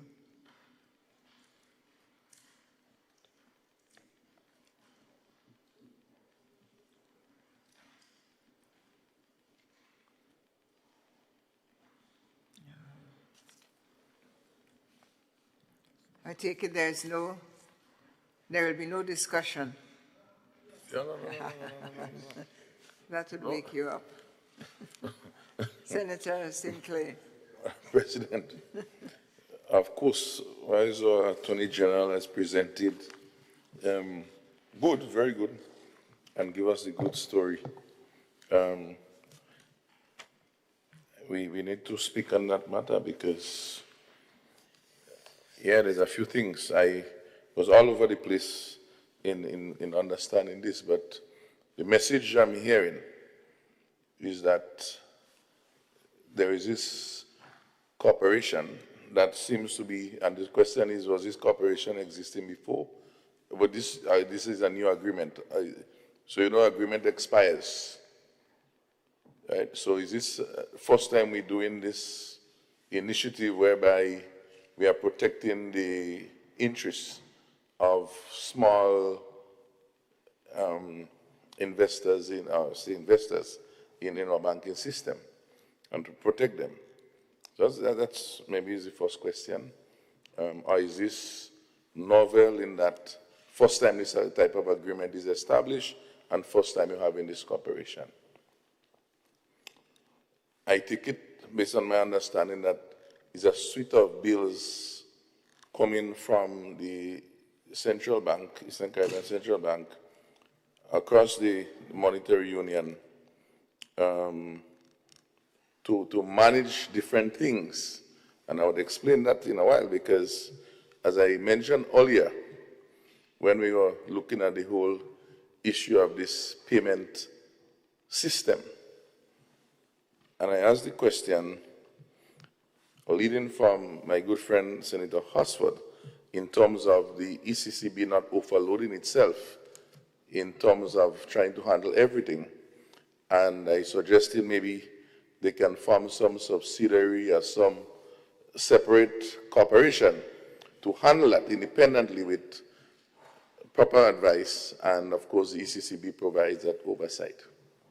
Interestingly, instead of the ECCB, which is supposed to be an expert with handling money now, take the same funds and have it deposited and managing it as an insurance to protect small investors, well, I call them investors in our bank, or policy, not policy holders, but you have accounts in banks. A corporation is set up now. So a new business is set up. Okay? Corporation. Like a statutory body that would have to pay rent, have all sort of administrative costs that basically put in the small depositors with more expense. The banks already, Madam President, have charges every day and all sort of stuff. And now, yes, to protect this little money that you have, that you place in the bank, well, yes, you want to secure it, you have to pay a whole statutory body, a set of money, in big buildings, offices, and different stuff to protect this. No. Interestingly, and that was what I was reading quickly there, that I say, well, if you deposit all this money, meaning that, not depositing, but you have to pay all these fees into this corporation, what are they doing with this money? The central bank knows to manage money, but you have a corporation managing this money. I ask myself, what is happening to this money? Only to realize, Madam President, that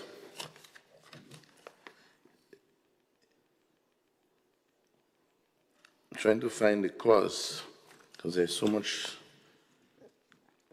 Right. On Article 14, Clause 5, because so much different things going on with this bill. Is an agreement inside a bill.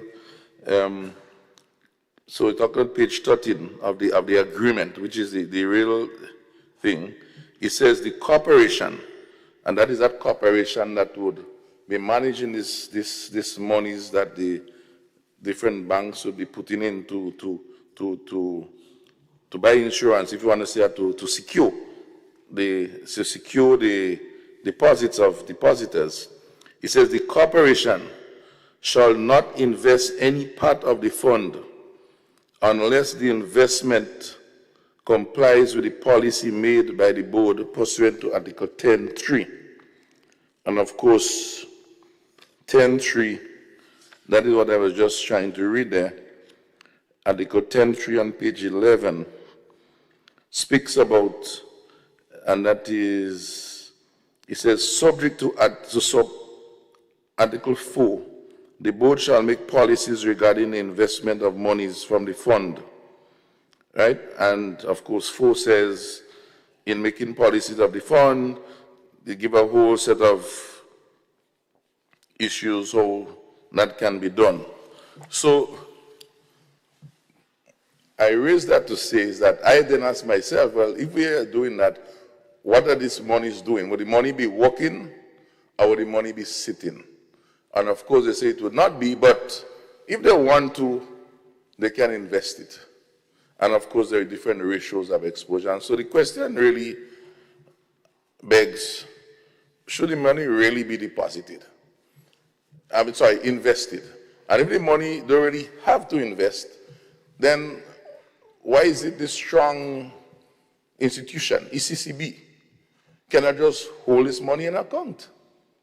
Versus setting up a corporation with all the different expenses. We would see it hopefully at some time when it comes to Parliament, the report of this corporation, to see what is it costing us to run this operation for monies that you not really have to invest.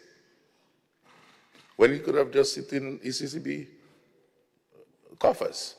This is what really come out to me in all of this from my quick read of the bill, and I find this interesting. Bearing in mind, when we look at the payment system which we're questioning, which is same kind of elaborate mechanism where you can need many different expertise that may not immediately reside in ECCB, we find it difficult maybe to form maybe another sort of corporation to do that. Because why? This one, there is no money passing through. It's just a facilitation. So ECCB, I guess, would have to take monies from their coffers to finance such an organization to manage the payment system that we spoke about earlier this morning. And we would all see where all of these things will land. And we have to think, be smart, not because it have to happen in certain ways, because 10 years down the road, we'll all sit back in our rocking chair and realize the consequences of what we may blindly let pass through our eyes and fingers. Thank you, Madam President. Thank you, Senator Sinclair.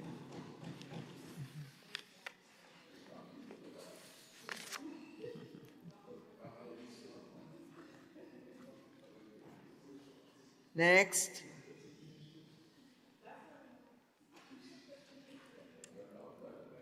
Senator Seville, Francis, are you taking the floor now or not? Senator Thomas Gloria, is that your hand, your light? Across the room to Senator Lewis. Andre Lewis, lunch has clarified my head, I hope. No,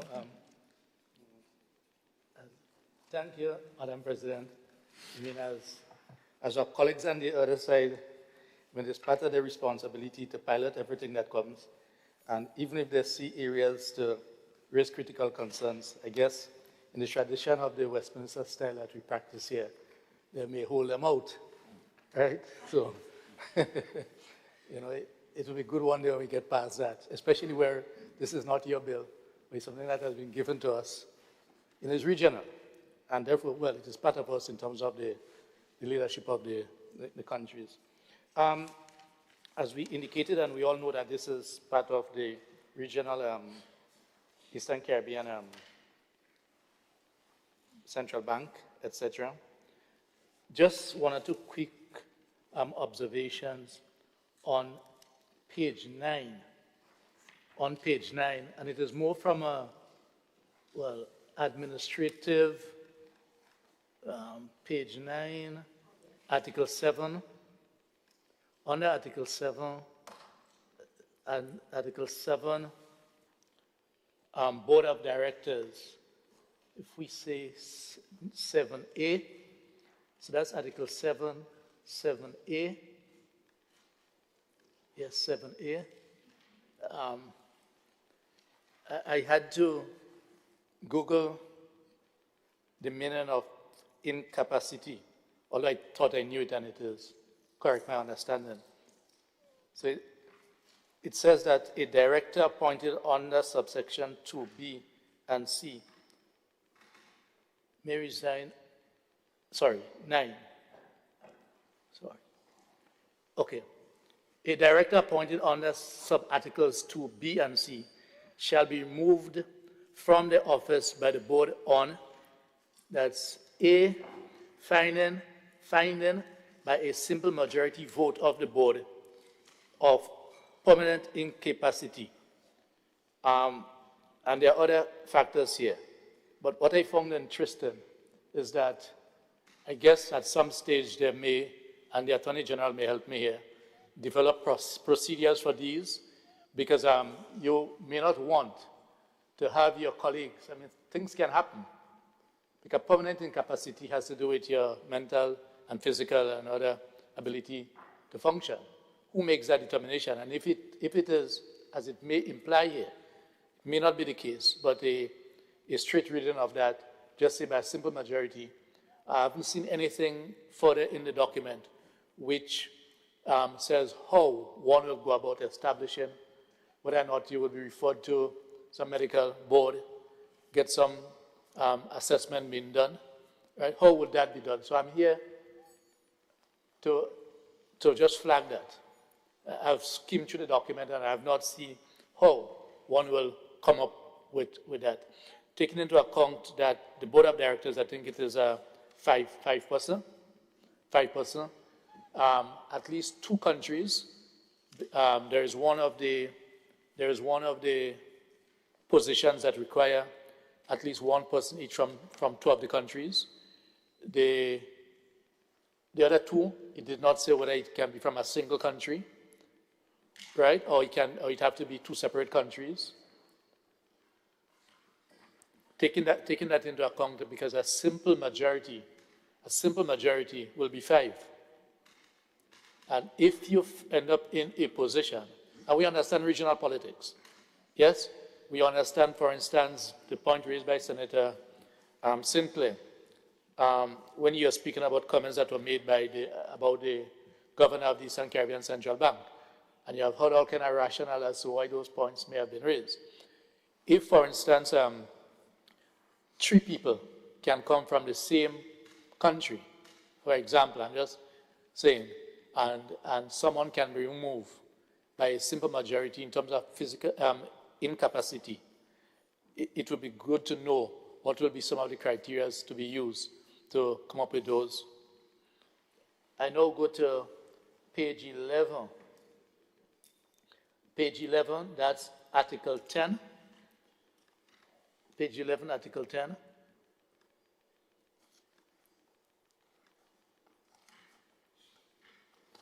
Article 10, page 11, Article 10, powers of the board. Powers of the board, so that will be 2, subsection 2, subsection 2B. It says here, without prejudice to sub-article 3, sub-article 3. The board may make policies on matters including, and I'm going to and I am going to B, that's to B, the function, duties, remuneration, or removal of a director. The board will determine its own remuneration. I'm gathering from this. The board will determine its own remuneration. I'm not sure what will be the guidelines for these, if there'll be guidelines, right? Whereas when we go on the Article 13 on the manager, and quite understandable so, the remuneration of the manager will be determined by the board, and that's quite understandable. I mean, that makes sense. And I'm not here to cast any aspersions there. It is just that I find that without guidelines, based on what is before us, it says that the board will determine its own remuneration. Right? That for me is something that I will just flag without making any aspersions on the matter. But having said that, it is part of the regional process, right? Eastern Caribbean Central Bank, that based on the suite of bills that are coming before us, is taking more legislative and legal actions to try to address certain of the challenges that we have had in the past. Yes, but for me, from where I sit, these are some of the things that I'll flag also in the interest of the individuals. Because as an individual director, all depends on the relationship that may or may not develop in the meeting. Just by a simple majority, you may be able to be removed on the basis of permanent incapacity. I guess you can take up the matter. There might be recourse, although later on in the document, it speaks that no legal actions or so shall be taken against the corporation. I do not know how the board fits into that. There are certain areas that it can be done in relation, I think, to investments, etc. Right, so that's just some of the immediate concerns. Observations, it may not necessarily jump to concerns, but observations, if one can be given some reassurances of explanation on if that is available to the Attorney General. Thank you. Yes, thank you very much, Senator Lewis. You will be followed by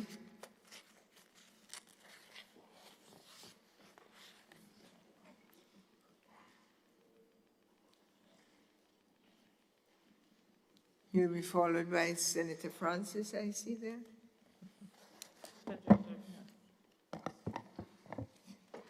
Senator Joseph, Claudette Joseph. Madam President, I beg, yes. Yes, Madam President, I think I want to wrap up too quick. Thank you, Senator Lewis, for the contributions, and I guess we can get into more detail at committee stage. Just to say that the query in relation to Article 7, Article 7, you raised the query in relation to Article 7. The procedure. Now I remember. The procedure to be followed. And the answer to that may be found at Article 8.1, which speaks to the board determining its own procedure. And if a member is to be deemed incapacitated, the assumption would be that the principles of fairness and natural justice would apply, so that the board will take every reasonable step to ensure that those principles are applied before determining that a member is incapacitated. And in terms of the procedure to be followed, the agreement allows the board to set its own procedure. Madam President, I don't think I am required to add much more at this time, or I should add much more at this time. All right? Yeah, thank you. Thank you for your summation. And honorable members, the question is that the bill be read a second time. All those who have that opinion say aye, and of the contrary opinion say nay. Ayes have it. Madam President, I beg to move that the Senate resolves itself into a committee of the whole Senate to consider the bill clause by clause. The clerk has to read. Yes, please read it.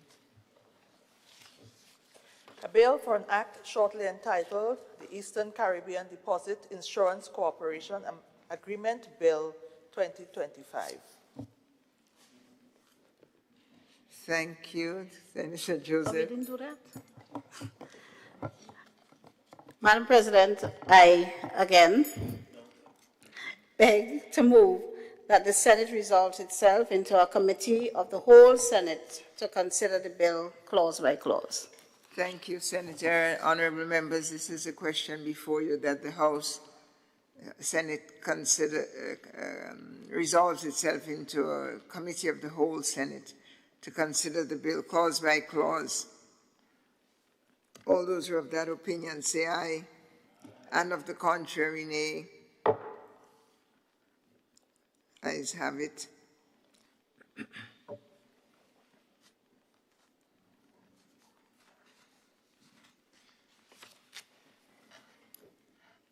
Thank you. We are now in committee.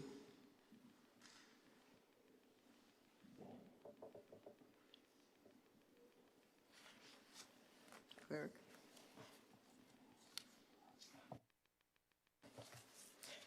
Clause 2, interpretation.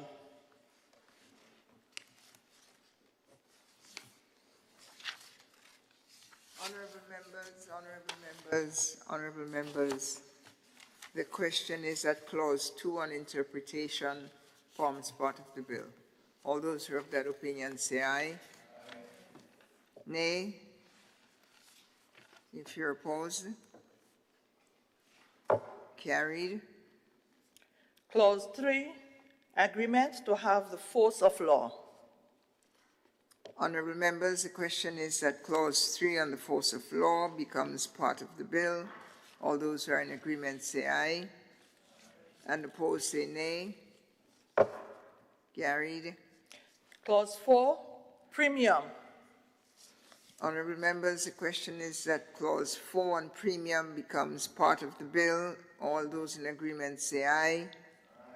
Opposed say nay. Carries. Clause 5, fees. Honorable members, the question is that clause 4 on fees forms part, clause 5 on fees forms part of the bill.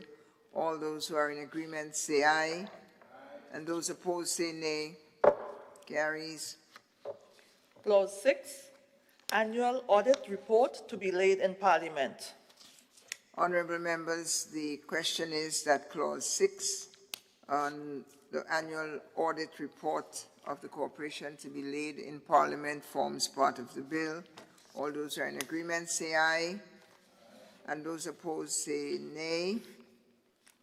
Carries. Clause 7, non-application of legislation to the corporation. Honorable members, the question is that clause 7 on non-application of the corporation forms part of the bill. All those who are in agreement say aye, and those opposed say nay. Carries. Clause 8, central bank relations with corporation. Honorable members, the question is at clause 8 on relationship with the central bank and the corporation forms part of the bill. All those who are in agreement say aye. Opposed say nay. Carries. Clause 9, penalty. Honorable members, the question is that Clause 9 on penalty forms part of the bill. All those who are in agreement say aye, and opposed say nay. Carries. Clause 10, offenses. Honorable members, the question is that Clause 10 on offenses forms part of the bill. All those who are in agreement say aye, and opposed say nay. Carries. Clause 11, amendment of schedule. Honorable members, Clause 11 on amendment of schedule is proposed as part of the bill. If you're in agreement, all of you say aye. If you're opposed, all of you say nay. Aye. Carries. Clause 12, regulations. Honorable members, regulations, which is Clause 4, proposal is that it forms part of the bill. If you're in agreement, say aye. All opposed, say nay. Carries. Clause 13, inconsistency. Honorable members, the question is that all those who are in agreement with inconsistency as Clause 13 of the bill should say aye. And if you're opposed, say nay. Carries. Schedule. Honorable members, the question is that the schedule forms part of the bill. If you're in agreement, say aye. And if you're opposed, say nay. Schedule forms part of the bill. Clause 1, short title and commencement. Honorable members, the question is that all those who are in agreement that Clause 1, short title, should form part of the bill should say aye. And if you're opposed, say nay. Clause 1 is approved as part of the bill.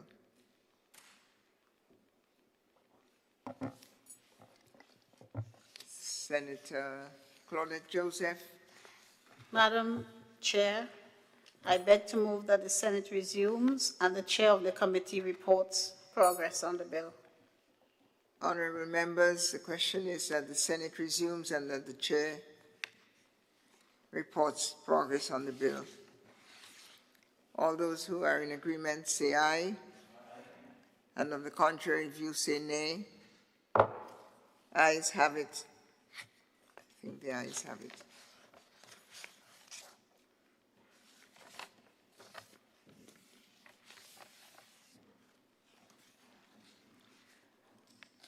Senate is resumed. Honorable members, I beg to report that the bill was considered in a committee of the whole Senate and passed without amendment. Senator. Madam Chair, I beg to move that the chair's report be adopted. Honorable members, the question is that the chair's report be adopted. As many as are of that opinion say aye, and of the contrary opinion say nay. Chair's report is accepted. Madam President, I beg to move that the bill be read a third time.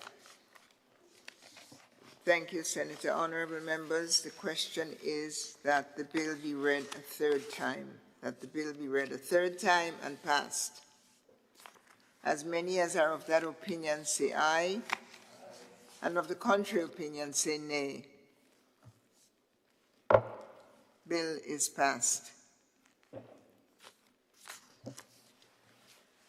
A bill for an act shortly entitled Eastern Caribbean Deposit Insurance Corporation Agreement, Bill 2025.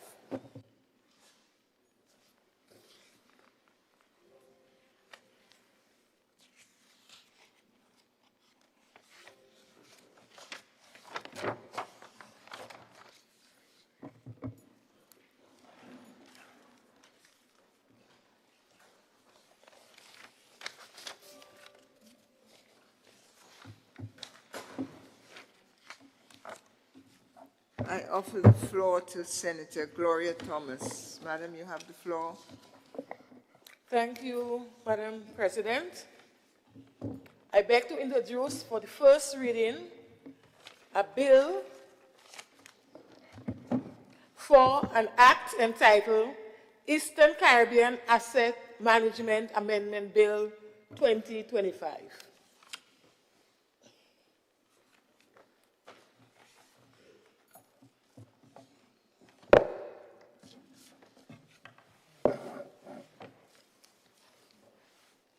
A bill for an act shortly entitled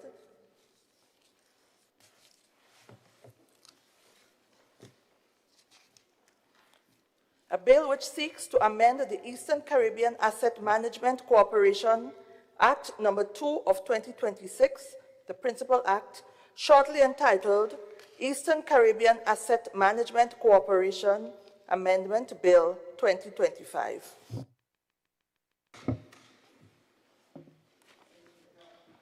Senator Thomas. Madam President, I beg to move that the relevant standing order of the Senate be suspended to enable the bill to be taken through all the stages of this sitting.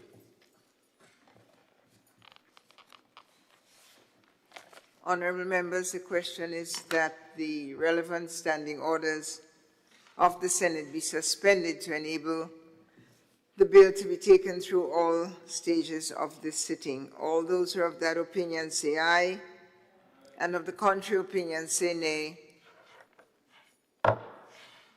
Carries. Senator Thomas. Madam President, I beg to move the second reading of the bill at this time. Honourable members, the question proposed is that the bill be read a second time.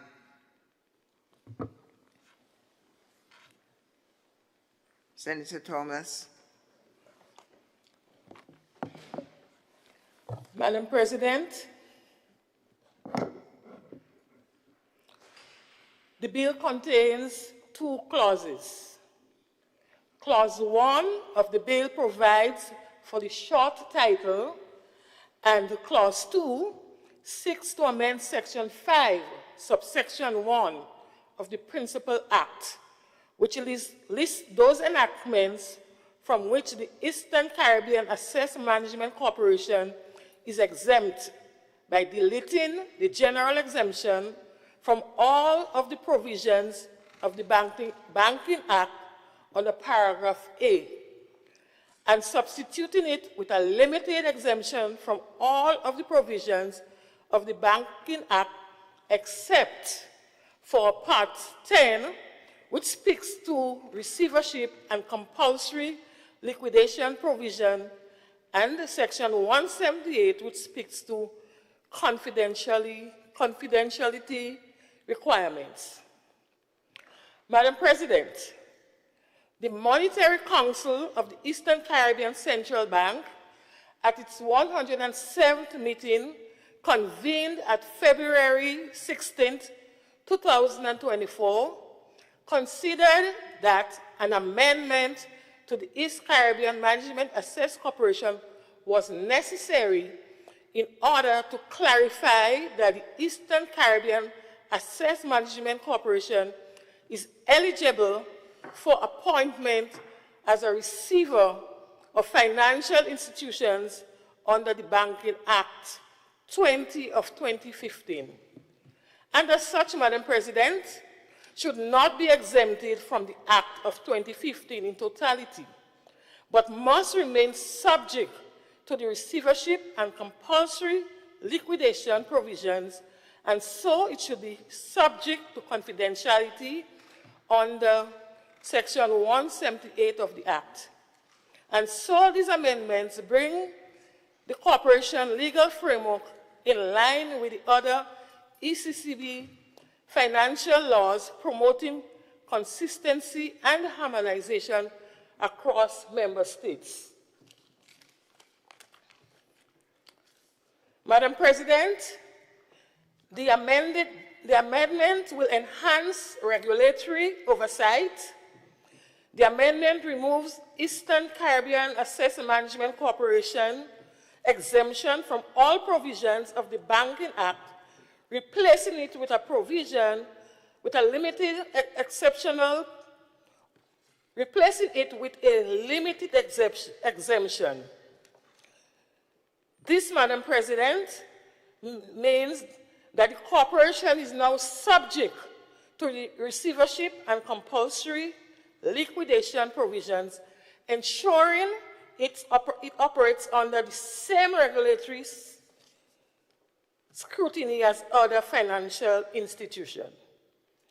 Madam President, the amendment also gives better protection for stakeholders, financial institutions, depositors, and the public will benefit from clearer legal protection and more predictable outcomes in the event of the corporation financial distress.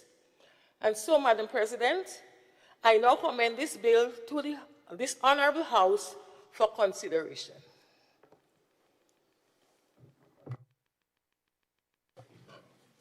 I thank you, Senator Gloria Thomas, and the floor is open.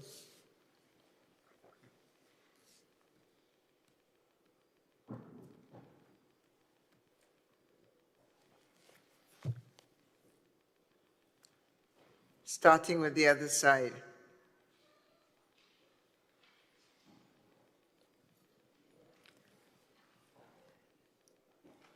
Or not. Okay, hearing no discussion. Senator Lewis, you want to make remarks? I was trying to, without success. Unfortunately, I didn't have my hard copy of my labor code. But in relation to, I see there is a saving provision under Section 10 that has to do with priorities of payment that the Attorney General had spoken about. I was just trying to get, I think, for instance, in our labor code, where there is liquidation or so, I think the workers' benefits in terms of salaries and even in terms of compensation for years of service has a first call. I think it has a higher priority than this, so there might be a contradiction here. Because that section is saved from under the Banking Act. And if my memory serves me right, that there's a commitment, even at the discussion being held at the level of the Labor Advisory Board raised by the trade union movement, that the Banking Act sort of dropped down the priority level for the payment of workers, where there is liquidation versus the Employment Act.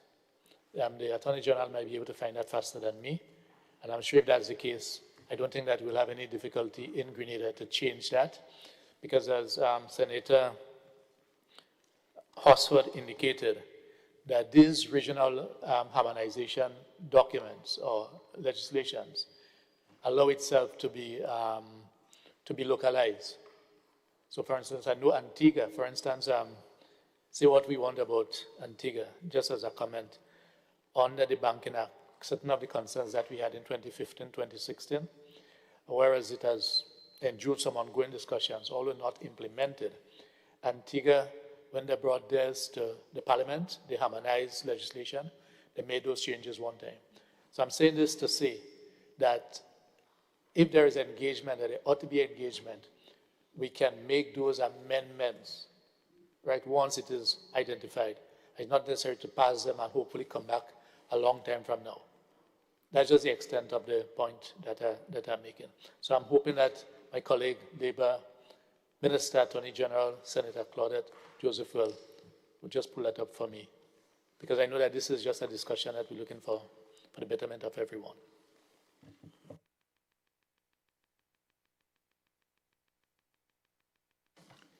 Thank you, Senator.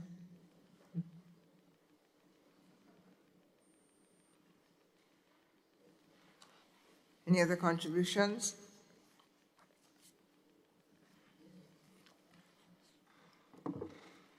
Senator Thomas.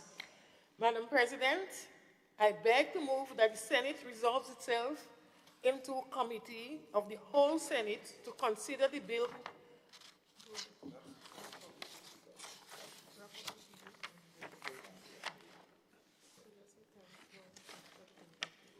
I wish to thank all members who made contribution to this bill. Your points are noted and appreciated. Madam President, I beg to move that the Senate resolve itself into a committee of the whole Senate. Yeah, be read a second time.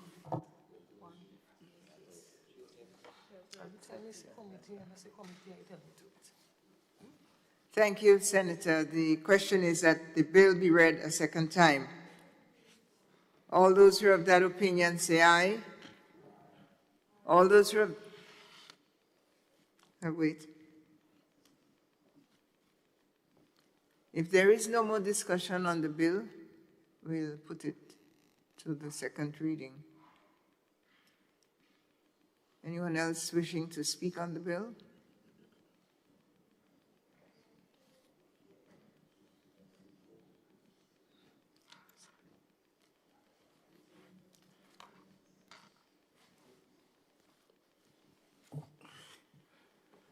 Madam President, the debate has already been wrapped up, and Yes, I think Senator Thomas, Senator Joseph is not quite ready. Did you want to speak? Are you preparing to speak, Senator Joseph?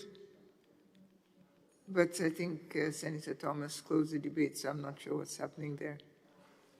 Okay, then we can proceed. Madam President, I beg to move that the Senate resolve itself into a committee to consider the bill clause by clause.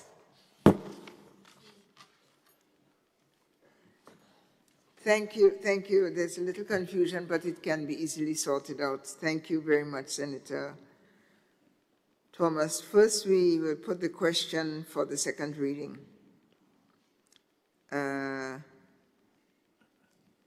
The question is, Honorable Senators, that the bill be read a second time.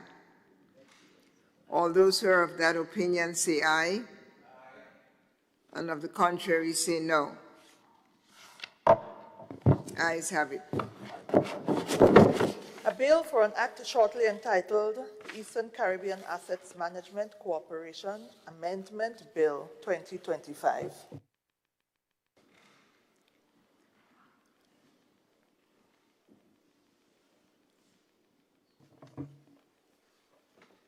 Senator Thomas.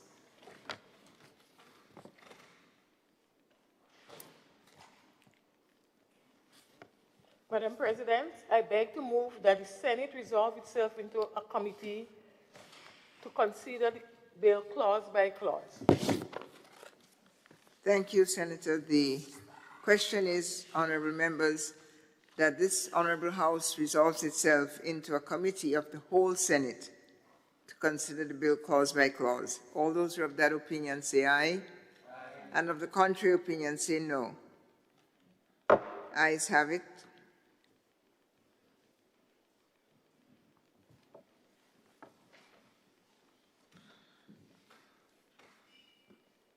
Our Senate House is now in a committee of the whole.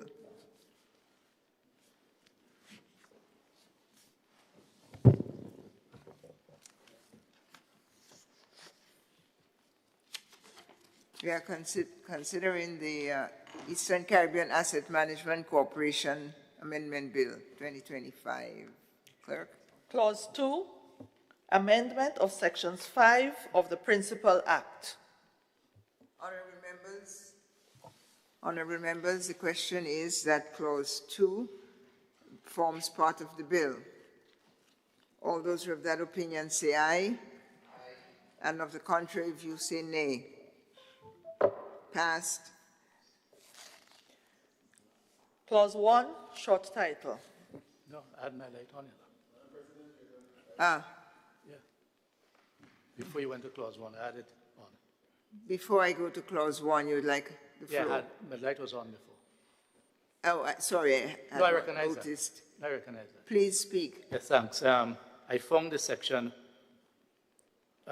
in relation to the saving clause from the Banking Act. That's Section 178. Two parts have been saved. Part X, well, which is 10, and Section 178. Yes. Just to point out, which is a matter that we have raised at the Labor Advisory Board, and we will address.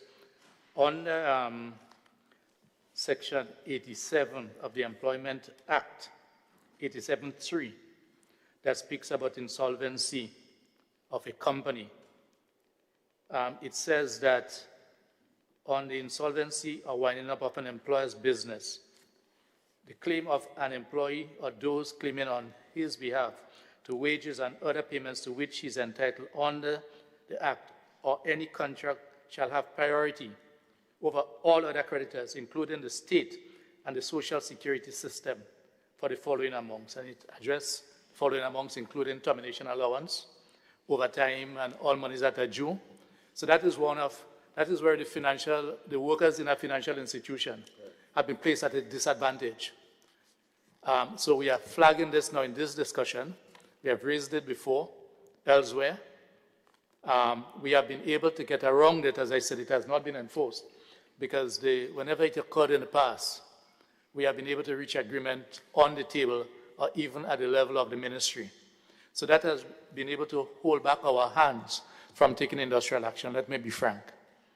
Yes, once we are able to get what you call is justice, because it is unfair, totally unfair for financial workers in the financial industry.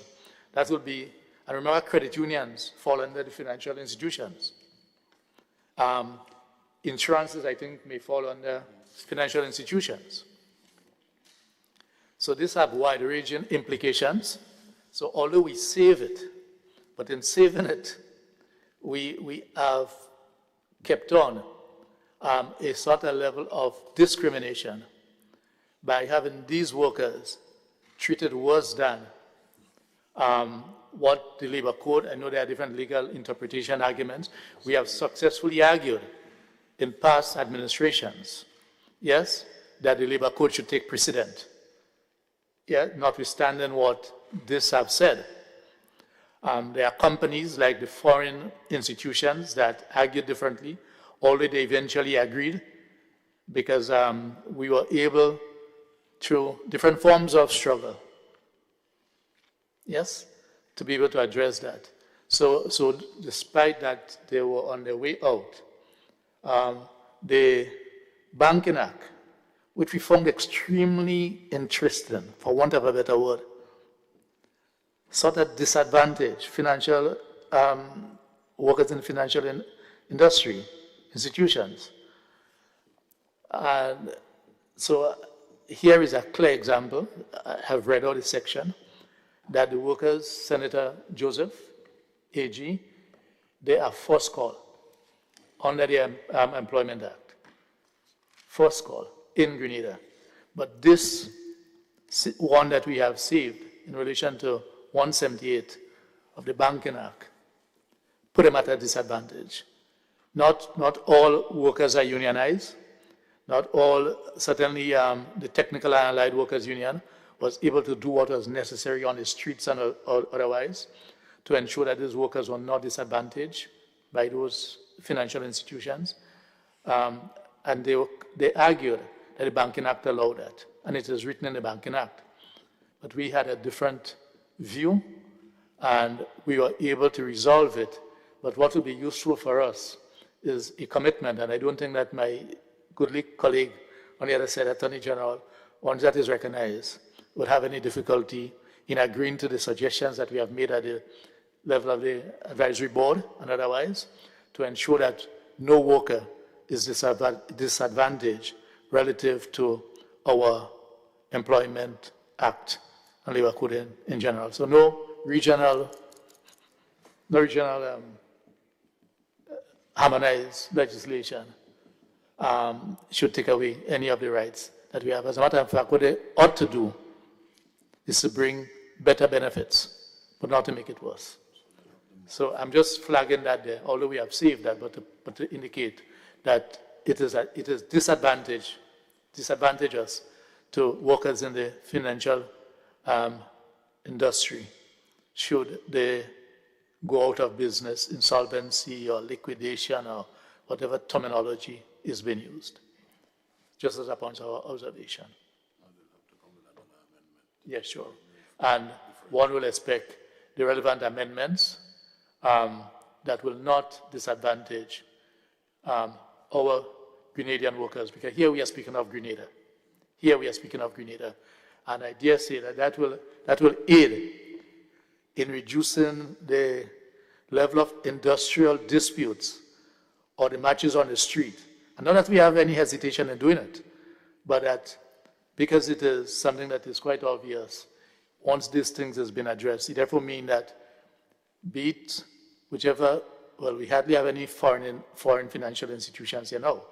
I mean, I think we have Republic, they are regional, but you never know, the ownership can change. The ownership can change. And when they decide to pack up or do whatever it is, they try to hide sometime under this regional legislation that makes it worse for our members. A union, the Technical Allied Workers Union, has been able to deal with it. Yes, and to get the best and what is right for the workers. But not all workers are unionized.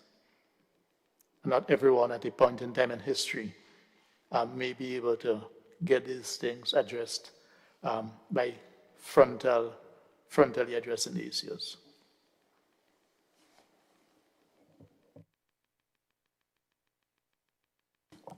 Thank you, Senator Lewis. And you propose that this be flagged? You have flagged it. Well, Senator Madam President, yes, I hear what Senator Lewis is saying, and as he was speaking, I was browsing the relevant legislation, the Banking Act, the Employment Act, and my preliminary view is that there may not be a contradiction as such, because the Banking Act, in speaking to both voluntary and involuntary liquidation, speaks to satisfaction of all debts and liabilities of the financial institution, and wages and termination benefits will qualify as debts and obligations. And to determine the order of priority, whether you're doing compulsory liquidation, where according to the Banking Act, there the central bank will determine the order of priority. The central bank itself will have to determine that order of priority in compliance and conformity with existing legislation. So in treating with the workers, the bank will have to go to the Employment Act to see what it says about payment of wages and termination benefits upon the liquidation of an entity. And the same is true when a voluntary liquidation is taking place under, I think it's Section 161, thereabouts. So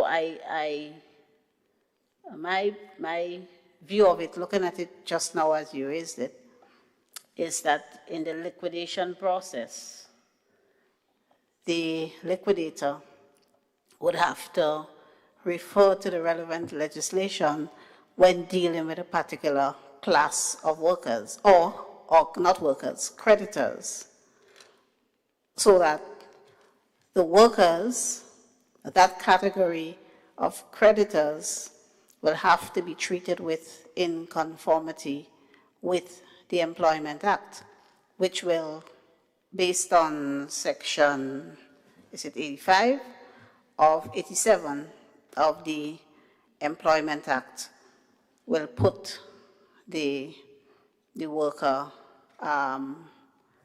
high up on the priority list, if not at the top of the priority list. Because there may be, I say if not at the top, because there may be other legislation, say the NIS Act or the Income Tax Act, that says something else. So there would be an obligation on the liquidator to place the creditors in the right order of priority when distributing the assets of the insolvent company. Okay, so to minimize, and as the current Attorney General, you'd appreciate that each institution will have its own legal advisors. And legal advisors make money based on their opinion. And I'm not accusing them sometimes for stretching things out that they know they will not win. But as someone has in the office, a lawyer's time is a stock in trade. Yes? So the longer you stay on an issue, I've seen it, right? So what we can do, and I'm proposing that we come with an amendment, right, which says that, or relevant legislation which says that any subsequent or legislation that results in, or appear to result in reducing the benefits covered that workers are guaranteed under the labor code, the labor code will take precedent. You can come with something better, because the very same labor code says nothing prevents parties from going into terms and conditions that are more advantageous, so as to minimize the institution that may be concerned from taking up legal arguments by saying that the Banking Act stands on its own and it governs, recognizing that there was an existing labor code, Employment Act, and the drafters and legislators, being aware of that, still included this section in the Banking Act, that the intention was for them to get something less. We don't share that view, and the Attorney General certainly does not share that view. But to close that loophole, I am requesting, not just proposing, I am requesting that we do what is required urgently to minimize that. We have had experiences of that in the past, and I've said, and there were national industrial disputes to resolve the issue. The union and the workers were successful, but it came after months of struggle, and months of struggle, and months of struggle. This is an opportunity for us to, and it's good to know, I'm not surprised, it's good to know that the Attorney General is in full agreement with us. Right? But we do know that all depends on where a lawyer is sitting at a particular time as to who they may represent. Because in some cases, it was some of our own local lawyers that took those arguments. I may dare say. See, my brother is smiling. I think he knows where I'm going, but I would not go there. Yes? So that's what I'm putting forward. And I think it is necessary to do that. Thank you, Senator. If I may, right? Sorry. Senator Thomas. Madam President, I was just, as I said, looking as the senator was speaking.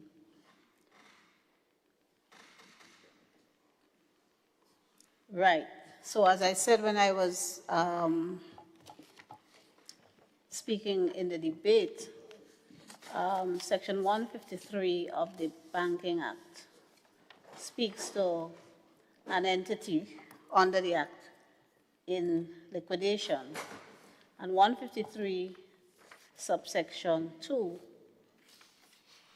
speaks to the order of priority, right? Other allowed claims shall be paid in relation to all other debts. And the first will be the reasonable expenses of the receivership. including those paid by the bank, and then will come wages, salaries of employees. And after that will be the those due to the depositors. So the workers are there quite high in priority.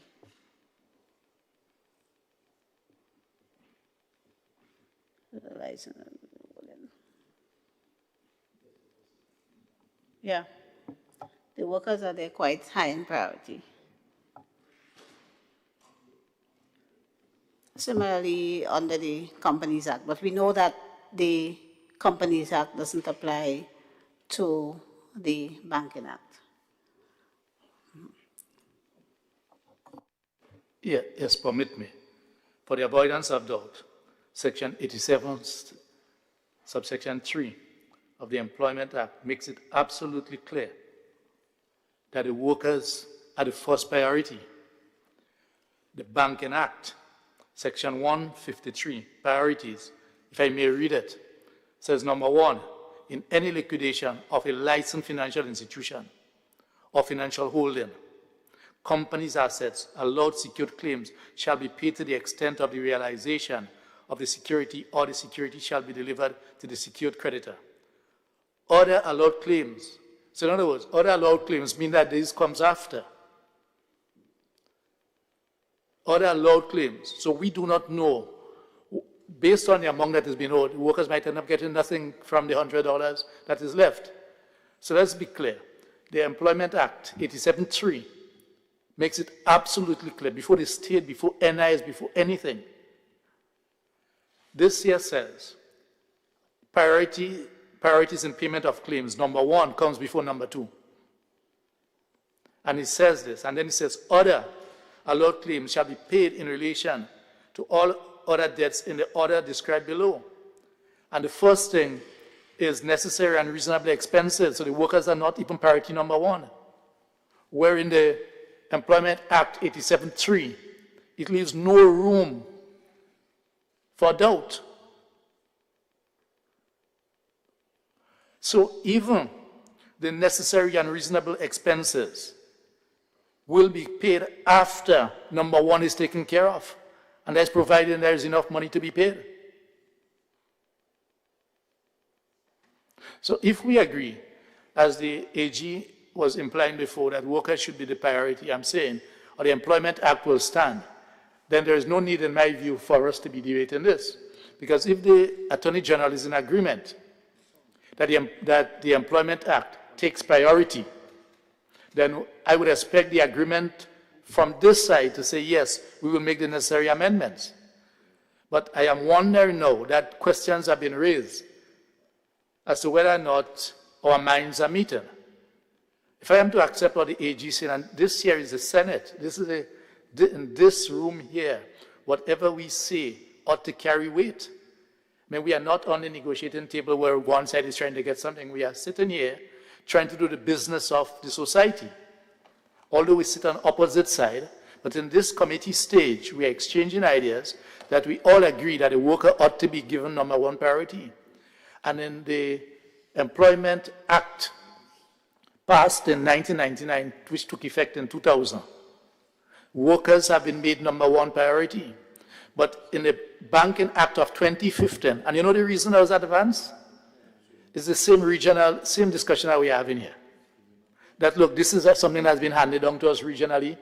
And remember, during that period, we were in a structural adjustment program, homegrown, between 2014 to 2016. There were boxes to be ticked.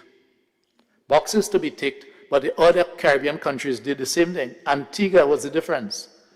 I think in Antigua, I think it may have been Baldwin Spencer that may have been there, or and if I have it wrong, they will have to forgive me, or the current administration in terms of the party politics. Yes? 2016, 2015, 2016. Baldwin. So if it was Baldwin, remember Baldwin was a labor leader. Baldwin Spencer with the Antigua and Barbuda Workers Union. And therefore, what they did was to make whatever adjustments that needed to be made to localize it. So I find it interesting that we are still debating this, where I thought that the Attorney General was saying that the Labor Code will take precedent. Yes? And if the Labor Code takes precedent, which is what I was glad to hear, it says without any doubt, there's no room for doubt. So there was no the separate legislation, Banking Act and the Labor Code. At the moment, some people are saying it says differently. I believe it is saying differently. But we believe, and we argued in the past, that the Labor Code, Section 87.3, is what governs.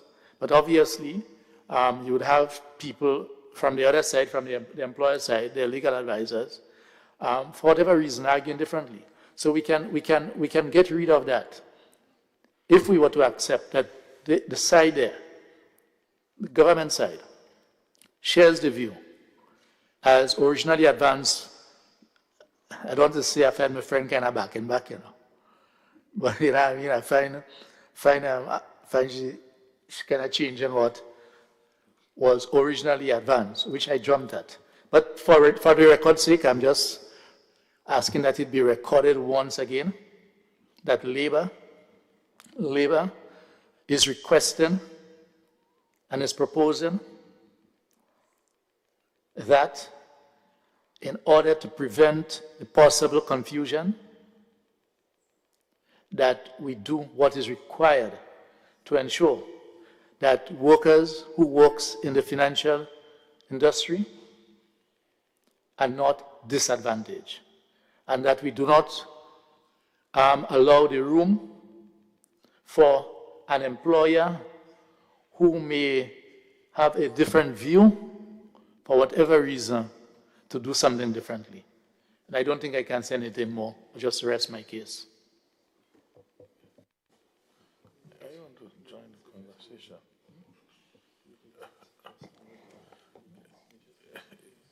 Yes, Madam Chair. Yeah, Madam Chair. Senator St. Clair, you have the floor. Yeah, thank you, Madam Chair. I understand. Well, I think I understand as part of the committee, what is being asked is that passing this, agreeing to 2A as presented in this bill before us, is essentially agreeing to having the workers within the banking sector placed at lower level of priority than is that is present in 87.3 in the Employment Code, in the Employment Act. So while I'm hearing my good friend Senator Lewis on the other side, not on the other side, but well, on my right side, I would think as a clear thinker that there seems to be a disconnect where we have two pieces of legislation where we are creating confusion. Well, I don't think there's a confusion. There's two pieces of legislation which clearly is contradictory. And the Employment Code is under which one is hired. It's not hired under the Banking Act, you're hired under the Employment Code and by law. And to me, if that's supposed to supersede, unless we agree that this is not going to supersede, then I was listening to hear that the request to be that that section in the Banking Act be repealed or appropriately adjusted to not be superior in benefits, and I'm calling it benefits, for the institution compared to that of the workers. So this I agree with. You know, the workers should not be in a worse position because of we as legislators confusing the system. And I would agree that if the Banking Act is so adjusted and amended such that the rights of the worker as is obtained in the labor code remains consistent in that and not at a disadvantage. I want to put that on the record also in this discussion, because I don't think I should sit here and allow that to pass without clearing my conscience on it.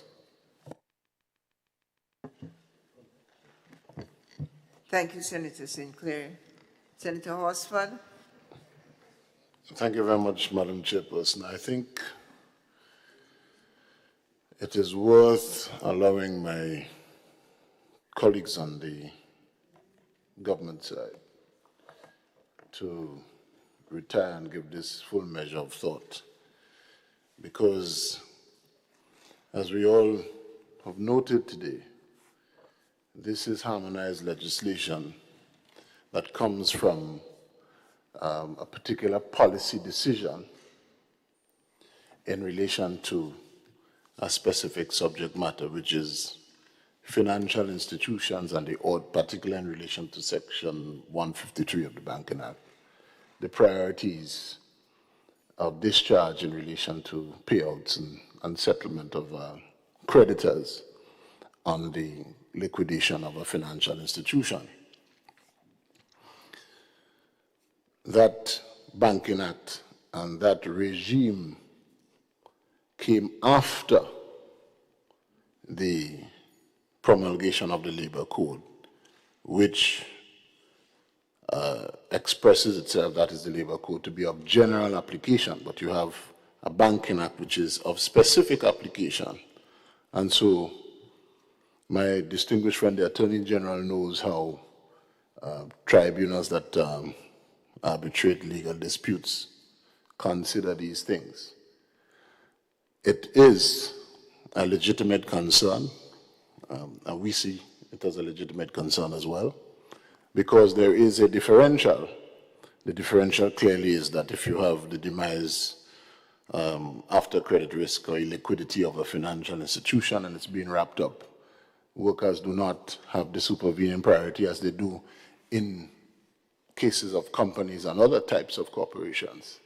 The question is whether the policy underpinning the enactment of the scheme set out in the Banking Act was deliberate in relation to that subject matter, as opposed to what was conceived under the Labor Code, which in the Labor Code was domestic legislation, domestically conceived.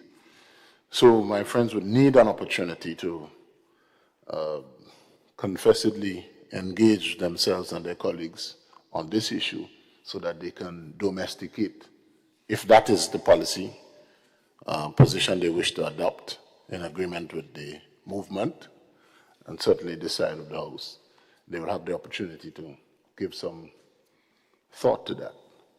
In short, Madam Chairperson, this is indeed a legitimate concern, but my friends need to engage it thoughtfully. And I don't think in this sitting on this occasion, they are equipped with the policy information and perhaps directive to do so. So they may want to advise themselves appropriately. Thank you, Senator Horsford.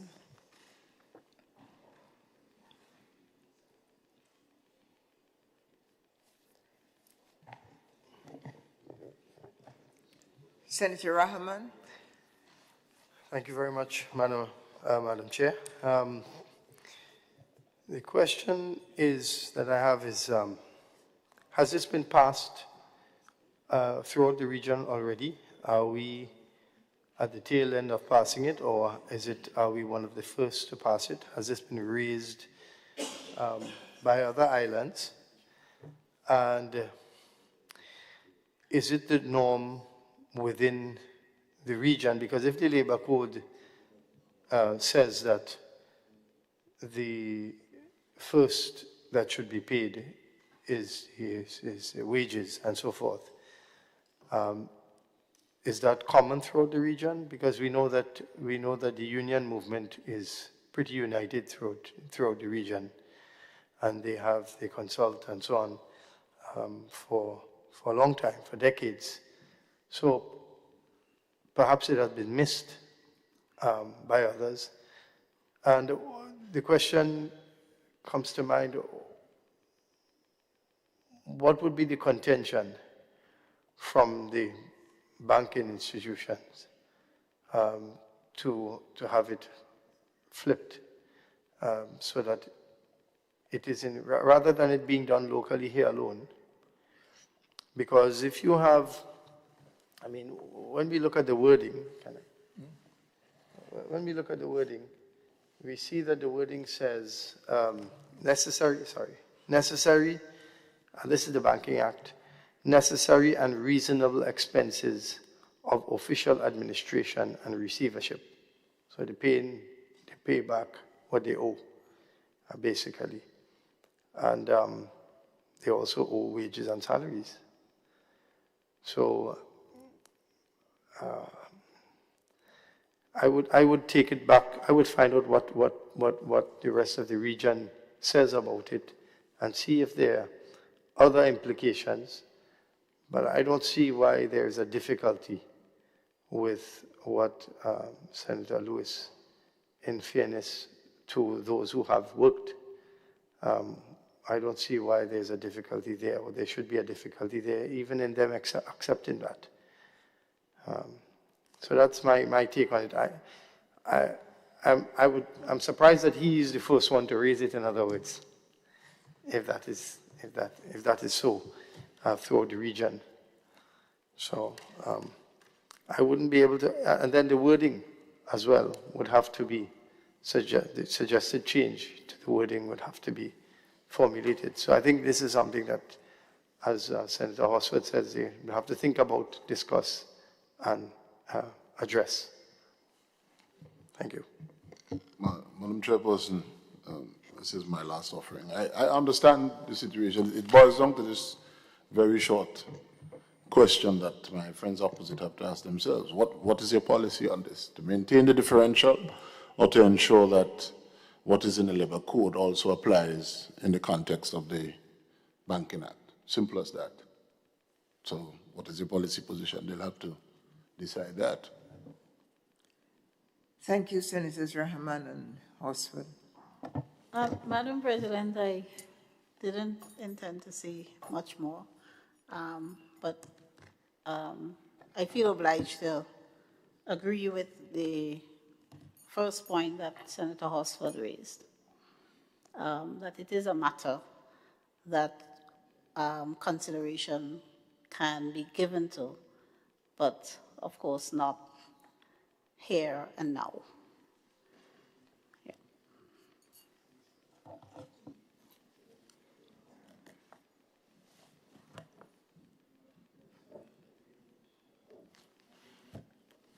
Thank you, Senator Joseph.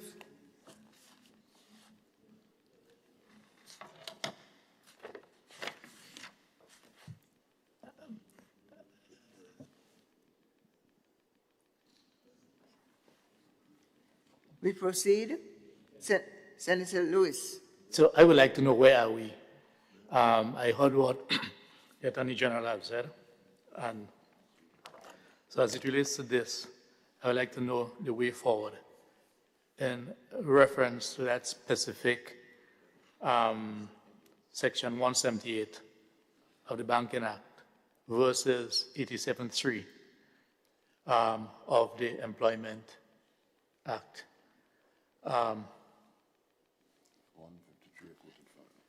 153. 153.2. 153 of the Banking Act. No, because it says here, and Section 178. Yeah. Yeah.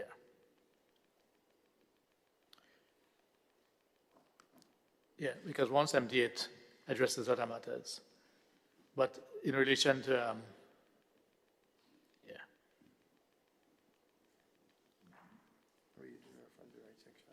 no, well, the way they have it there, because let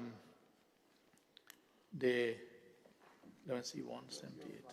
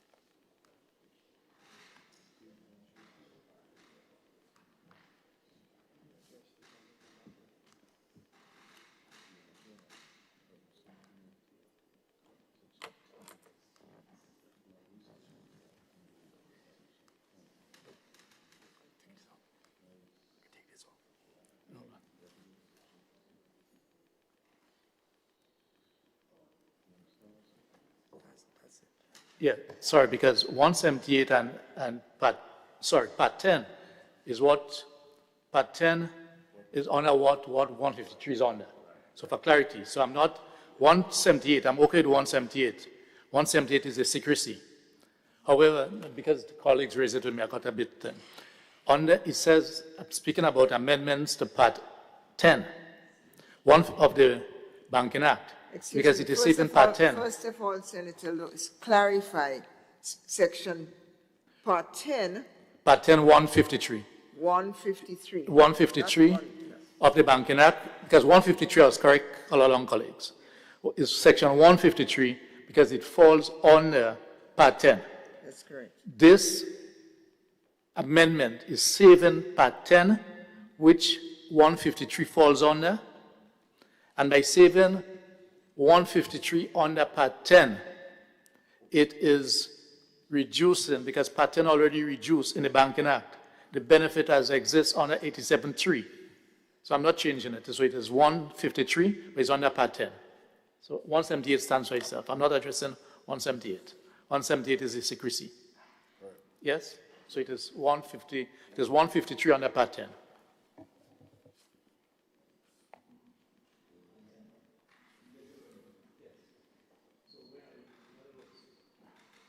I think it would be a disservice for us to pass this if colleagues say that they require time. I don't agree with the regional approach.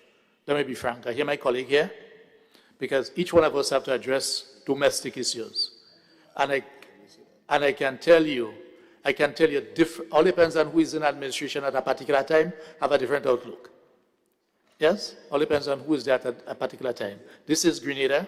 This is the harmonized bill, but it allows us, in an attempt to bring it into domestic legislation, for it to have teeth, for us to do what is right. So I do not agree. That is a delay tactic that will take us for the next 20 years or more. All right? So if the government side say, look, we can't make the amendment now, if I am to advise them, then I will say, well, look, withdraw it, that part, while I'm just giving my, if we agree, and I think from listening to the contribution of the AG, before we went down into it, say, look, don't worry, the labor code takes precedent. Then say, well, look, let us avoid the doubt. Let us be specific, because I know when we leave here that there is someone waiting there. When that occurs in one of the institutions that we represent, and even if it is not unionized, but we have a duty to ensure that workers are treated fairly, because this is a workers issue that we're addressing. I put my hands up earlier, say that, look, whatever is good for business, I support it. You following me? Yes? So I think it will be, I don't think, because of where we sit here, and given the thoroughness of the Senate, it will be a good signal. It will be a good signal for us to collectively say that recognizing that the government side have indicated that it may require certain further policy brief. If that's the case, then at least that section should be placed on hold. We'll be back here soon, hopefully. Let us show the leadership that we are capable of doing in this Senate.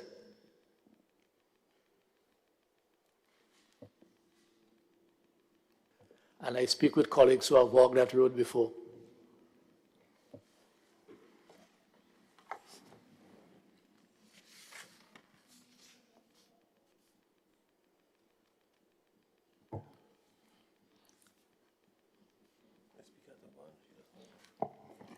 Senator Thomas, and just before you speak, for clarity, the section we're discussing here relates to the Banking Act, Part X. Part X is on Section 153.2 on liquidation and Section 178.2 on miscellaneous provisions, which are both referred to here. Continue, Senator. Thank you, Madam President. Madam President, as we have acknowledged the concerns on the other side. I think the AG has put it in a very eloquent and well thought out way. It is a policy decision, it's an agreement. It is it's a harmonizing bill.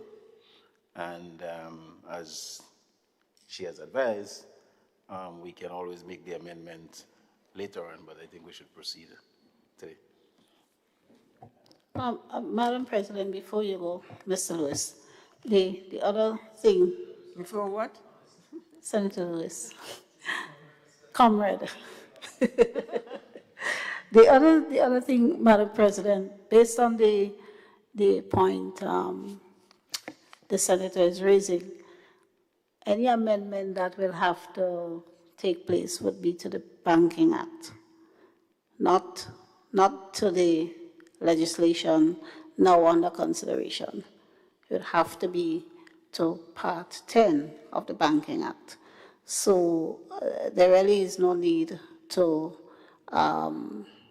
postpone the passage of the bill before the House now. A consideration can be given for amendment to Part 10 of the Banking Act. So that's where the issue is. So I'm asking, do we have that commitment? In other words, do you agree with us that it needs to be amended? Well, you know you can't tie up this wharf, girl, so.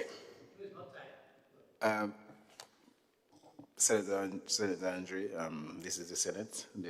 We are part of a government, so we'd like to get back to our principle and have some discussion, and we'll proceed thereafter.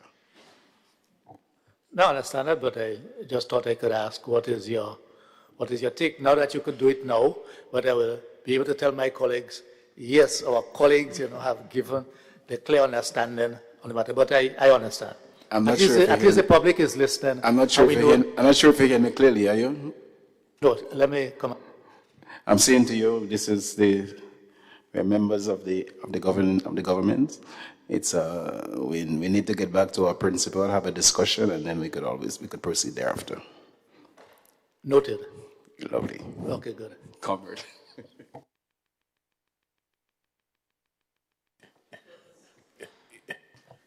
Thank you for that, and thank you for the clarity and the other C, let me call it compromise, and an understanding that this last 20 minutes or so has really been a discussion in the interest of not just the workers of Grenada, but our national interest.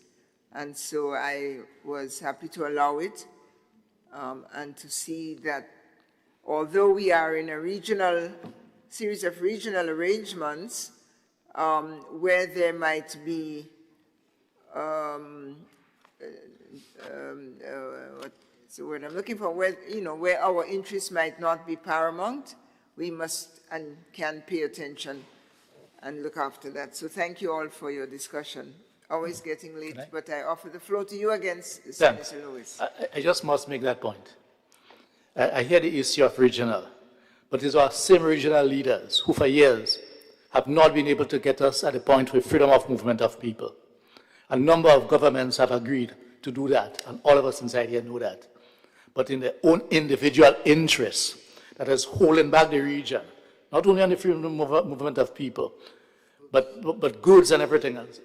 So I hear the Treaty of Chaguaramas addresses some broad issues. It even allows for differences, as there must be, because there's sovereignty.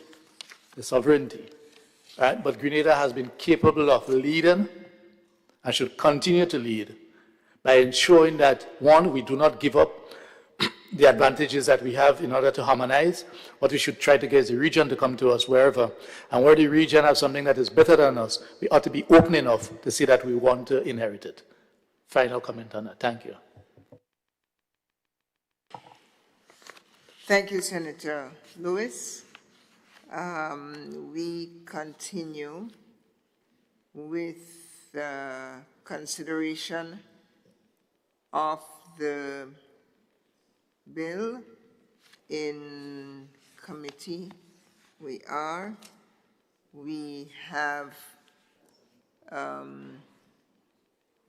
agreed to clause number 2 and note the enhanced and elsewhere of the discussion subsequent to the passage of clause 2, and we proceed to the passage of the question, to take the question on clause 1. I think that's where we are. Agreed? Clear? Good. Proceed, Madam. Clause 1, short title. The question is, honorable members, that clause 1, short title, forms part of the bill, Eastern Caribbean Asset Management Corporation Amendment Bill 2025.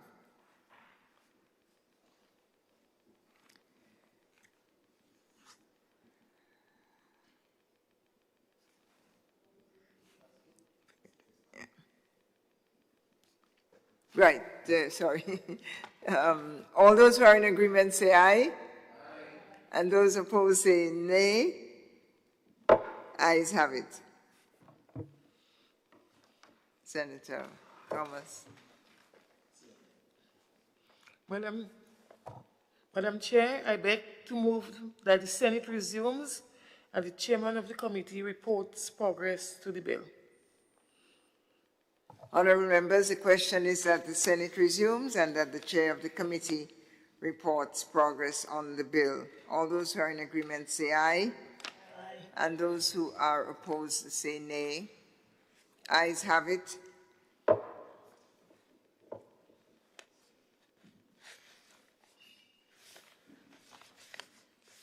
The Senate is resumed. Honorable members, I have the honor to report that the bill was considered by a committee of the whole Senate and it was passed without written amendment, oral or otherwise, but with discussion. Minister Thomas. I beg to move that the chairman's report be adopted. Honorable members, the question is that the chair's report be adopted. All those in favor say aye. Aye. And those opposed say nay. Chair's report is adopted. Honorable Senator Thomas. Madam President, I beg to move that the third reading of the bill. Honorable members, the question is that the bill be read a third time. That the bill be read a third time and passed. As many as are of that opinion say aye. Aye. And of the contrary opinion say nay. The bill is read and passed. A bill for an act shortly entitled Agreement on Immunities Exemption A bill for an act shortly entitled the Eastern Caribbean Asset Management Corporation's Amendment Bill 2025.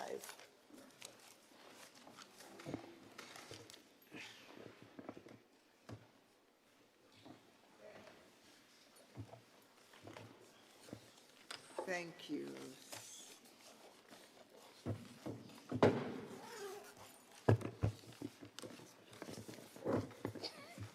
Senator from St. Andrews, Senator David. Thank you. Andrew. Thank you, Madam President. Madam President, I beg to introduce for first reading a bill for an act shortly entitled Agreement on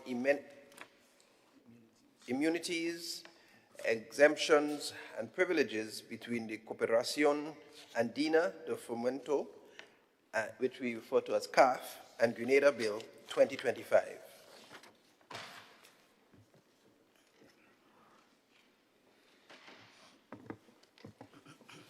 A bill which seeks to give the force of law to the agreement on immunities, exemptions, and privileges between the Cooperación Andina de Fomento and Grenada, shortly entitled Agreement on Immunities, Exemptions, and Privileges between the Cooperación Andina de Fomento and Grenada Bill 2025.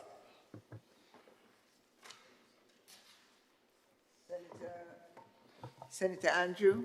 Yes, Madam President, I beg to move that the relevant standing orders of this Honorable House be suspended to enable the bill to be taken through all its stages at this sitting. Thank you, Senator. Honorable members, the question proposed is that the bill be read a second time. No. Jumped ahead. The question is that the relevant standing orders of the Senate be suspended to enable the bill to be taken through all its stages at this sitting. All those in favor say aye, and those opposed say nay. Passed. Minister Andrew. Madam President, I beg to move for the second reading of the bill. Excuse me, honorable members, the question proposed is that the bill be read a second time. Minister Andrew. Madam President, this bill, the Agreement on Immunities, Exemptions, and Privileges between the Cooperación Andina de Fomento and Grenada Bill 2025, is a very timely and instructive bill. We commonly refer to this CAF, as it's shortly called, CAF, and you might hear me using that acronym, CAF, C-A-F, is the Developmental Bank of Latin America, which was established in 1970. It's a multilateral financial institution. It aims to promote sustainable development in the region, and it was incorporated under international law on the 7th of February, 1968. Now, the Agreement on Immunities, Exemptions, and Privileges between the Cooperación Andina de Fomento and Grenada, and a series of Class C ordinary capital shares subscription agreement between the CAF and Grenada were both executed by the respective parties on the 17th of April 2024. As a result, Grenada became a member of CAF, given both parties having signed that agreement on the 17th of April 2024. Grenada subscribed to the purchase of a number of Class C shares, and there are different classes of shares, and Class C shares speak to having a prescribed payment schedule for use of funds, for promoting, for the marketing and all of that. So that's afforded there. So Grenada subscribed to the bank as a shareholder by the purchase of a number of shares, Class C shares. And this gives Grenada entitlement to a number of other to accessing funding and financing up to $20 million. In addition to those loans, the Cooperación Andina de Fomento, CAF, also offers other products and services, namely financial consultancy, guarantees, collaterals, partial guarantees, equity investments, treasury services, technical cooperation, credit lines, co-financing, and structured financing. Now, Madam President, the reason this agreement is so important, and Grenada becoming a part of the Development Bank of Latin America, we're living in a time where the financial certainties of traditional sources sometimes are not as reliable as they've always been. And we are moving to strengthen our financial sourcing and sources. So we've gone before to the Afrexim Bank, which is a very lucrative and promising market. And now we're partnering with CAF, the Development Bank of Latin America, which is extremely huge and probably much huger than the Caribbean Development Bank, given the number of members that make up the institution. Notwithstanding Grenada's signing of the agreements, Madam President, both agreements must be incorporated into the domestic laws of Grenada through an act of parliament. And that is why today we are here to talk and to have these bills passed. Accordingly, the agreement on immunities, exemptions, and privileges between the Cooperación Andina de Fomento and Grenada Bill 2025 seeks to incorporate the agreement on immunities, exemptions, and privileges between the Cooperación Andina de Fomento and Grenada and the Series C Ordinary Capital Share Subscription Agreement between CAF and Grenada into law by giving them legal force and effect. This bill, Madam President, contains 7 clauses and 2 schedules. Clause 1 seeks to provide for a short title of the Act and for its retroactive commencement from the 17th of April 2024 to facilitate the Act coming into force on the date when the respective agreements were signed in compliance with Article 20 of the Agreement on Immunities, Exemptions, and Privileges. Clause 2 provides for the interpretation provisions and includes the definitions of terms used throughout the Act. So it talks about cooperation and other similar terms used. Clause 3 provides for the agreement on immunities, exemptions, and privileges as set out in Schedule 1. So Schedule 1 talks about the agreement, what exactly are the immunities, what exactly are the exceptions, exemptions, what exactly are the privileges, both for CAF and for Grenada. So Clause 3 provides for the agreement on immunities, exemptions, and privileges as set out in Schedule 1 to the Act, and the share subscription agreement as set out in Schedule 2 of the Act, respectively, to have the force of law in Grenada. So it must pass through this process to take effect and to have legal binding.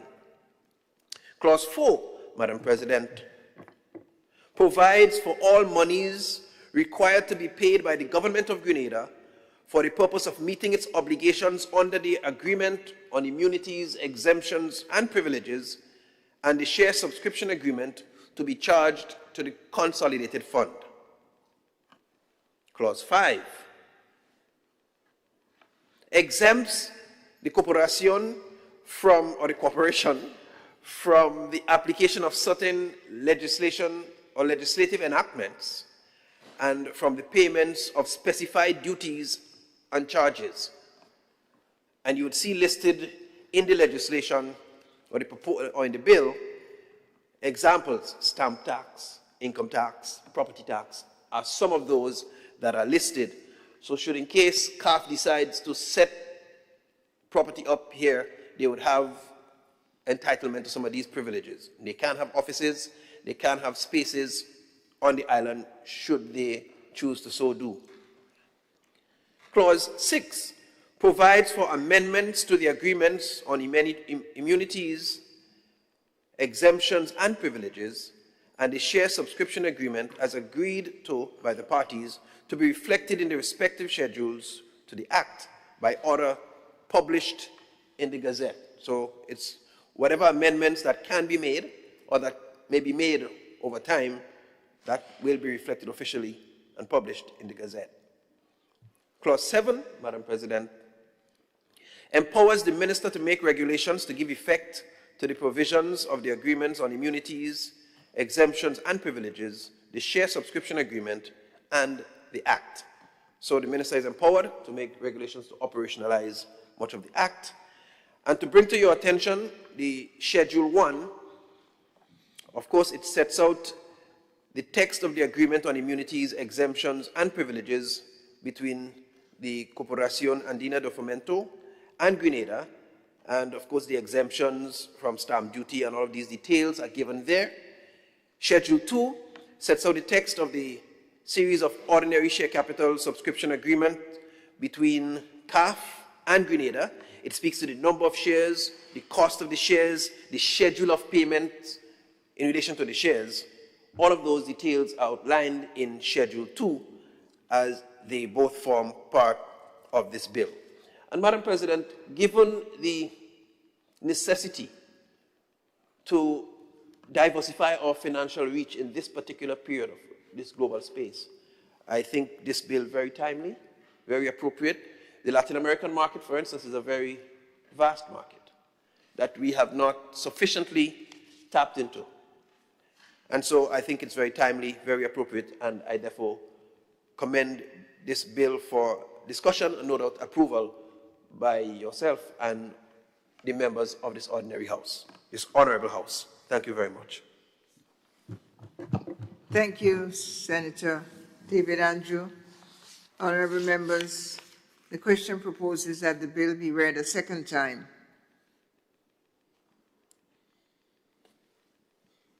And the floor is open.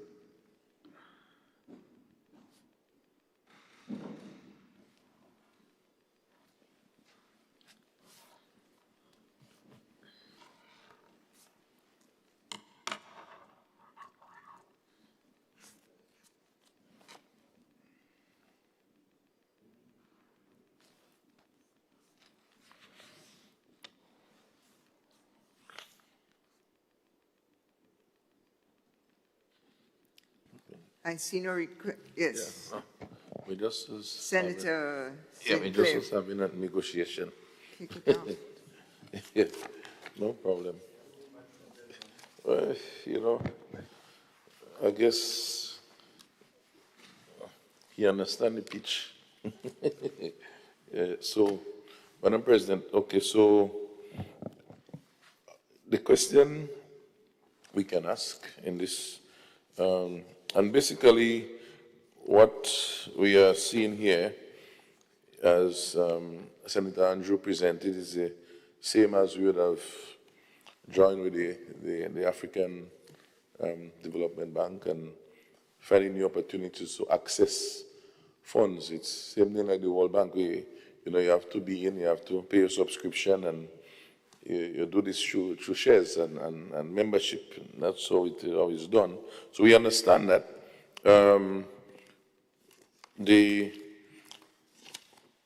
few things that we may want to flag, as my good friend Senator Rahman was asking me, in terms of this exemption, a lot of exemptions of taxes and other things, in terms of equity, how we treat with like institutions. Maybe it's the same way you think. We don't have all the documents in front of us right now. So that's one in passing. Of course, different institutions would have different restrictions, but I think more importantly, once you are investing, partnering, getting involved in something, especially at a country level, we don't expect to do this for just doing sake. And so what is the expectation? Now, Senator Andrew rightfully say, where is that potential, especially in that part of the world, which is very close to us. And so we would want to hear, since this relationship started, what have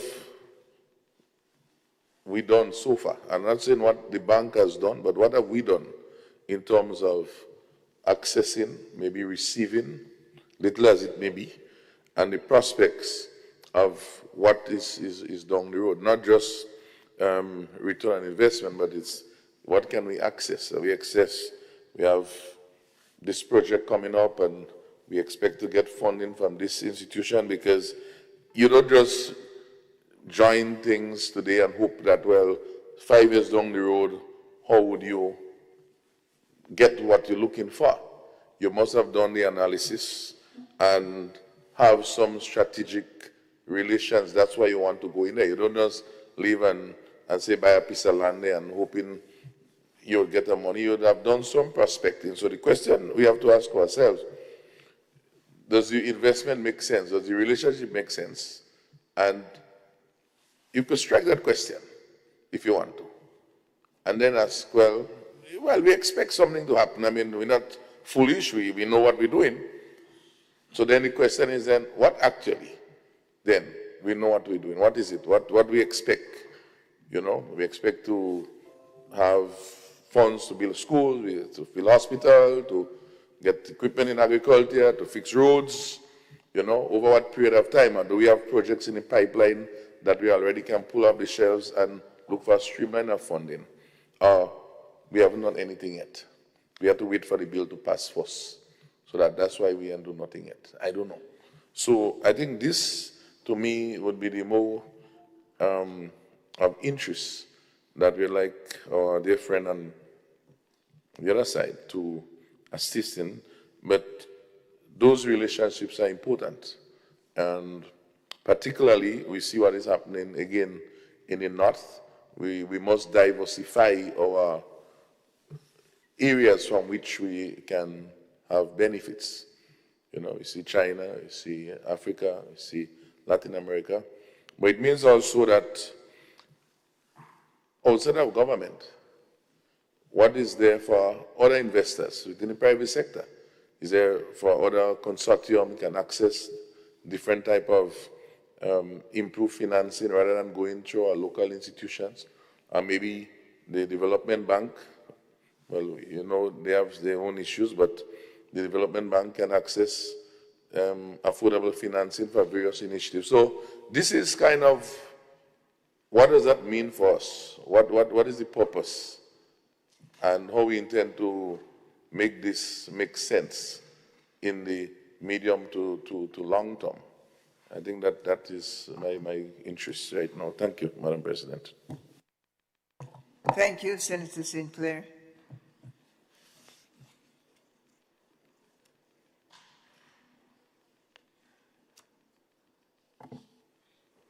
Senator Adrian Thomas. Madam President, I too would like to stand and support this bill as presented by my colleague. Madam President, for centuries, maybe for more than a century, and centuries, we have been looking north every time, and synonymous with borrowing and debt in the Caribbean. When you speak those language, you talk about the World Bank and the IMF. I'm very happy to be part of an administration that is coming to terms once and for all in regards to looking at our neighbors. And not only our neighbors, but our mother country in the form of Afreximbank. We have had them visiting Grenada. They will be here in July again. And now we are going even closer, Latin America. And I have heard the cry and the call for we to establish more relationships with South America. And I'm happy today that we are doing just that. And from my research, Madam President, I found out that this institution has a love for sustainable development. And that is the key word in many countries today in terms of developing their own infrastructure, developing other important sectors. I came across agriculture, tourism, and if an institution of that nature will support projects that will help us, I think we are making a very good move in terms of exploring the possibility and taking concrete, not just talking the talk, but walking the walk. And I hope, Madam President, that we will support this very important bill and that we will see some fruition taking place as soon as possible. Madam President, I once again want to support the initiative, and I look forward to this House having a discussion and approving this bill. Pronto. Thank you. Thank you. Thank you, Senator Adrian Thomas. Any other contributions?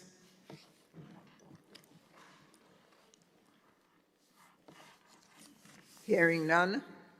No request for the floor. Senator Rahman, you have the floor, sir. Thank you, Madam President. I'll be brief. We always taught not to keep all of our eggs in one basket. And that's what this is. And you are more vulnerable when you can't turn left or right. And so the more options you have as an economy, the less vulnerable you are.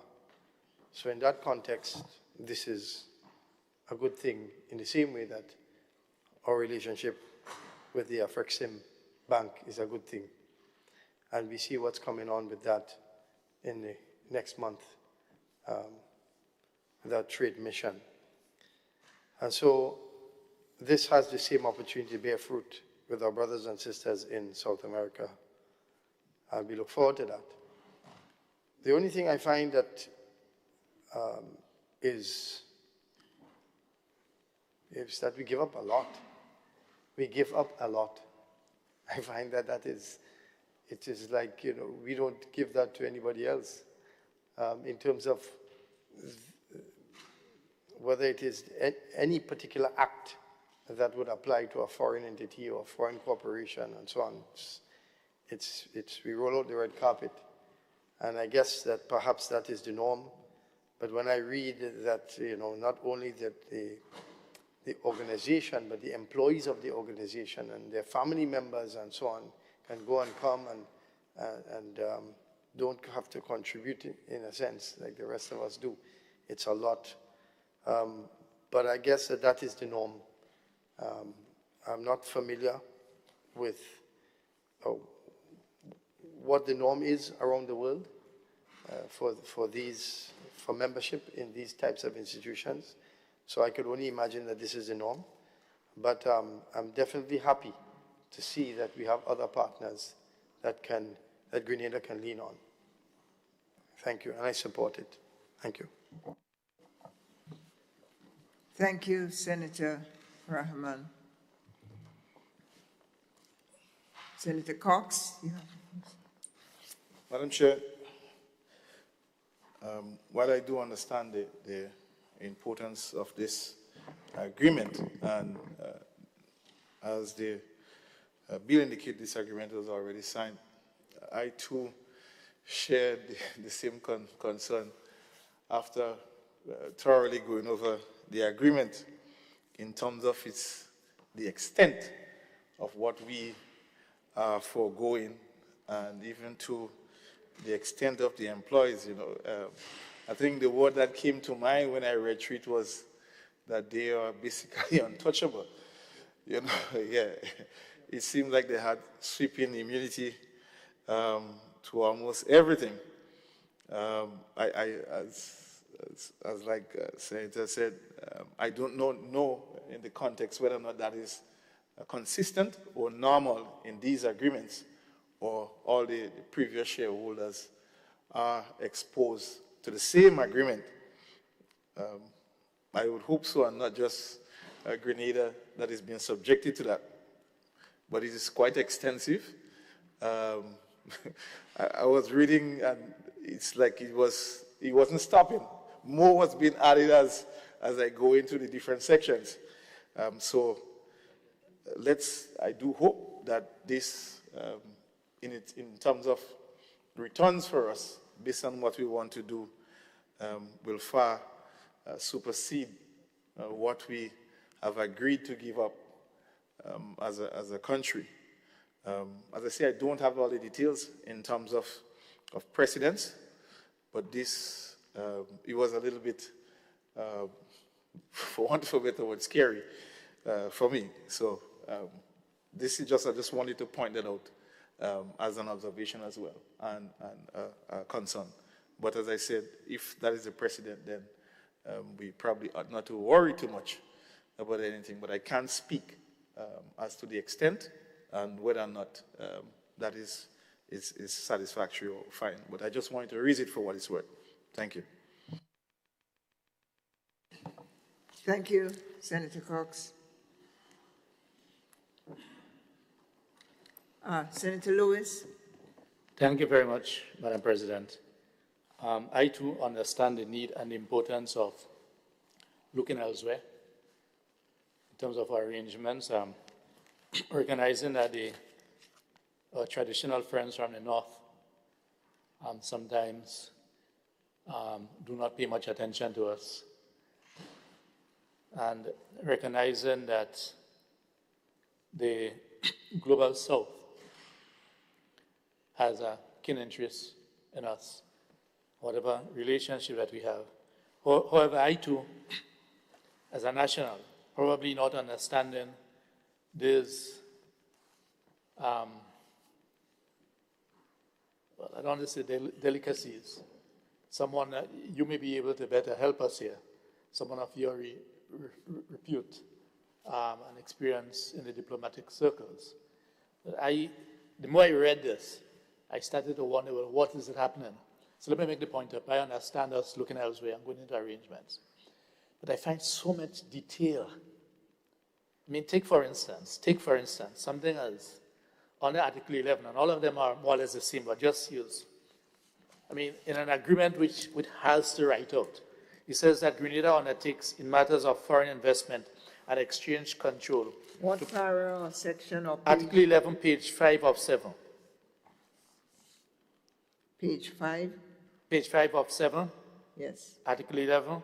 And they all followed a similar trend, but I'm just pulling out this one that I find was, well, I mean, so basic. But who am I?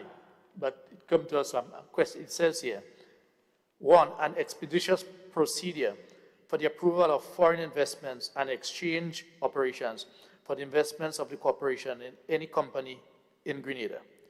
So now, in Grenada, I would think that the individual companies will be guided by the modus operandi. What we are doing here seems to be saying that the state is committed to guaranteeing these things that individual companies will have the say on. Yes, my brother in the private sector. Yes, if I was to jump, I will just go a bit further on. I mean, some of the things that we seem to commit there. It says C, that's in the same Article 11. So Grenada agrees to do the following: to allow the corporation to access the most favorable exchange rates in the market for the purchase of foreign currency, which may be required to carry out the aforementioned money remittances. I don't know that the state has control over the local institutions that are dealing with foreign exchanges. But when we sign things, it ought to make sense. So we are not questioning the arrangement. But the more I read this document, I can't be part of, if I'm leading a part of a negotiating team, some of these things, the way it is written, how could Grenada guarantee that? So if, for instance, this entity goes to Republic, for instance, we deal with locally, and it turns, I mean, could the state direct Republic what to do? So to me, it does not make much sense. Even the wording, phrases that have been used there. Grenada could guarantee, as a state, where you have authority in terms of what you call state activities. So you're exempt from the different taxes. Yeah, you can do that. But are we setting up ourselves? Are we setting up ourselves that when this corporation goes to a local entity and it turns out that they run into difficulties, and it turns out that they did not get the best, is it us that will be held responsible? It is saying that Grenada agrees, you know. This is the language. This is the language of a document that comes before the Senate. This is the language of a document that our leaders have sat down there and put, well, not pen to paper, but are you following me, my brother? I'm saying, read this. As I look at it in terms of language and commitments, I don't know that the state could commit any one of us to doing this.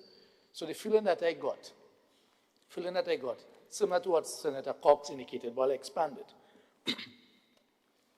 This is a state within a state. In other words, as though we were so happy, right, that we have struck gold without recognizing what is it we are saying or committing to do. I didn't feel proud reading this. No, we didn't write it, but it come to us. But this is Grenada, I'm Grenada, I'm part of Grenada. This is the Senate. This is a document written by all officials that has come to us. So I'm not addressing, I'm in all agreement for going into being part of the bank. You'll get certain benefits, right? I have not researched them entirely, but I accept what has been presented to us in terms of the importance, and we're looking elsewhere because we are with the World Bank, with the CDB, right, etc. But look at the language. Look at the language. Is this an agreement? I can't sign an agreement like that. And I don't know how my colleagues or the state could bring this to us. For Grenada to commit itself that they will get the best exchange rate, unless I'm reading something wrong, and in most of the things that they are saying, and how the employees are being treated. I'm all for treating people good. But it is more than untouched. In other words, we're just so happy. We're just so happy that here what? You come here, you know what you want. I mean, there are certain restrictions in relation to the laws. Certain actions cannot be taken. The laws, Grenada laws only apply in some limited respect where members of the family are employed within the state.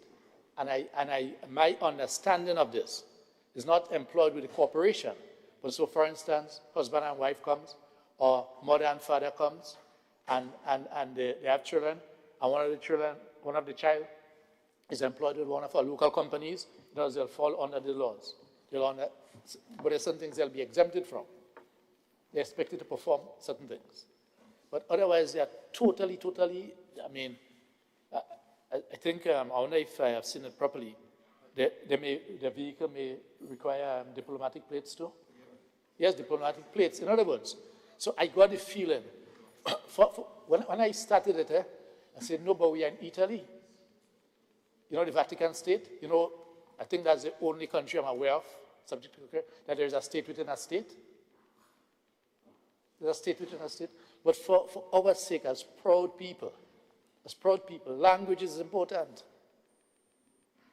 Language is important.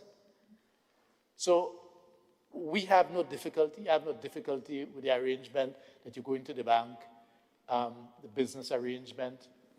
I have no difficulty with certain of the exemptions in terms of taxes on the port of entry. Because these are concessions you want to encourage, thanks. You want to encourage. And that is okay because we give concessions for different reasons. That is okay. I have no difficulty with that. Because we ought to stand to benefit more than the collection of the taxes. The opportunities for business, the opportunities for getting access to finances, right? We bought some shares, right, as an investment. That is all good. Bingo. But when it comes to the way we treat the people, or the way that we are right in what is expected of us? We have been I've been hearing some very progressive language, certain language coming from that side, in different arenas, even globally, on the international forums, in the United Nations. Yes, when we address certain regional and international forums. This year is a total opposite. The language here is a total. I didn't feel as though, we did something.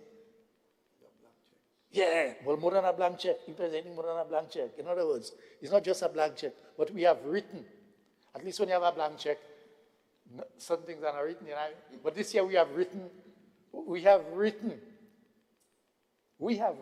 Grenada, and this is not, it didn't say that in relation to state institutions. So if you engage with the state institution, I may have some concerns, but I say, okay, yeah, well, the cabinet and others, that's the cabinet, they're okay. So that's okay. Right? Even in relation to the court and everything. Our whole legal system. Us. When I read this, I feel I'm wondering. And therefore, I beg the question as I take my seat. Who is it?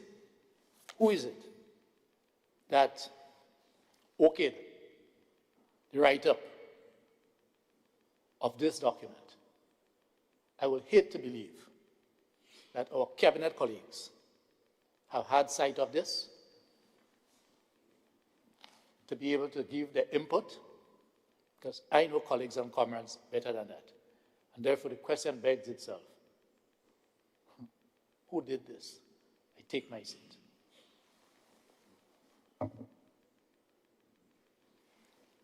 Thank you, Senator Lewis. The hour is late, but I wanted to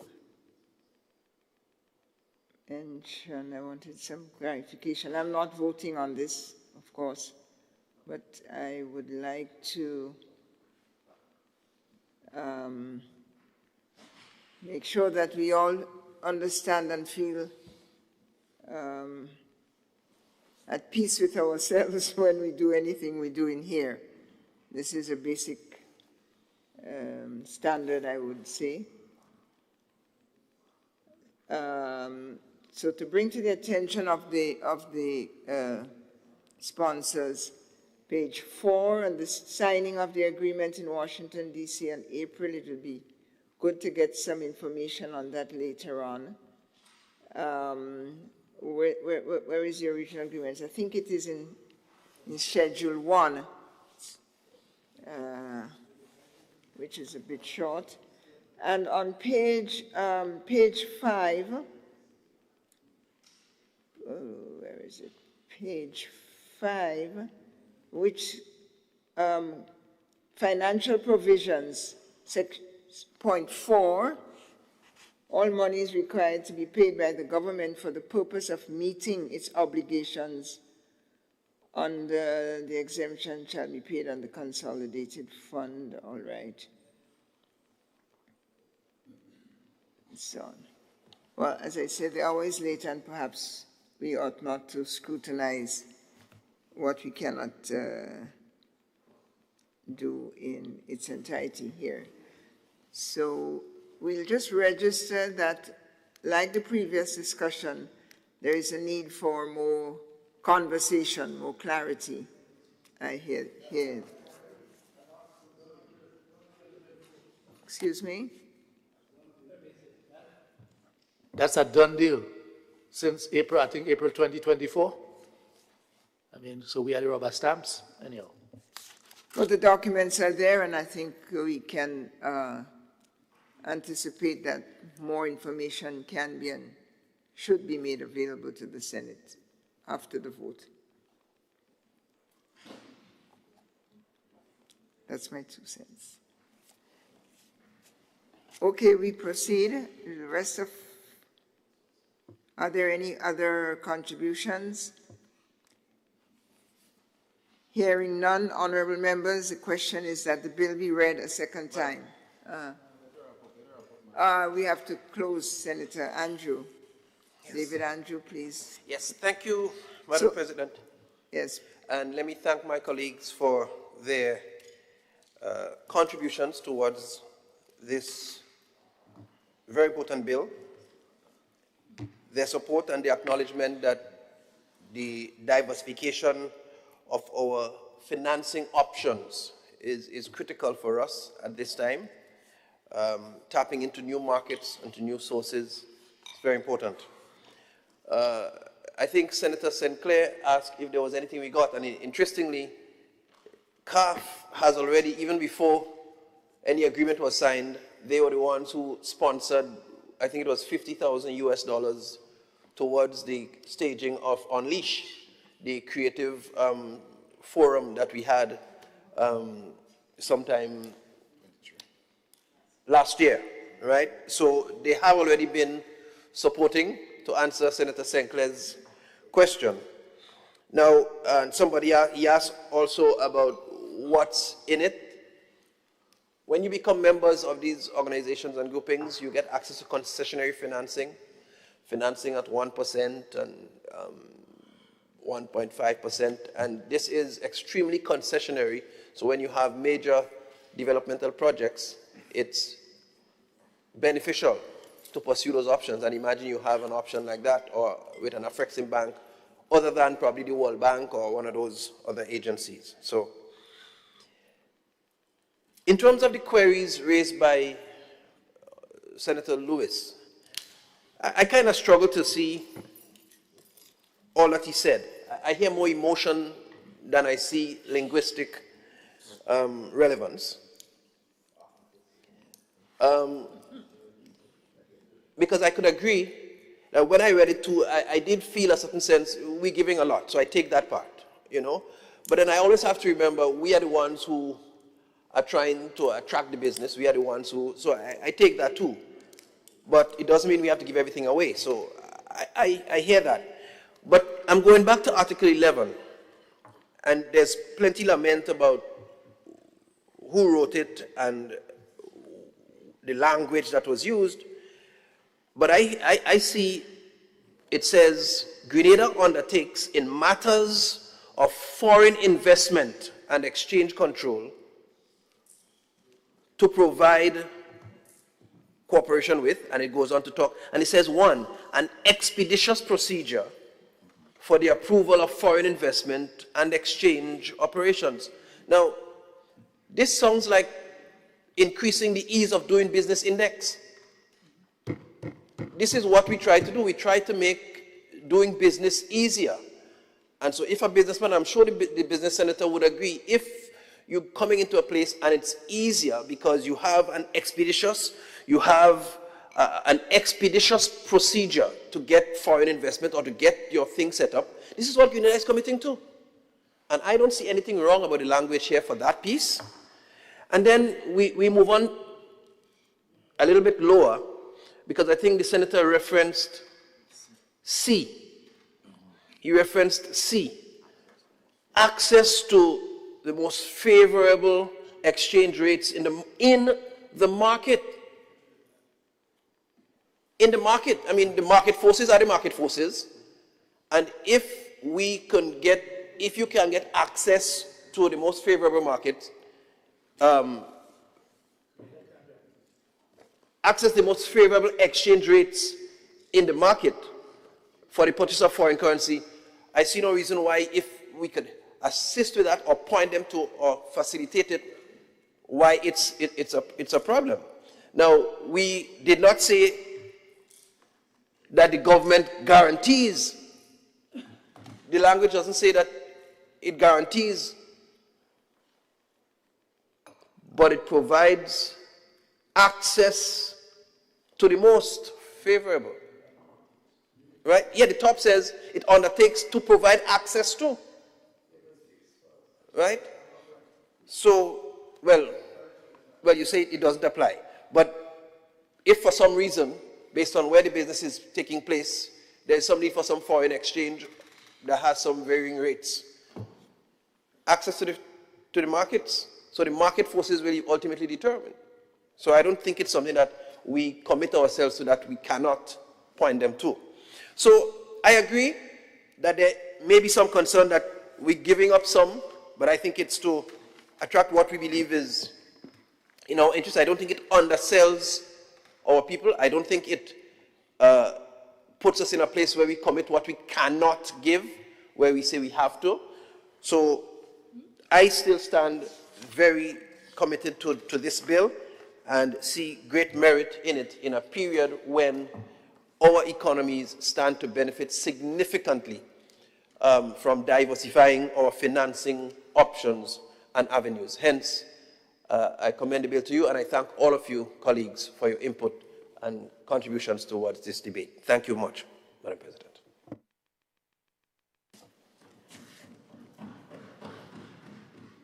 Thank you, Senator Andrew. Honorable members, the question is that the bill be read a second time. All those who are of that opinion say aye, and of the contrary opinion say nay. The ayes have it.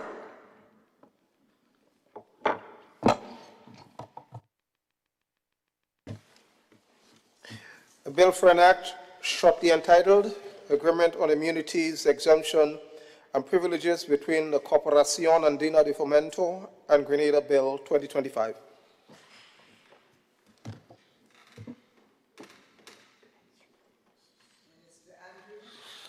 Madam President, I beg to move that the Senate resolves itself into a committee of the whole Senate to consider the bill clause by clause. Thank you. Honorable members, the question is that this Honorable House dissolves itself into a committee of the whole Senate to consider the bill clause by clause. All those who are of that opinion say aye, and of the contrary say nay. Passes.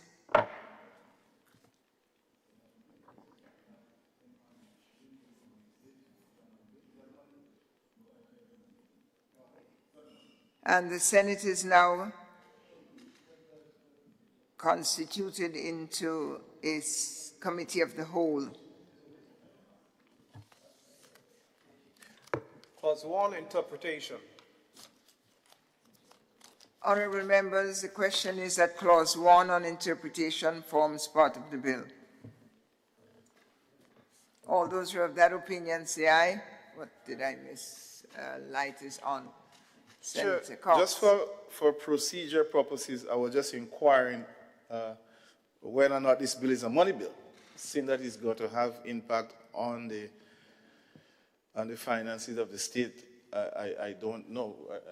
So I was just asking, maybe the AG can help clarify.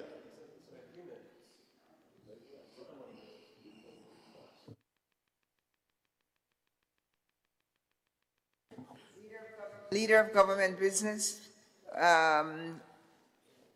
Let's hear from him first. Well, Madam President, I don't think that there is any, yes, it's dealing with a bank, but I more think it leans to, there is no quantitative monetary figures there per se that Grenada is getting involved with. So I think it's more an agreement for, well, the figures are there, but not in any requests or any donation or any grant or anything of that nature.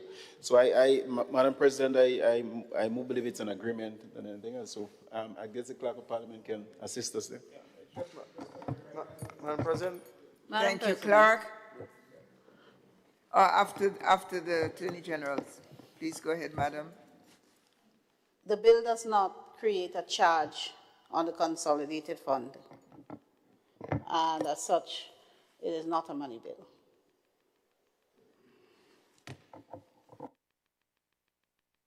Thank you, Madam. Clerk? You were about to say the same thing. Let you say it, please. You said it? Thank you.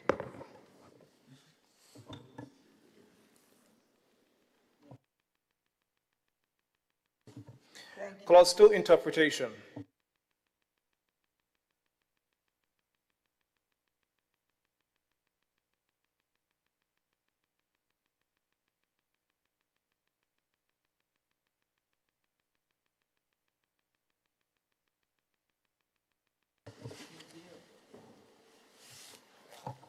We have completed clause 2 on interpretation. Okay.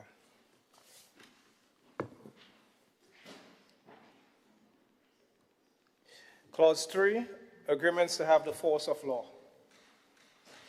Honourable members, the question is to include clause 3 on the force of law in the bill. All those in agreement say aye. And of the contrary view say nay.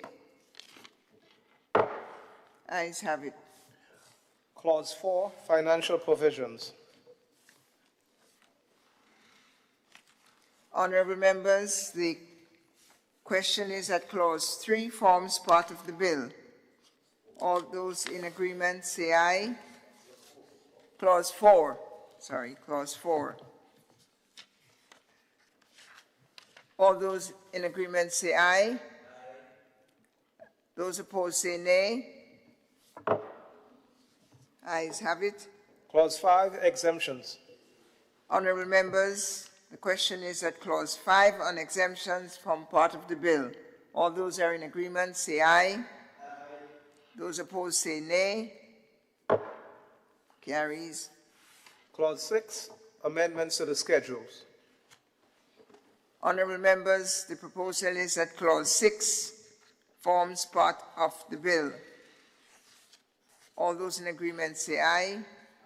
And those opposed say nay.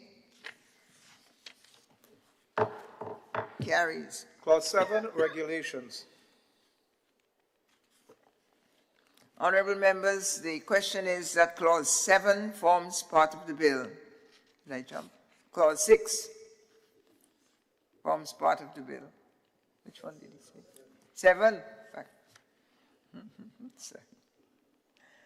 Forms part of the bill. Clause 7. All those in agreement say aye. And opposed say nay. Passes. Schedule 1, agreement on immunities, exemptions, and privileges between the Corporación Andina de Fomento and Grenada.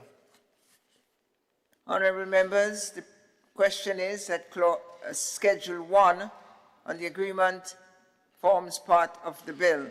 All those who are in agreement say aye. And those opposed say nay. Carries. Schedule 2, Series C, Ordinary Capital Share Subscription Agreement between the Corporación Andina de Fomento and Grenada. Honourable members, the question is that Schedule C of the agreement forms part of the bill. All those who are in agreement say aye. And those opposed say nay. Carries.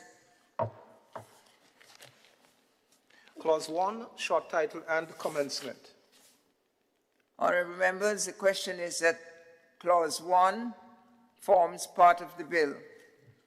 All those in agreement say aye. Those opposed say nay. Passes.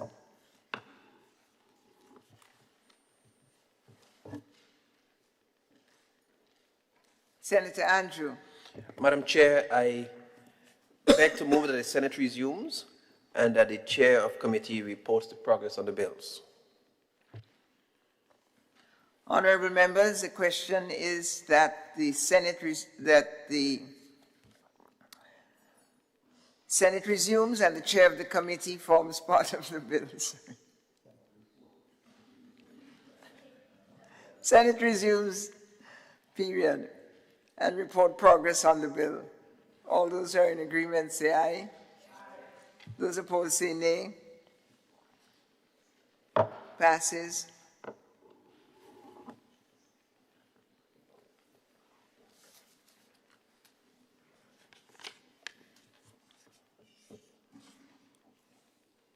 Senate is resumed.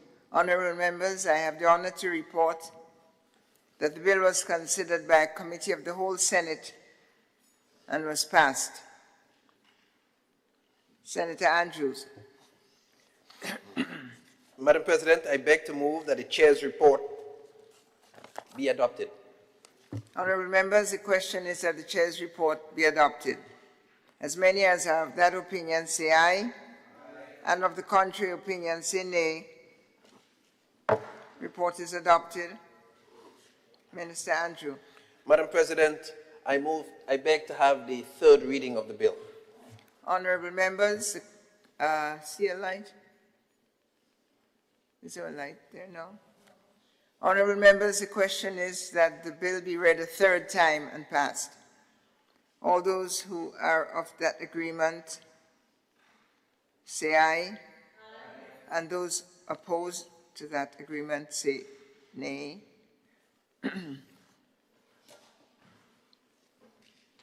The ayes have it. The bill for an act shortly entitled Agreement on Immunities, Exemptions and Privileges between the Corporación Andina de Fomento and Grenada Bill 2025.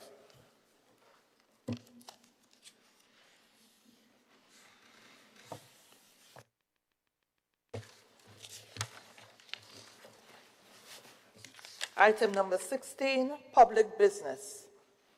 Item 17, adjournment. Leader of Government Business. And before you, sir. Yes. Thank you very much, Madam President. Madam President, I would like to move the motion that this House be adjourned, so sign that.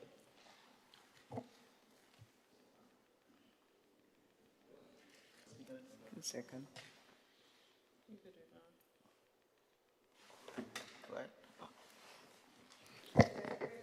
Senator Queens-Britton. Thank you, Madam President. I mean, I know I'm the only person that didn't really give a contribution towards the bill. Although I support it wholeheartedly, I didn't get up to say so. Madam President, quickly, just three things I would like to mention. One, I must express my thanks and appreciation to the clerk and the Parliament. Yesterday, we had a visit by South St. George Government School, the grade 6 of South St. George Government School. They were visiting the Parliament, and I had the opportunity to explain to them about parliamentary procedures. So I just want to thank the staff and the clerk and the staff of Parliament for allowing me to do so. Madam President, also tomorrow, God's will, we invite those who are listening online as well as yourself to Sunset City, St. Mark. We have the National Town Hall meeting tomorrow, God's will, where we would normally do, and we start at 6 p.m. tomorrow at St. Mark Secondary School, my alma mater, where we would get updates and so on from our colleagues. Pardon me? Yeah, that's the first person I invite. Let me put a special invite to you, my colleague. All right?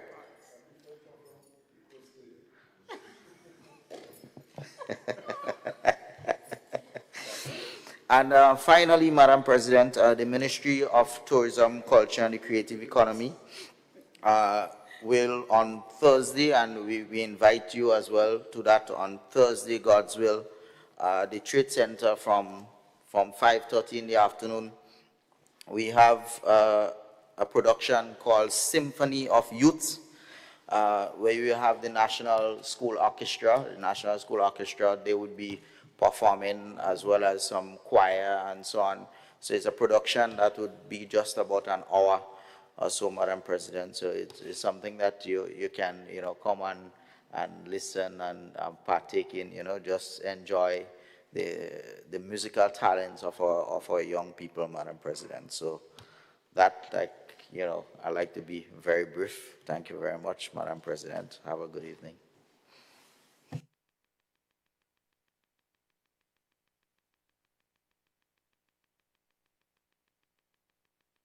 Thank you, Senator Queens-Britton, for your kind invitations, and I hope members do find a way to interact with this constituents of the Symphony of Youth. The sound of it is inviting, and I hope we're able to attend.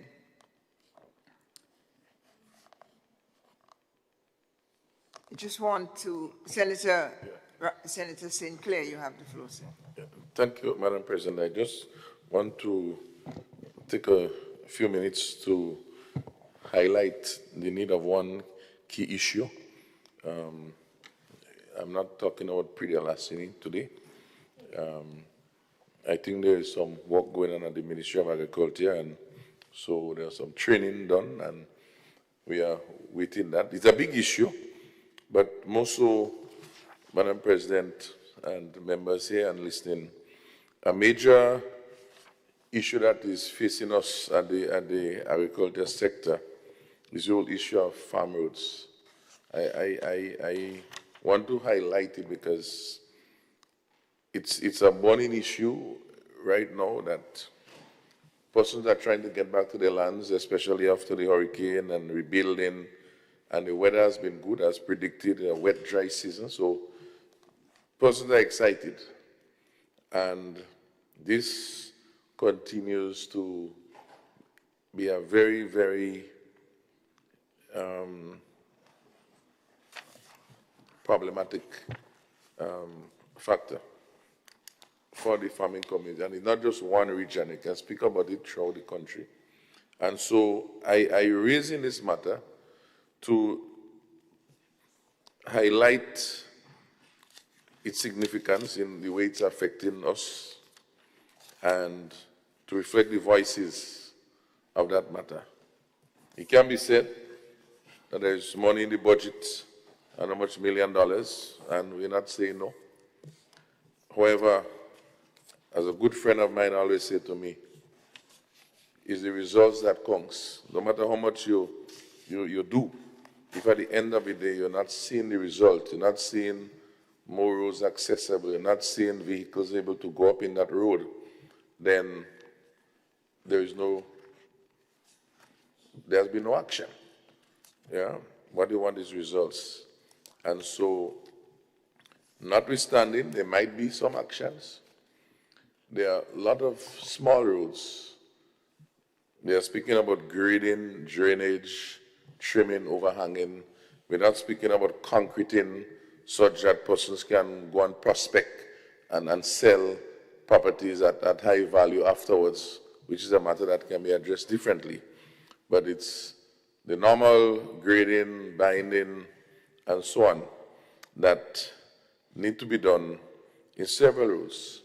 I see there are different focus and many different things happening in this country, whether they are budgeted for or not. But we know that there are some budget allocation for farm roads. And so this appeal here is to see if we can target at least one road in each constituency per month. One road.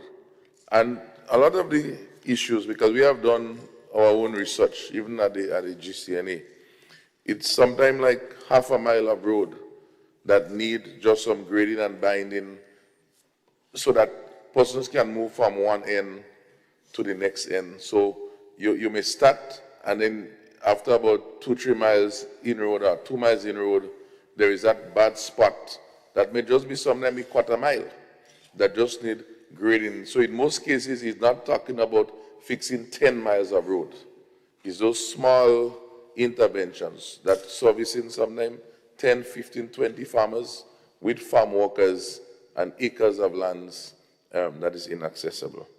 There is one lady who took a set of photos and videos because she just can't understand why there is no attention, you know.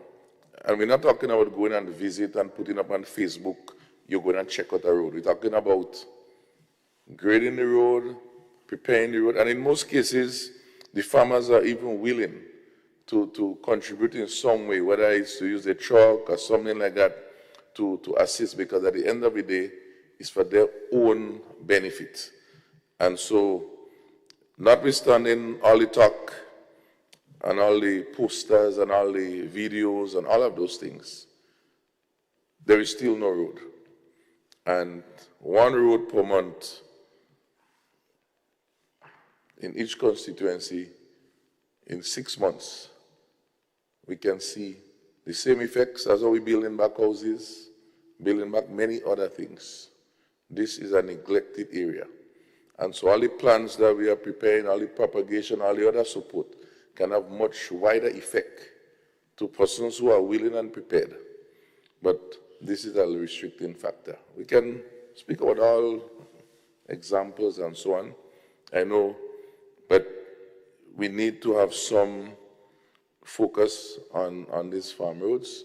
We're not speaking about concreting, we're not speaking about asphalt, we're not speaking about all of those things.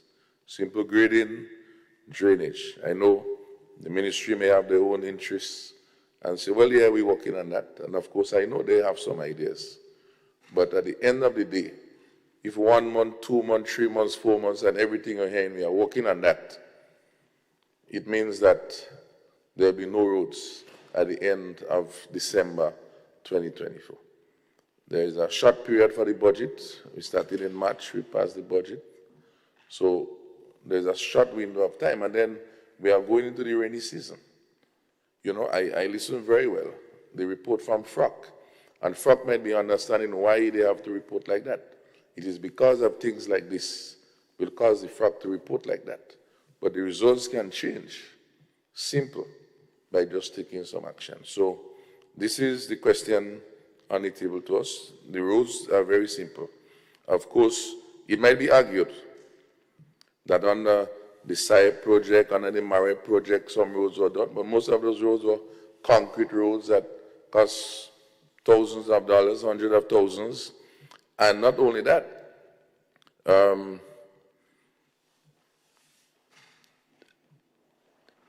they were very long in coming, very long. Some of them didn't even reach up to now.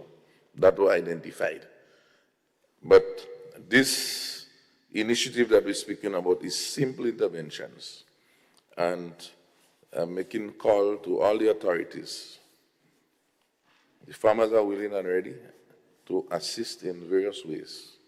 That the area of farm roads, we have to definitely do that. I know through community development, some support can also be initiated. So there are multiple. I know the constituency offices are also receiving some constituency money. I think that money might have even gone up for this year.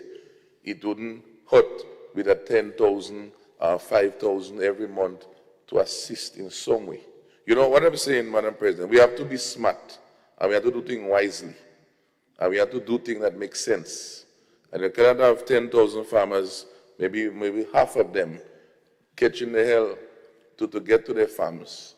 And here you have funds for these constituency offices, which can be used to that. The question is how much of that money is really being used to support little agriculture initiatives, maybe to help with a grocery and a medical bill, etc.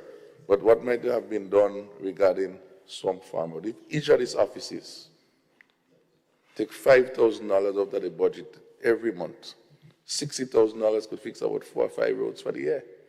At the end of the day, multiplied by 15, and the impact, we can sit down here and see the significant increase. This is just a word to the wise. I thank you. I thank you for your persistent advocacy on the part of for farmers of this country, and in this case for the call for farm roads to be ready before the rainy season sets upon us.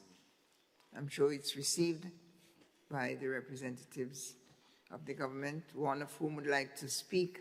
Yeah. Senator David Andrew. Thank you, Madam President. So I rise on a point of clarification on this adjournment. I mean, I acknowledge the issue of the farm roads. It's something that I think is very important, so we acknowledge that, and something that we are actively pursuing and finding necessary resources to do. But a statement was just made by the Honorable Senator, indicating that constituency funds are allotted, and he thinks that they were increased. So there are two erroneous statements going there, because I don't know any senator sitting in this room that has, one, a constituency fund. Nobody on the government side has, for sure.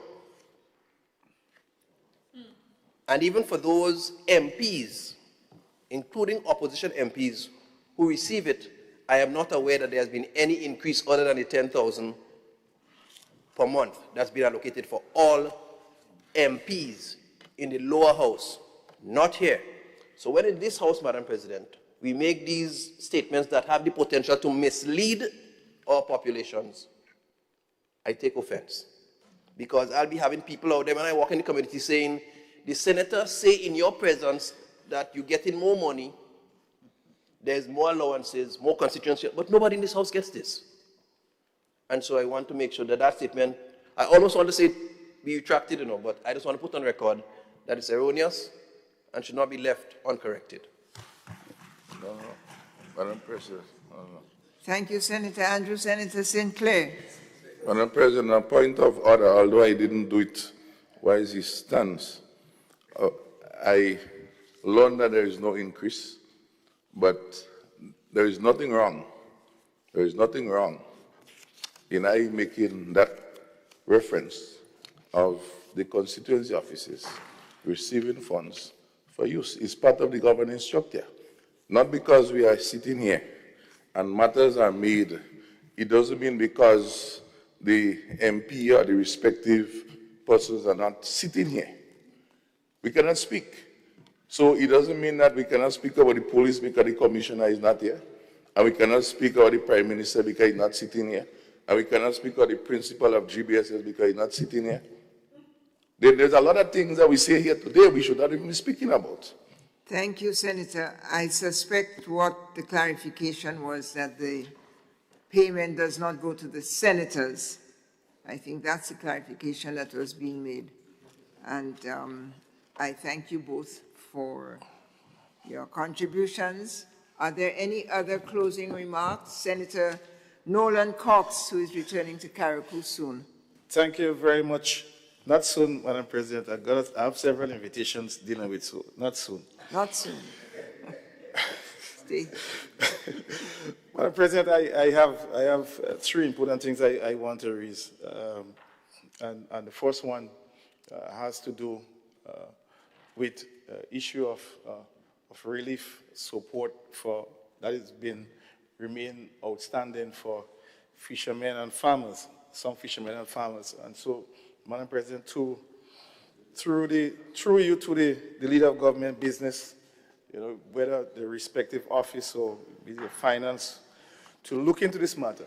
And I raise it because it's a serious concern. I think some promises were made to the fisher folks and farmers sometime a few months back, indicating that they are going to receive that support after the budget has been passed, debated and passed. And as such, they have not received that support. And a couple of them are waiting to help reactivate the boat that has been damaged and other things. So they have raised it on several occasions, and I think it's appropriate for me to raise it here as just for the leader of government business to take note and to speak to his counterpart or colleague, cabinet colleague, about this matter. Madam President, I also want to raise another matter of serious concern. I think it's important that I raise it here by way of advice and for the government, through you, to the leader of government business, to look into the issue of the projects in terms of the Better Build Back program that is taking place on Island in Pitimatic and Carriacou. I have received several reports, Madam President, of irregularities. I think it's in the interest of the government to look into this program. There are a number of alleged corrupt practices. Quite a bit, Madam President. I wouldn't go into details, but in the interest, as a member of this honorable house and somebody who understands how damaging it can be with those practices, and there are a number of persons who relying on the support in terms of getting back into the home. I think it's important that that program runs properly and monies are not misused. Madam President, so I'm advising the government through you, Madam President, to look into this program seriously. There is a lot of things taking place. For want of a better word, I believe it's out of control, Madam President. It's really out of control. Madam President, one more thing. The government did also embarked on, I think it was part of the budget presentation, some 200 prefab homes for Kiaraku and Pitimatnik. Madam President, I think, if memory serves me right, about 4 or 5 of those homes came on island, and they started to assemble them, and they have not completed. I don't know what's the delay, what's the issue. However, one of the most critical things, a number of persons who worked along with that project indicated that they have not received any payment for the services, and as such, they wanted an opportunity to raise it for the government to look into this as well. This is a very serious issue. When ordinary persons give up the services, I know that, yes, there is an expectation in terms of how government operate. You may have a delay in payment for services, might be a month or two for those type of services, but it has gone on for several months, Madam President. As such, it's something that persons are getting to a point where they feel that their services were required, rendered, and no compensation came for them in that regard. So, through you, Madam President, I just want the leader of government business and his colleagues to take note of these 3 critical issues. As I say, I raise this as a concerned citizen and advise for further investigation and for further review in the interest of the people of Kiaraku and Pitimatlik, Madam President. So these are just the 3 things I wanted to highlight. Thank you very much. Senator Cox for raising these matters, and my office will certainly look in with the government to find clarification, answers, and other information that your appeal calls for. Thank you. And the leader of government business is here, and I'm sure he will carry forward as well.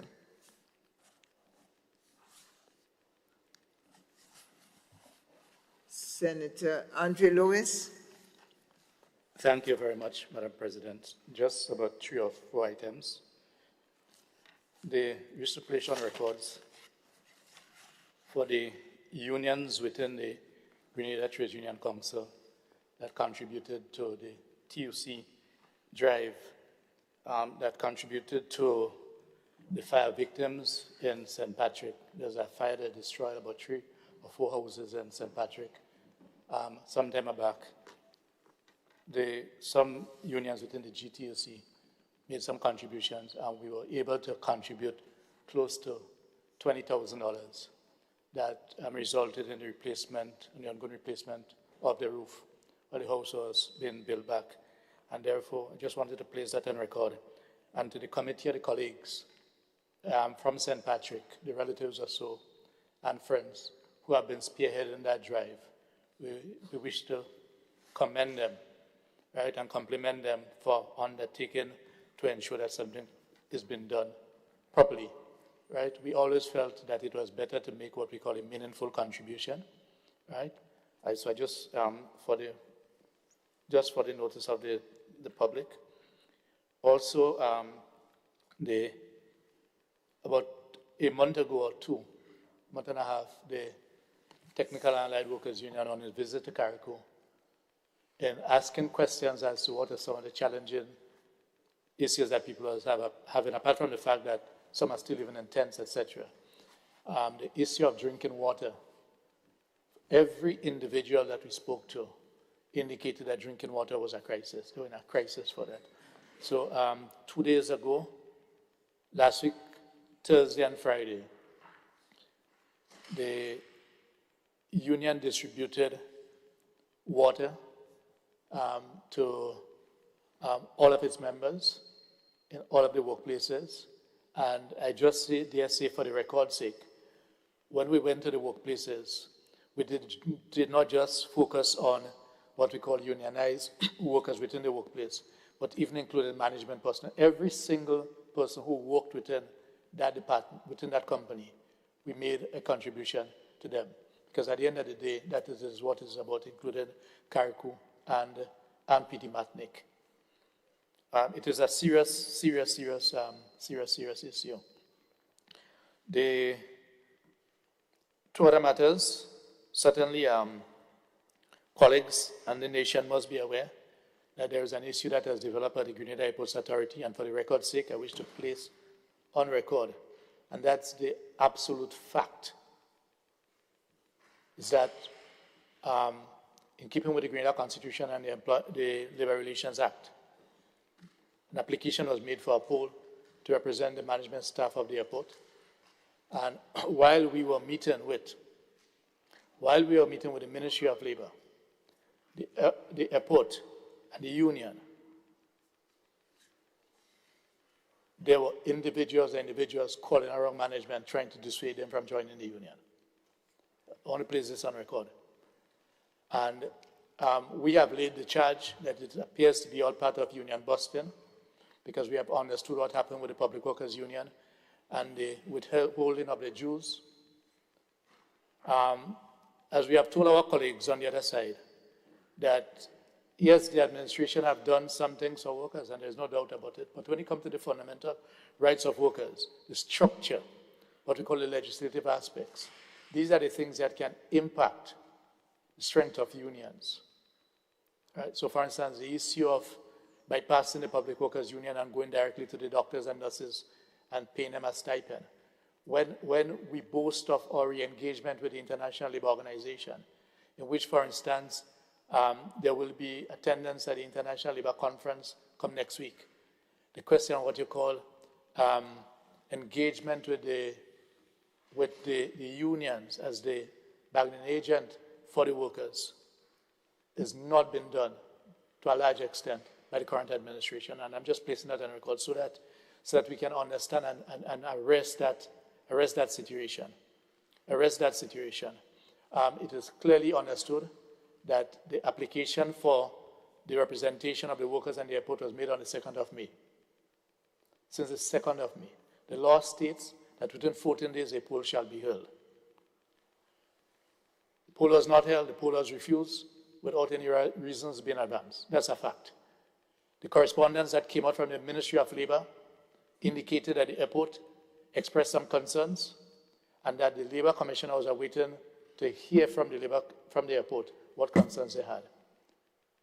When the poll or certification was refused, in a very sad correspondence, it was said that the ministry was not in a position to advise because they were waiting on information. But yesterday it was refused.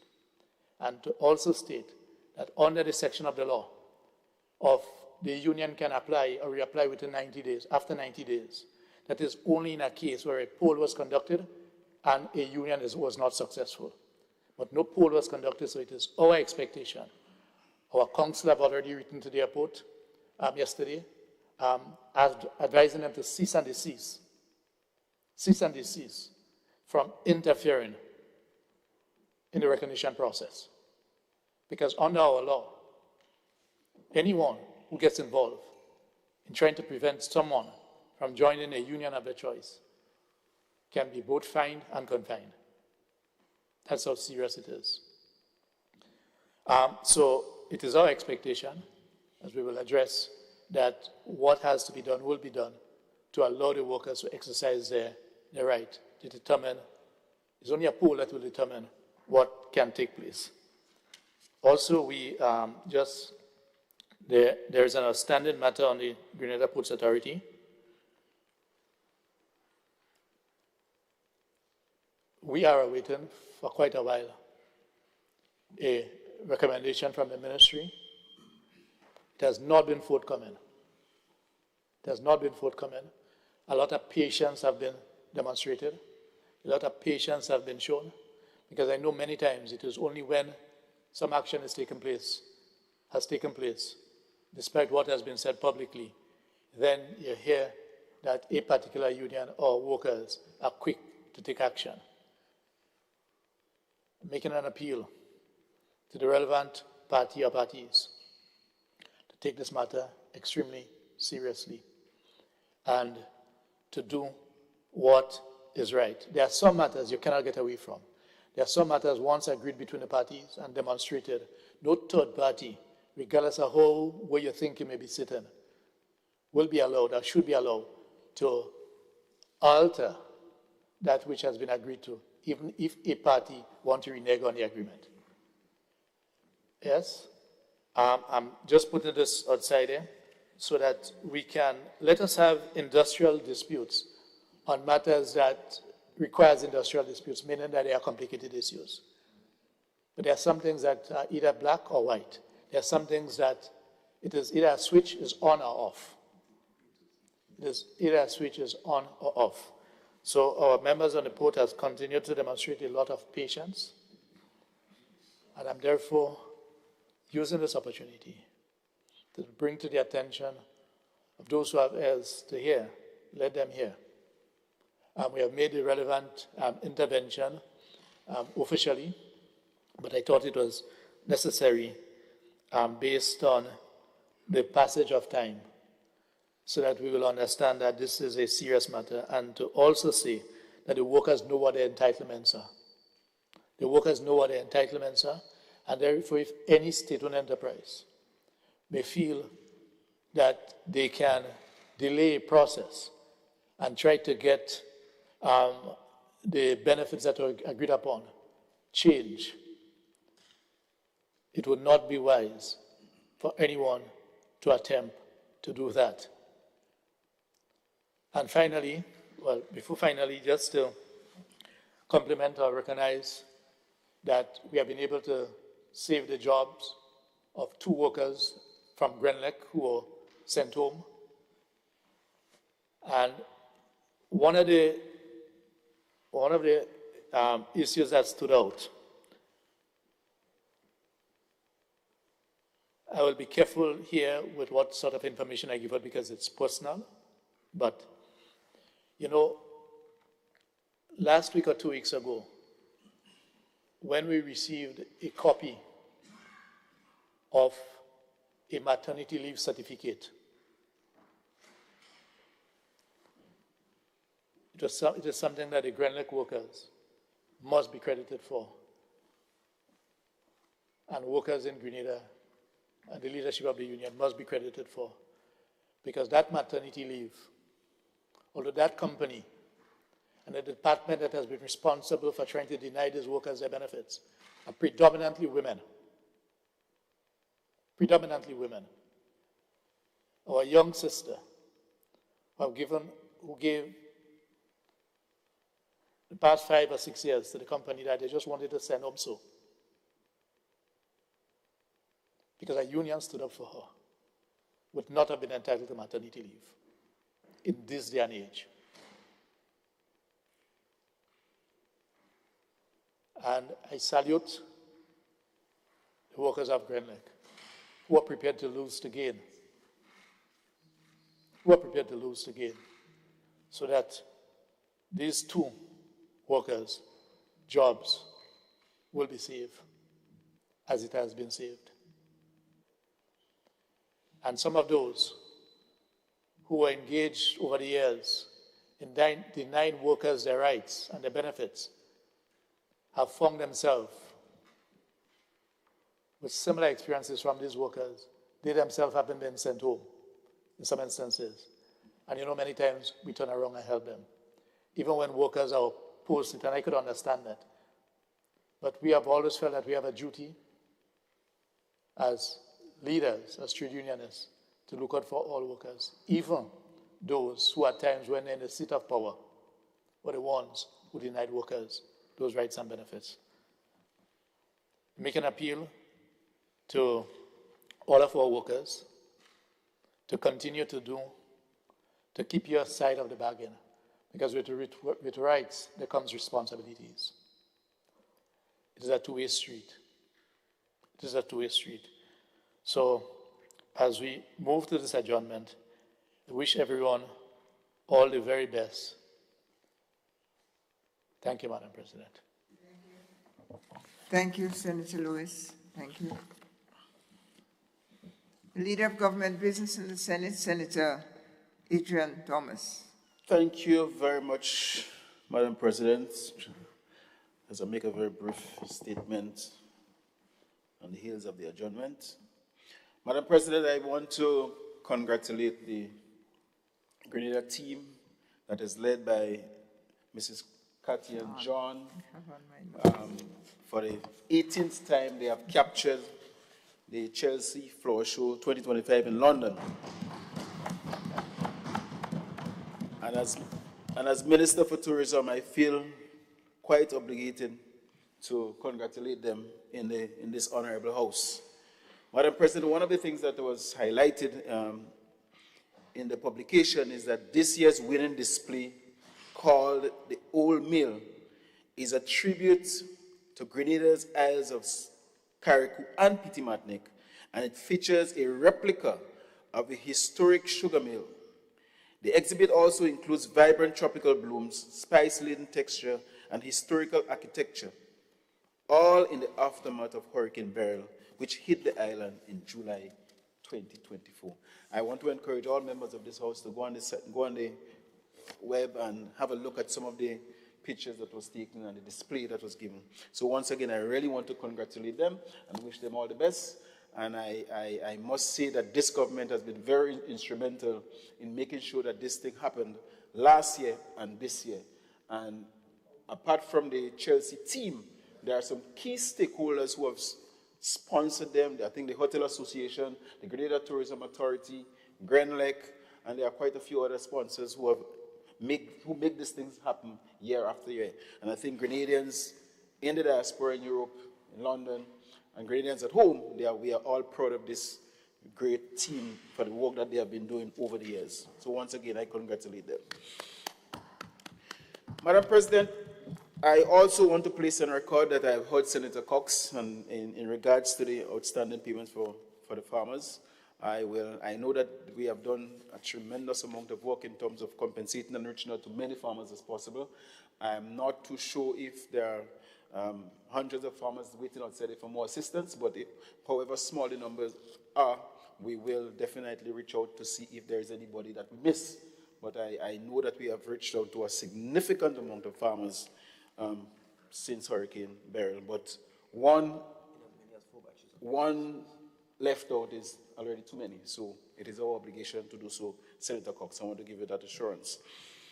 Madam President, I also want to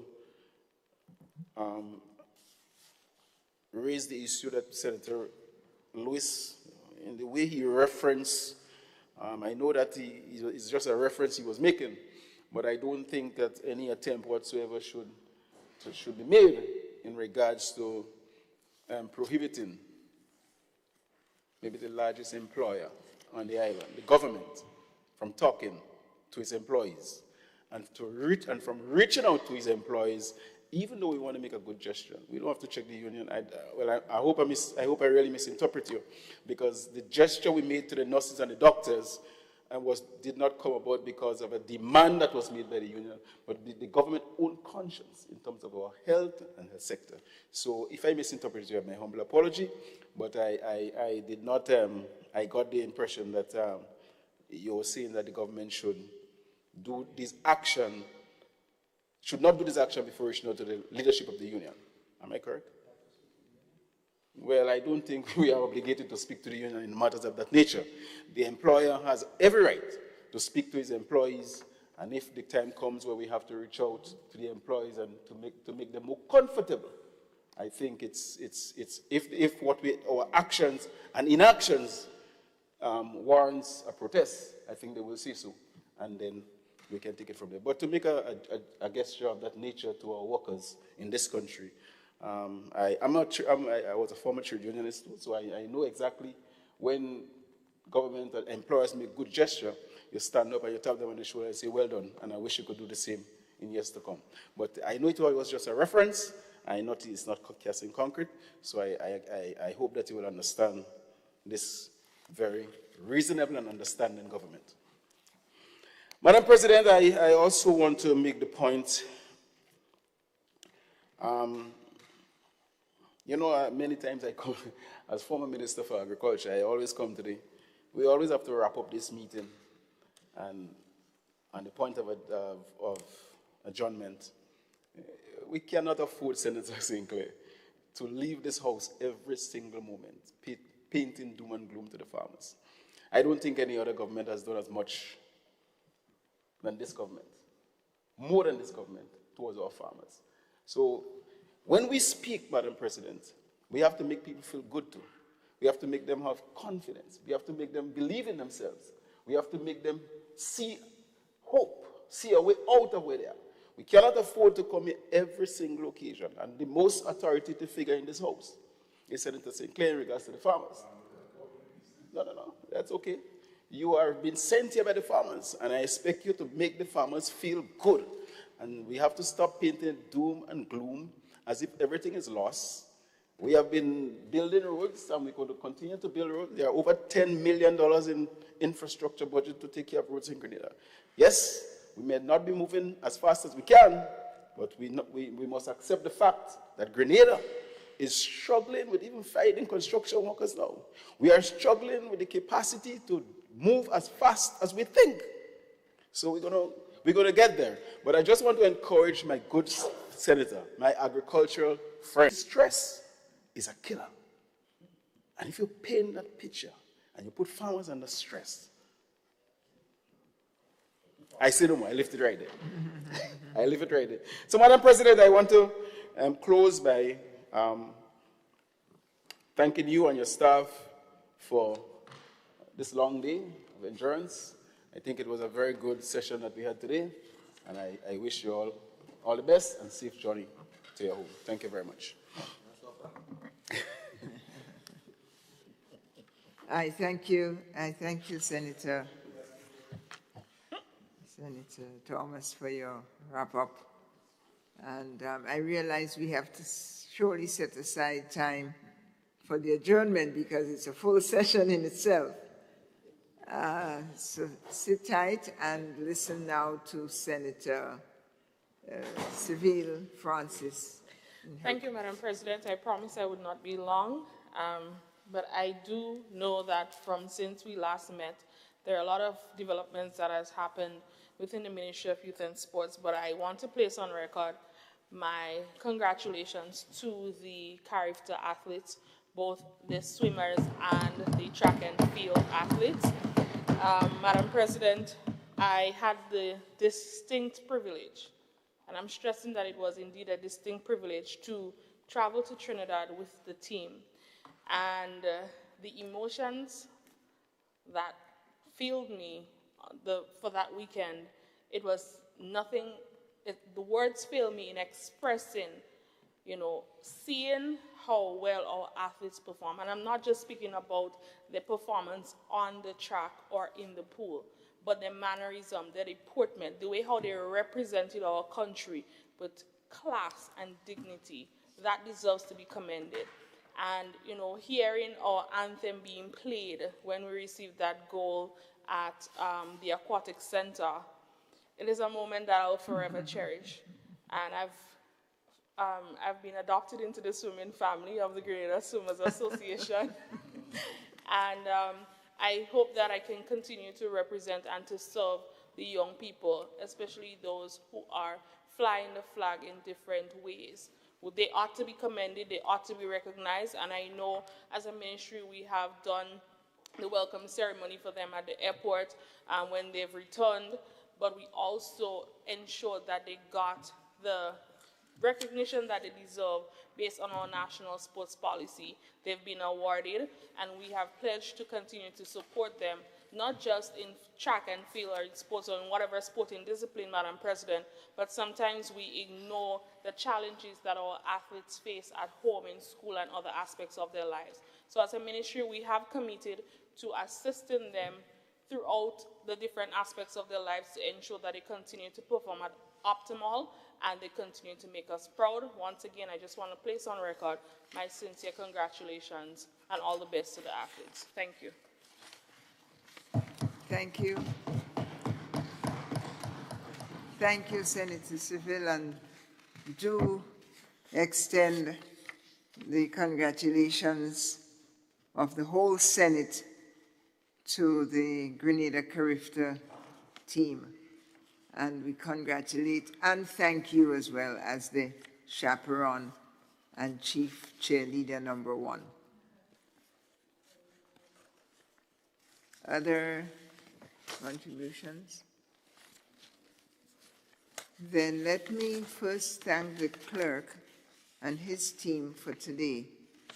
He seems to be under the weather, and he has shown up and has delivered service before the session and during the session. And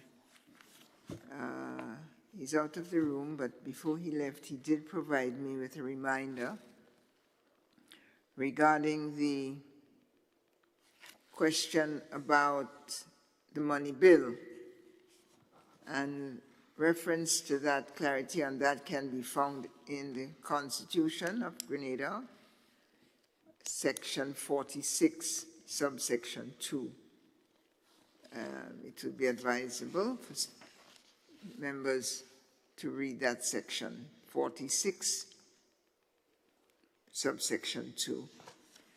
I want to report on the clerk and his team the departure of Charmaine Blackett, whom you have seen in the chair for a couple of years.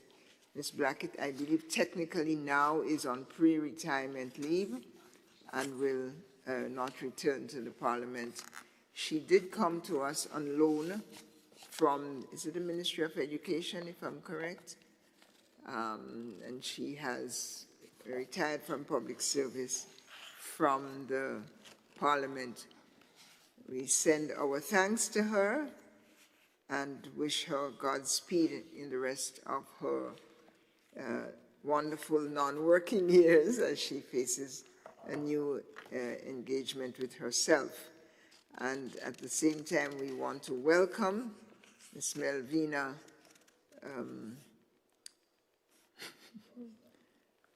Galston, who has taken the chair.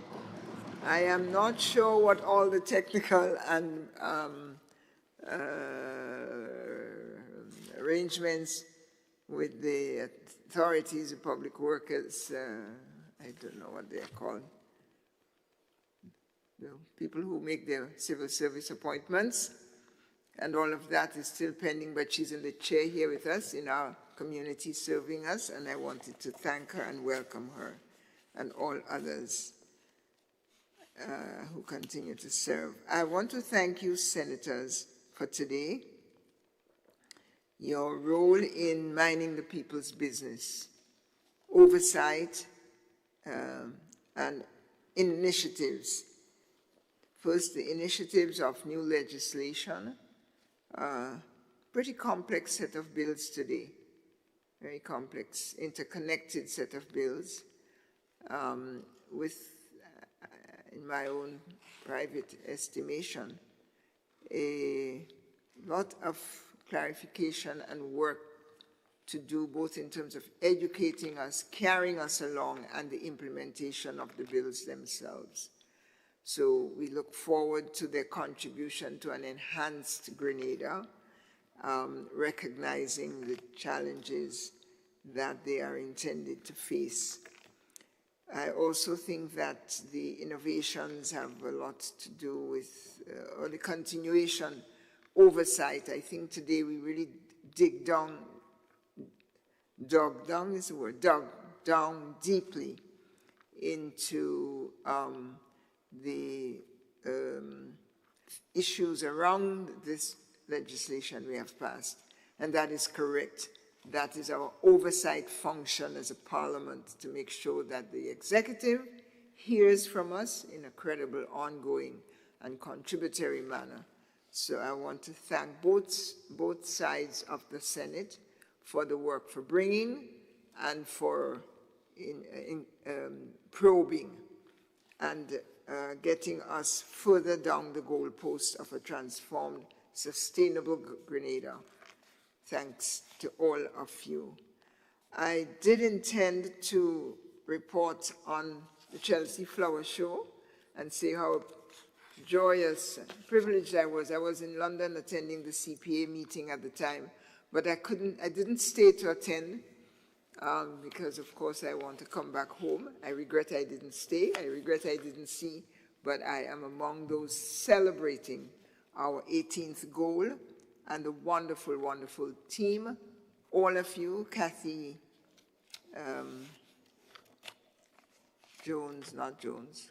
John, and others, receive the thanks and congratulations of the Senate of Grenada and hopefully the people of Grenada.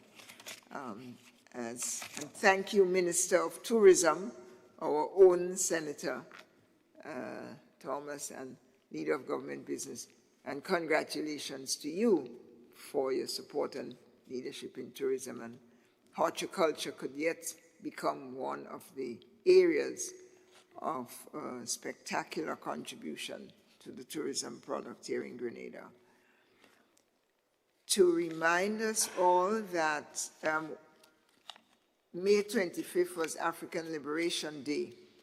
And as we get ready to receive the African Export-Import Bank in Grenada in July, let us remember that we mark and celebrate African Liberation Day, which is a global celebration.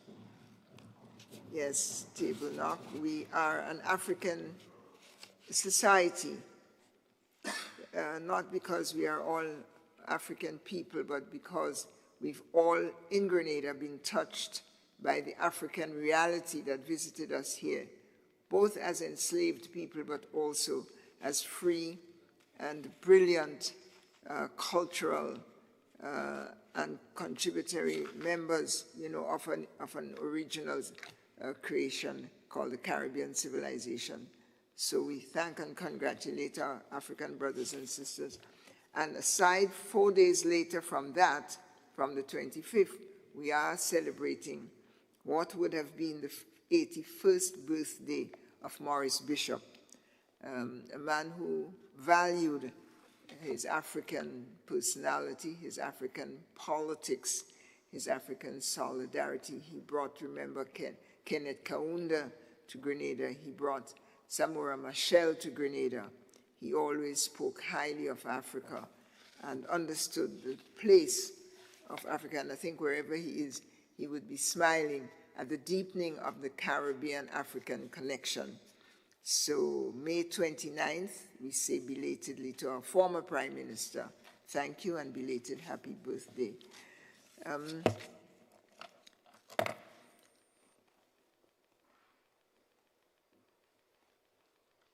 And lastly, to congratulate the current government, despite whatever concerns we might have about the costs and other implications. We have Minister of Tourism, a fabulous new Maurice Bishop International Airport expansion, enhancement, extension.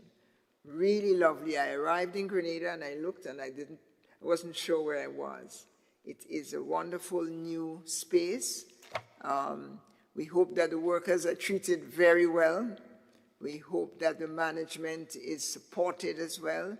We hope that our visitors enjoy the airport. And we think that it is quite a contribution to our sustainable economic product if our tourism really belongs more and more to us as a Grenada people. So congratulations for all we're doing. And finally, let me thank, I forgot to thank the team over at the FROC for sending us the reports that we debated this morning. Thank you all and have a wonderful rest of the month of May as we put before you the question. You may speak a second time if you wish.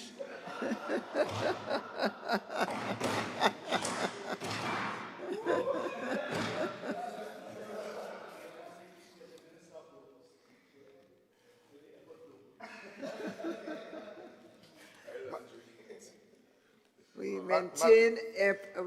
maintain senatorial decorum. Senatorial decorum is maintained with full innovation. Senator Rahman, you have the floor. Madam President, I just wanted to see a good example of bipartisanship with regard to the airport. Thank you. Thank you. And I know the people from the small island want to say a word. I offer the floor again to Senator Cox. Senator Cox, you close it out, sir. Madam President, I'm good. I really don't want to add anything. I don't want to add anything. We just have a little battle about us. Yeah. We're good. All bilaterals will be conducted after a vote on the question. The motion before us, gentlemen and ladies, senators, is that this House is now adjourned. Sign it aye. All those in favor say aye. And those opposed remain in your chairs. Adjourned.